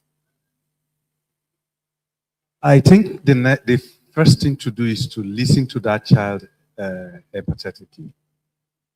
And whatever she tells you, you take it in confidence. Let me also give you information. That child did not volunteer that information ordinarily. It was a skill that I have. You must have good communication skill. Any other person who is not trained will have said, ìwọ ọmọ kékeré ìtorí Ọlọ́run. That's what has happened in the past. And a lot of them run away. And so they won't come. By the time he saw the way that I was not bothered, I was not shocked. He looked at me and I told her, everything you say here is between you and I. Number two, you must never be judgmental. Those are the things that will give them a voice. The moment you are not judgmental, the moment you have ensured privacy, the moment you have ensured confidentiality, you have given that child a voice. You encourage, he has this ability now to go out and become a true version of himself, of herself. So those are the things I did. By the time the father came in, after I was done, I didn't tell the father anything happened. I just said, we have seen your child and we are going to do the needful. That child was. Tell me how that child would not be confident. Tell me. Imagine if I said, Ibolewa, where were you? You are not a good parent. Where were you? That father will kill that child there. I'm telling you, he will almost kill that child there, and you will have worsened the situation. We have a number of them. Some of them were raped. We had them in the hospital. They raped them. But because of the culture, they don't know who to talk to. Some parents are the problem here. And so they don't help their children. If your child tells you anything, let it die there and there. Help the child. Help the child. You understand? Because he says he doesn't know. If he doesn't know, if he knows, report. But tell the child, don't worry, I am with you. Such a thing, begin to quote the law. Such a thing is against the law. Don't worry, we are going to handle it. But I can promise you that, you can promise me that will not happen again. You say, don't worry, daddy. Don't worry, mom. Are you following what I'm saying? A lot of us are the problem of these children. Many of us don't know.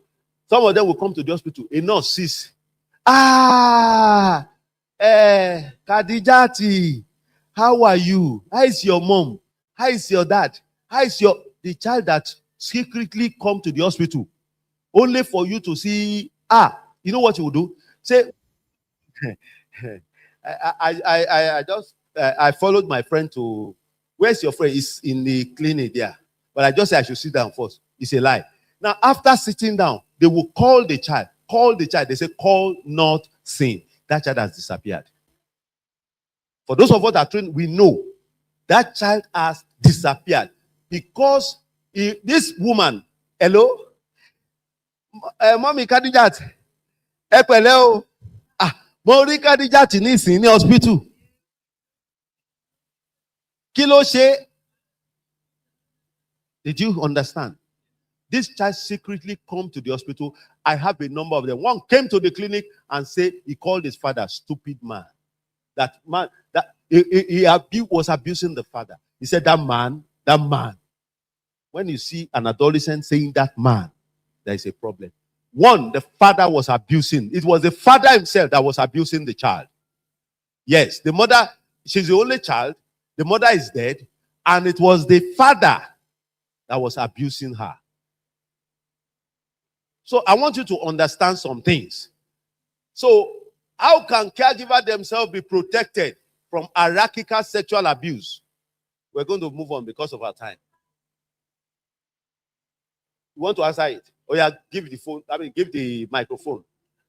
How can caregivers themselves be protected from hierarchical sexual abuse? Okay, my name is Barreto. Let's listen. My name is Barreto Oluwadimilade Elizabeth. I'm from CHEP, that's Center for Happy Elderly People. So how can caregivers themselves be protected? By dismantling power imbalances and enforcing strict workplace protection. Thank you very much. Then you need to enforce workplace protection. I mentioned it. Power imbalance, you must handle it correctly so that at the end of the day, reporting channel, if you have to say until this person is around before those documentation is properly done. I told you of the real-time reporting. I told you of real-time reporting. As the man is documenting, the supervisor is saying it. And action can be taken real time. Yes, thank you. Okay. No, let other people also talk. Yes? Quick.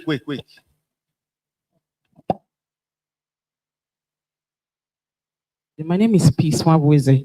So, to that question, there should be transparent policies.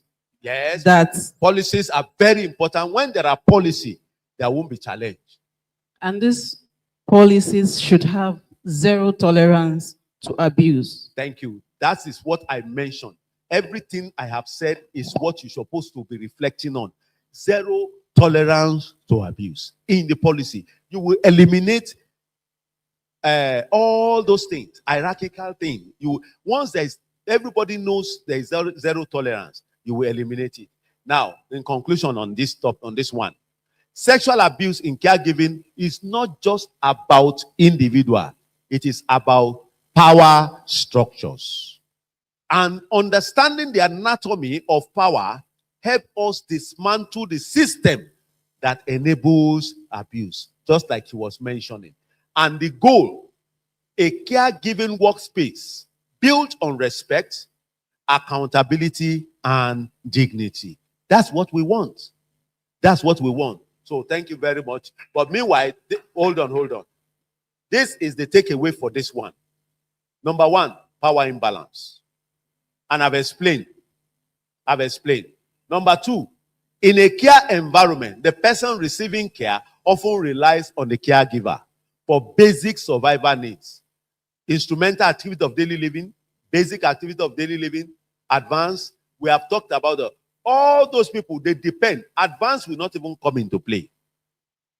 Basic activity of daily living, they cannot do.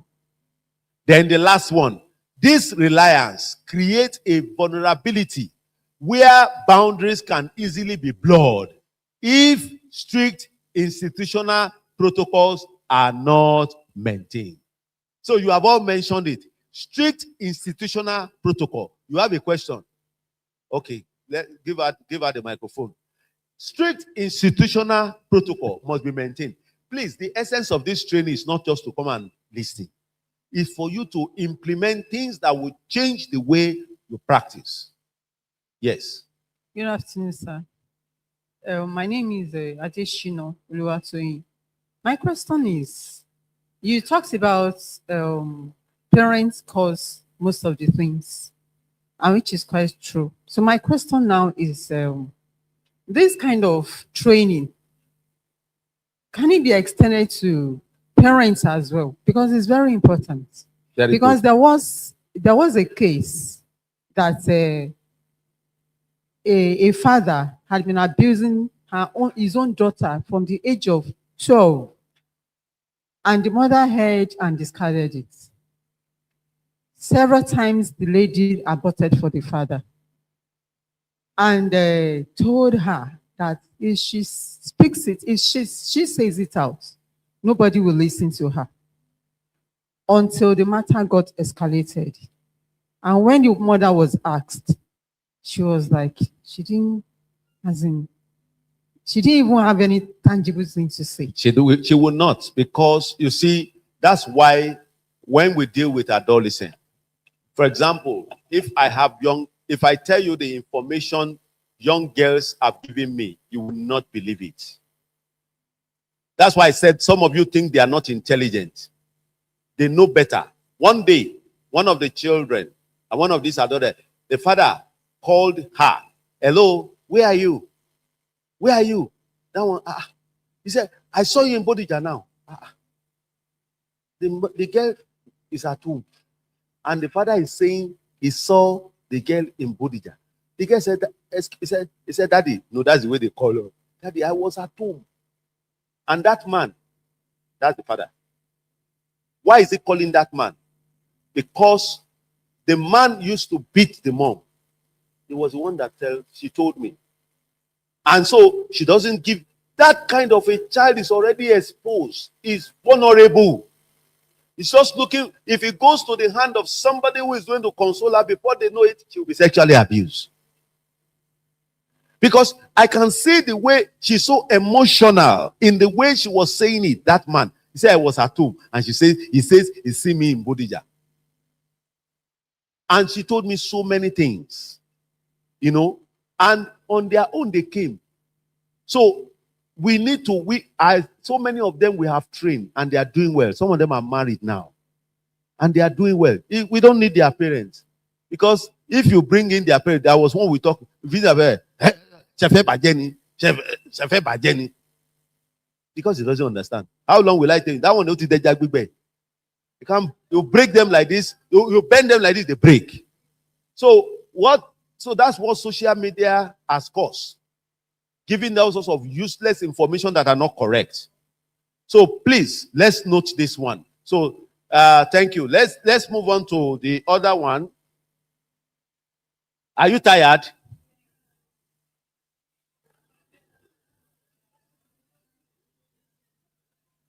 But are you enjoying it? Okay, so we are almost done. We want to look at, there are two more that are very important. We are not going to spend too much time, but don't worry, they are very important. It's a institutional.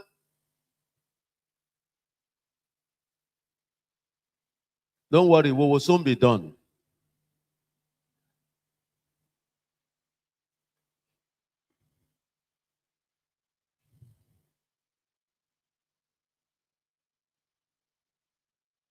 Why is it not showing?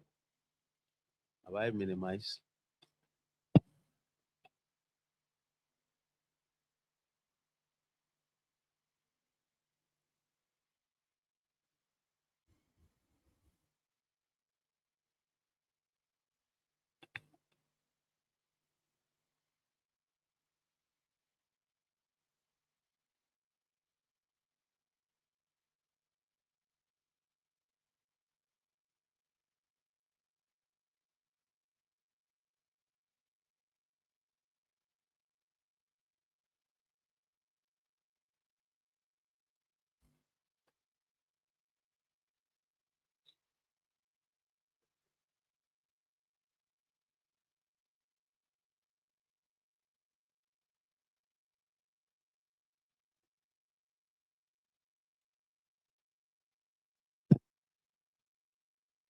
So we want to look at, we have talked about, it's important you have an idea of what we refer to as institutional blind spots and systemic failures.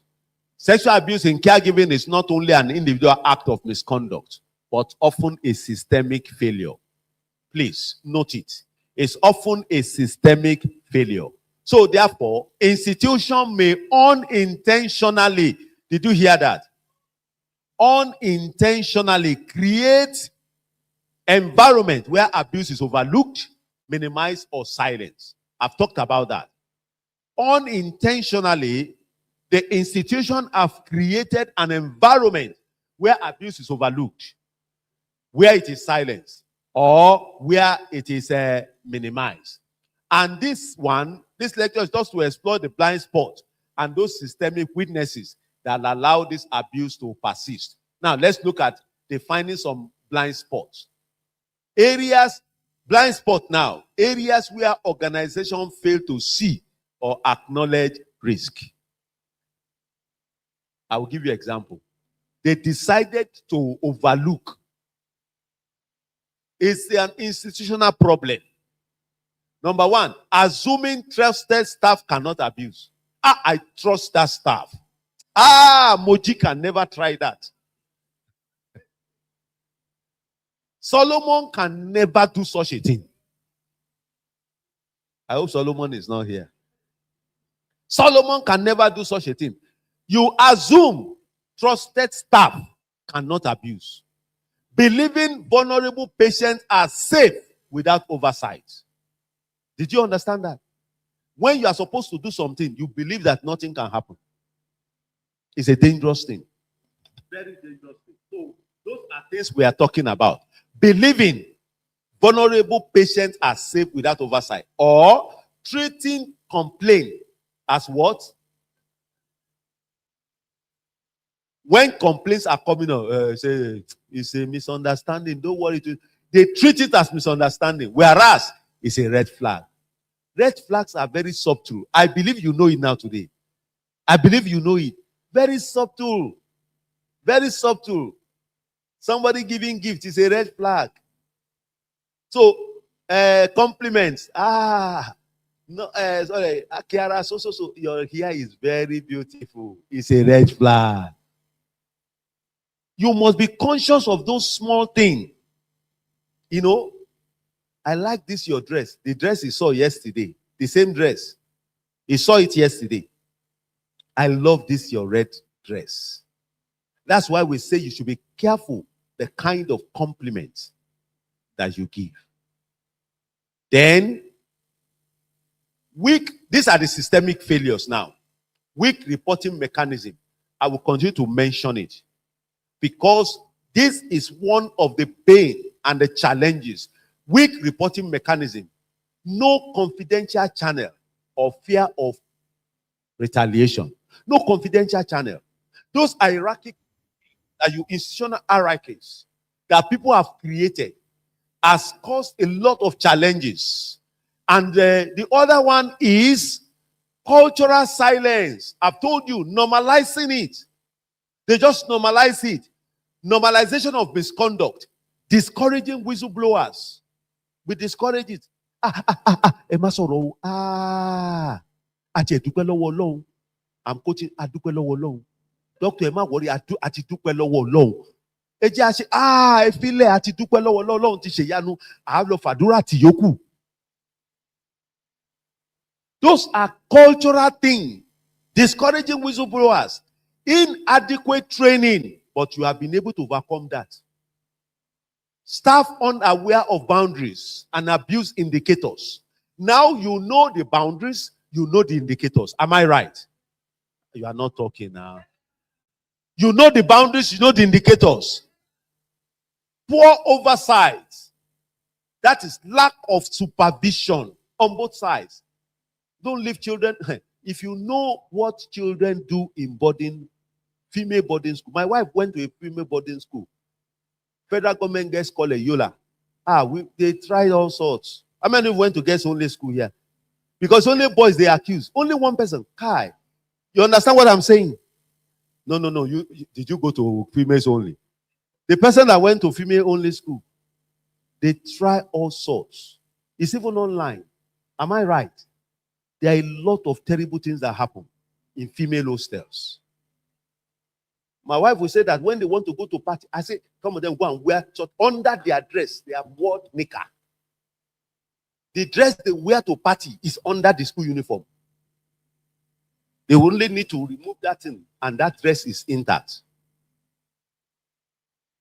So a lot of challenges, So lack of supervision. If you don't do oversight for children, their supervisors are supposed to come to their hostel to check what they are doing. In care home, don't assume because it's happening between them. You must do oversight function. Are you hearing me? Ọmọdé ni wọ́n ayé àtijọ́. It's in those days. They are children. They don't know anything. For where they know better. Oversight function is very poor. So lack of supervision, audit, or external accountability. I have explained all this before. Then we have been told legal and policy gap is a challenge. Institutions failing to comply with some safeguarding laws is because people have not been going to jail. That's why some people still persist. There is what we call POVA. Things that we use to prevent safeguarding the vulnerable adult is POVA. They call it POVA in the UK. Safeguarding the vulnerable children. So that there are things that you must put in place in your institution before accreditation. Before they can give you the permission to go ahead to care for children, to have orphanage home, or care for adults. If those things are not fulfilled, essence of those things is to prevent these challenges. Do you understand? Beautiful. Now, why is this thing not working?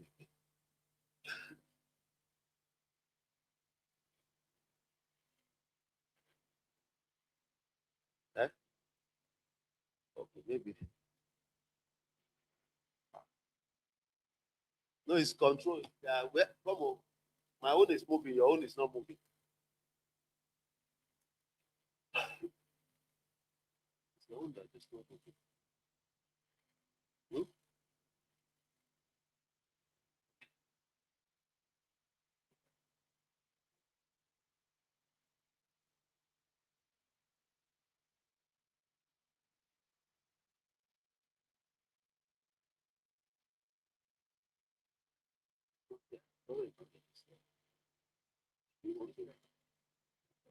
Okay, okay, it's moving.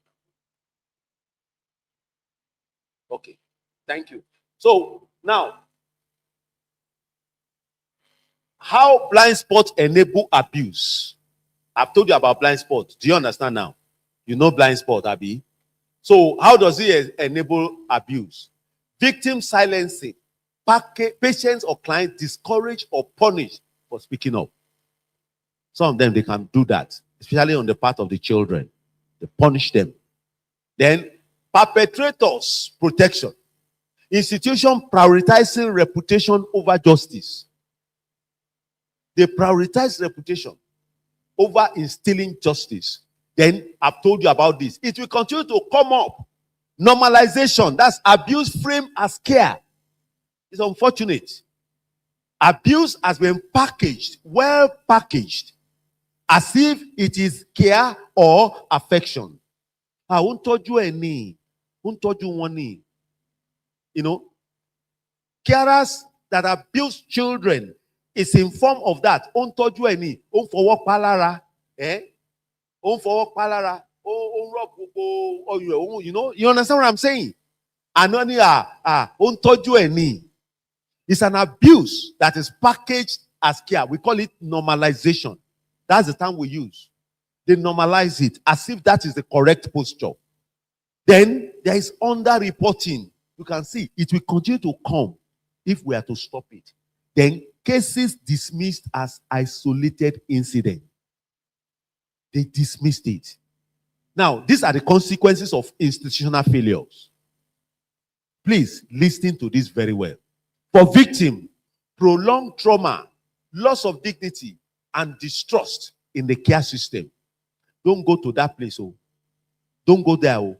Those are the challenges. Number two, for institution, legal liability, reputational collapse, and staff turnover.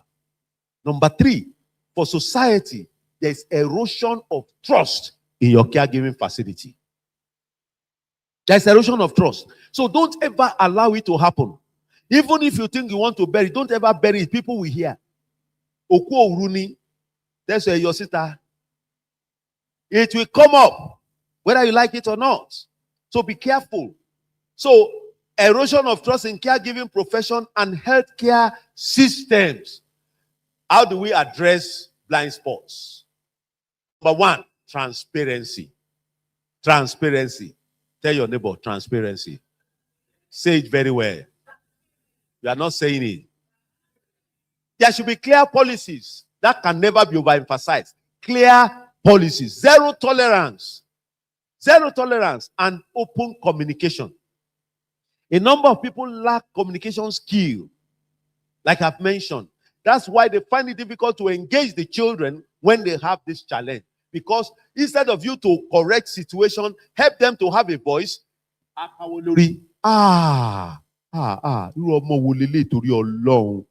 you begin to do all this. But the child will just be wondering, what kind of human being is this? And a lot of them, we have helped them. It's just time with Femi, I will have shared so many stories. A girl was taken to one house in Bodija. There are 4 of them. And they went to pick them. They are young girls that just enter university. Private university. They took them to one house, a duplex. Maybe that's what those men use those houses for. The girl told me, he said, sir, they were coming to pick us one by one. They will go up. They will go up. They will go up. When it was my turn, because that was my first time of following them. He said, they just said they want to go out, and I followed them. They came to pick them. And he said, the man came to the back. First of all, that's what they will come. Put his hand through the back.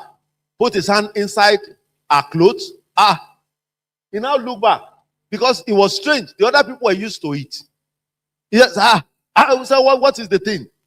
Do you know that we admitted that girl became psychologically traumatized? Up to today, the parents didn't know because the father is a general overseer of a church. That girl is married now, but I know when she sees me, you just wonder, So people can do this. I helped her, and she's doing well in the society now.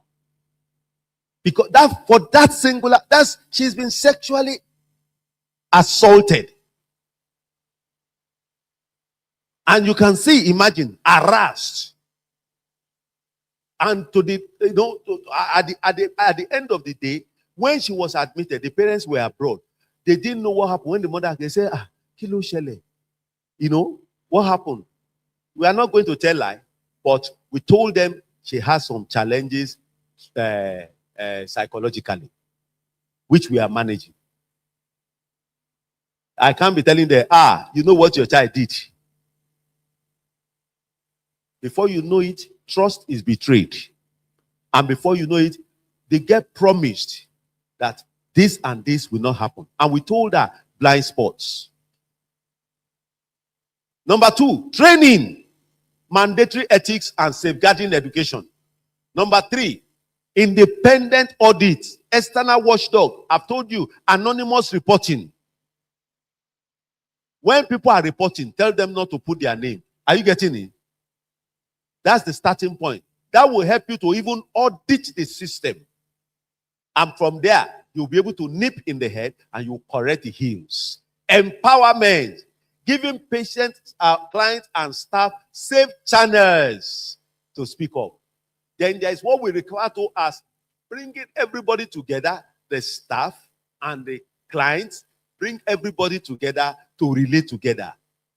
Do parties together. Give them the opportunity to share some things and open up. Those are things to nip this thing, and it will stop. Accountability. Holding perpetrators and negligent institutions responsible. It has to be. They must be held accountable. And discussion. Why do institutions often prioritize reputation over victim safety? Okay, which table has not? Why do they prioritize, reputation over victim safety? Anybody? From what we have talked. Oh yeah, Esa, come and give it. Why do they prioritize? Why do institutions prioritize reputation over victim safety? My name is Tolu from Home of God's Grace Orphanage. I think they're avoiding being stigmatized. That's one. Yeah. And, environmental factors also. Environmental factors, yes. Okay, somebody went to help her. Let's appreciate her. Appreciate her very well. Appreciate her now. Let me tell you something. Study was done. When you clap, in Loma Linda University in the US, it's a 7-day Adventist university. They did a study and they found out that I've noticed that some people here, they've not smiled. I watch you people. They've not smiled. They are just looking as if the whole problem of Nigeria is on their head. You see me, I love this country. What did you see here? What's here? What do you see here? Anywhere I go. That's why I decide to come back to this country when I finish my training. I will be an ambassador of this nation because Nigeria is going to be good. So you will see it. That's what you are seeing on my chest. To tell you that I love my country. So to complete the study, they amuse. There are people that amuse themselves. Are you listening to me? For those of you that have been looking as if the Nigeria wants to fall on your head. Those people, they found out that they live longer. They found out that their immune system. They found out that their immune system is boosted. And at the end of the day, they do well in the society. It's a longitudinal study. So those are the things. Because of our time, how can systemic blindness fight before abuse occurs? Just one person. We have said it now. How can it be identified before? Anybody? Aha, yeah. Just mention one. Exactly. I told you about audit. I told you about audit. Audit is accountability. Audit, speaking out. You know, what role should external regulators play in safeguarding caregiving spaces? There should be good policies. You know, there should be law. If there is a law in place, people will not be able to misbehave. So, why sexual abuse goes unreported? Understanding the systemic silence is crucial to risk managers. Abuse is often thrives due to several overlapping institutional failures. And patient fear of retaliation, that is, they won't believe me. Staff normalization is just part of the job. Administrative bureaucracy protect the facilities image. Those are the challenges that we have. So why sexual abuse goes unreported? The disbelief factor. That is, reports from patients with psychiatric diagnosis or cognitive are frequently dismissed. That's a challenge as hallucination or confusion. That's what we call the part of the job fallacy. New nurses, caregivers, aides are often told by senior staff to just tough it out. Those are all challenges. These are the legal things that I told you about. Legal and regulatory mandate. Care facilities must explicitly teach the legal obligation bound to their jurisdiction, including mandated reporter law. Mandated reporter laws. Failing to report a suspected incident within the legally mandated window, often 2 to 24 hours, is institutional care setting, carries severe criminal liability for both the individual or the organization. So in conclusion on this one, sexual abuse is in caregiving. It's not just about individual, it's about systems that fail to protect.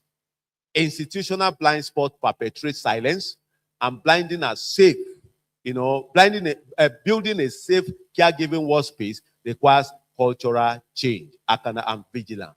Now, finally, because of our time, I feel I will just run through this one, because if you don't want it, no problem.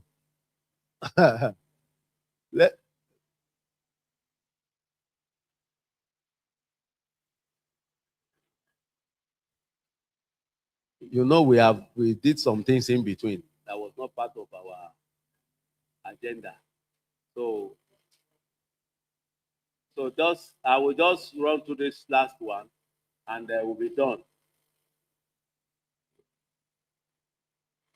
Because that is the last one on cultivating. It's a short slide, very short. So this is cultivating prevention and trauma-informed response. So that's the last one. And these are the concrete preventive design. Number one, everything I've been saying, I've put it together. Very important slide that you must not go without listening to.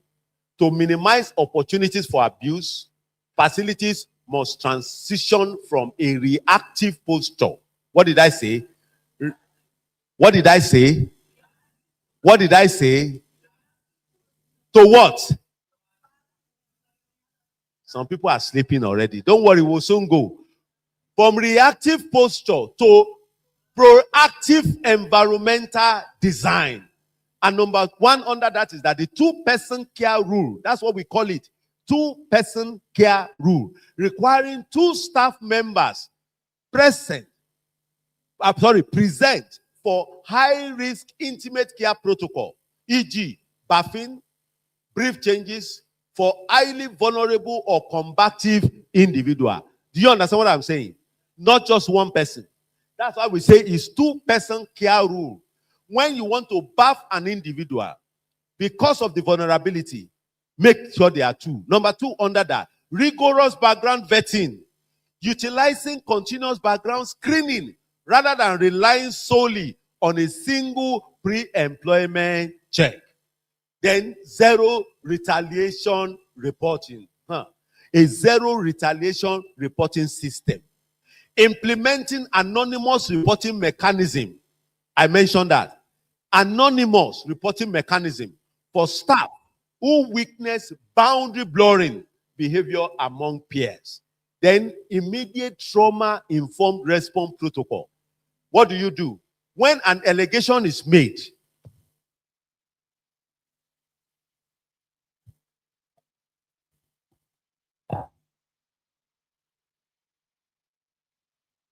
Sorry, we had to cut you short abruptly, but our mommy is going out, so she'd like to say a word or two to us. Hi, Excellency.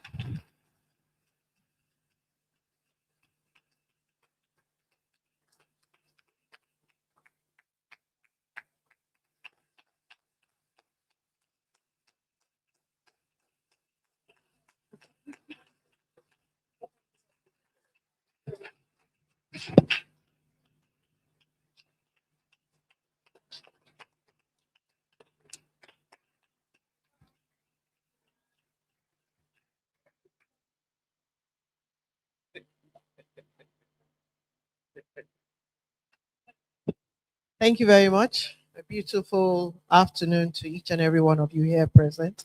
Please be seated. Wow, it's been loaded. It's been loaded. In fact, I became a student myself.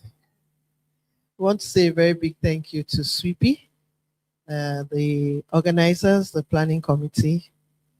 I mean, it's something they do all the time and it's always very impactful. We learn, we unlearn some things, and we relearn new things. I want to say a very big thank you to Dr. Leo Kiri, and it's like he shouldn't stop. He's enjoying his teaching. He's so passionate about it. You could see it in him. It's as if this should just go on to midnight. If you give him the chance, he will continue. Thank you very much for always coming and impacting useful information to our students here. Thank you very much. And we have to import him all the way from Oyo State to come to Lagos to do this. And then for Mrs. Vivo, Rose Vivo that came here, didn't she? She did very well too, because at the back when she was delivering her own lecture. We've called her on other occasions for other programs too. And anytime she delivers her lecture, it's always top notch. You always go away with something. And, you know, she's a lawyer by profession, so she tells us the legal aspects of the work you're doing. They say ignorance is not allowed in law. It's not an excuse. So to let you know that you are caregivers in your institutions, in your orphanages, in your elderly homes, you are bound by law to ensure that these people in your care are taken care of properly and nothing happens to them. And then that brings me to the topic about sexual abuse in the work, caregivers' workspace, you know, to show that you're actually like spy police, apart from just giving the care to these people, yeah, spy police inside that place. They have told you a lot about the do's and the don'ts. They've told you about what happens on a regular basis, how it's being affected by the culture thing. The boss is the owner of the place. I must make sure that whatever she says or whatever he says, I follow. But if you also notice that what they're doing there is wrong, yes, then that's where we know those that have the guts and the diplomacy to ensure that that child's life or those children's lives are not at stake. On many occasions, as First Lady, when we send the Committee of Wives of Lagos State officials out there, we have noticed some orphanages, some of the things that they do there, and we had to report to the regulatory body, that's Ministry of Youth and Social Development. So we also act as mothers, wives, whistleblowers too, because somebody's child is at stake. Some child is vulnerable, some elder is vulnerable out there. Dr. Okay, when you were talking, you talked about, I was listening, that there should be policies in place, which I know they do have, but are they being implemented? That's another thing. A lot of orphanages have their policies, but do we really follow them verbatim, word for word? No. So with this training that you've had, it's a reminder that yes, there are policies in place, but they need to be implemented. There are principles in place too. They have to be transparent. You have to be accountable for things that are taking place there. You understand? You have to be a stakeholder, not just be a caregiver, but also, be compassionate and interested in what you're doing. I like what we call it in what did you call it now? The 2-person care plan. I call it 2-step authentication. You know, when you're doing the 2-step authentication in your phone, and it's exactly like that. And I wonder why they don't say 1-step authentication. Somebody thought of it and said it has to be 2-step. So if we're now applying that same rule in the caregiver space, then there must be a reason for it, because these children are vulnerable, these elders are vulnerable too. I was jotting things down, and this particular sexual abuse in the caregiving workspace is a call to action where we give the adequate training and identify indicators. All this has been said already. Sexual abuse can affect people emotionally, psychologically, physically, and then it causes the person to go silent. It causes stigmatization. If you don't go away with anything, you need to go away with these words so that it sinks into our head. You can't do it alone. The government has come into play too. And that's why we had the GM, the Domestic Sexual Violence Agency, Mrs. Lola Bible, to show that in Lagos State, especially Lagos State and some other states, because I know when we had that state of emergency during the time of COVID in 2020, all the first ladies were called, and we were to make sure that sexual and gender-based violence is reduced in all the states.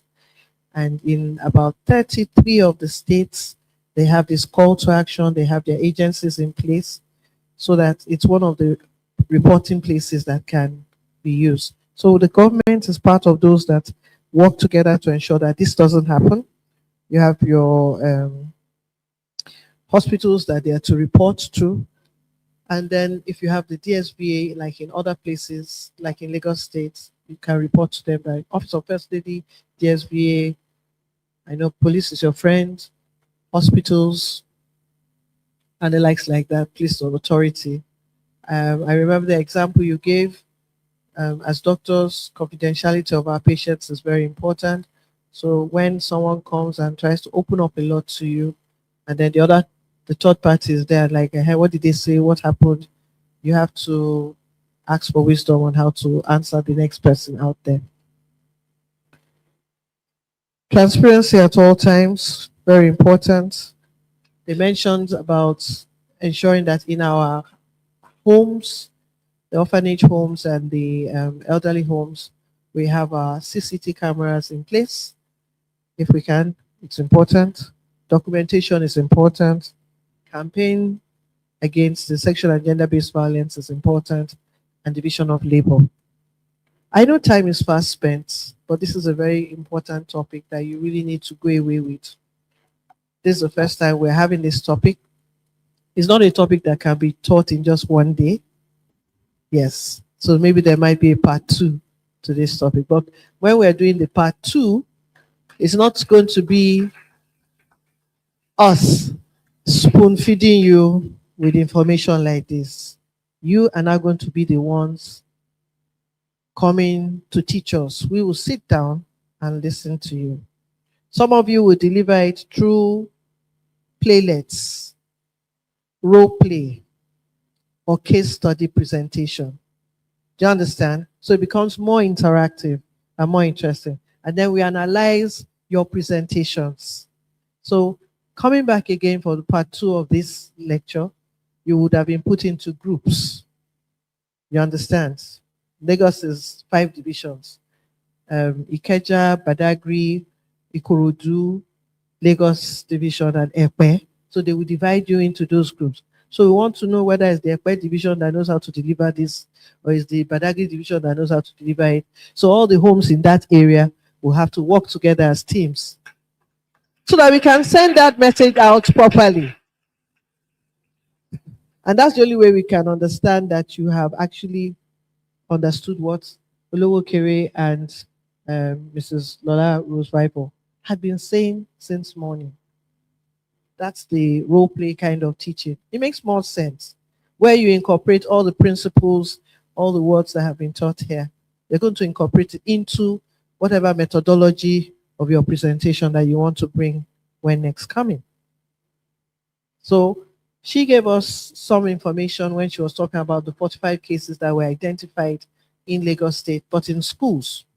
And I went back to ask her how many of these cases were found in orphanages, sexual abuse in the orphanages.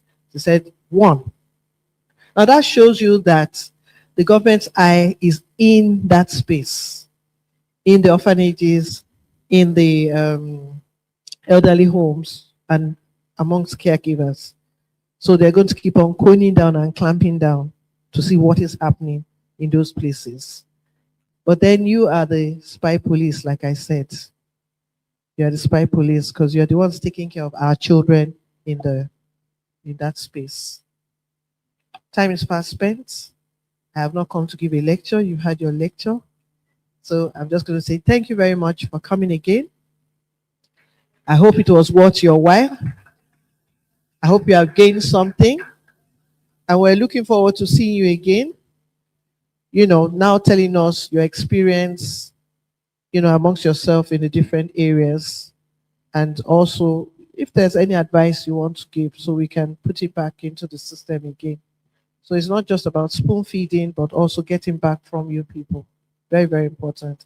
You've come from very far places, so we need to release you because some people it's going to take them like 3 hours to get back home, 5 hours to get back home. So we need to stop. We just need to stop. Okay? God bless you. I learned that the governor too spoke to you people. He was so excited. Yes, because we had told him that we actually wanted him to come into this place physically, not virtually. But due to the kind of work you have given the governor to do, so we want to say a very big thank you for Mr. Governor, even out of his very tight schedule, showing his face. We appreciate him. Once again, a very big thank you to the SWIPI team. Thank you very much for putting this together and for our facilitators that came in and for the Office of First Lady that provided this beautiful edifice for us to ensure that this place is good. And once again, thank you, thank you, thank you, and thank you. Safe journey as you go.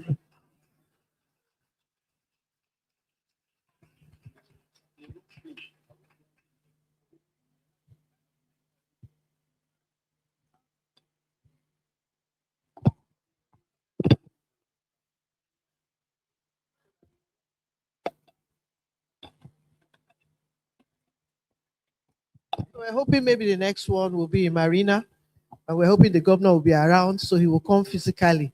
Because if Muhammad cannot go to the mountain needs to go to Muhammad. Abi? So we'll have to go to we'll go to the seat of government and go and do our role play there.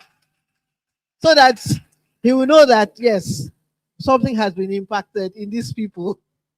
That's what we're going to do. So look forward to the next episode.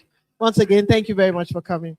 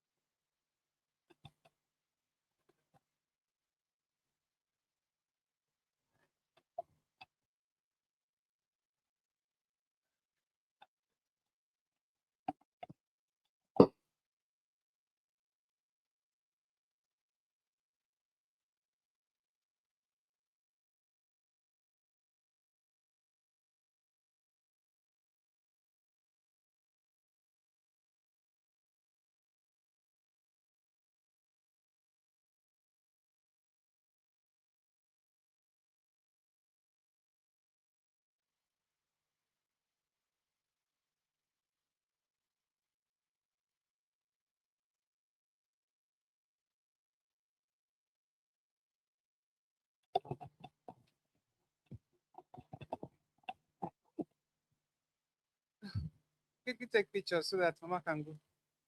First row.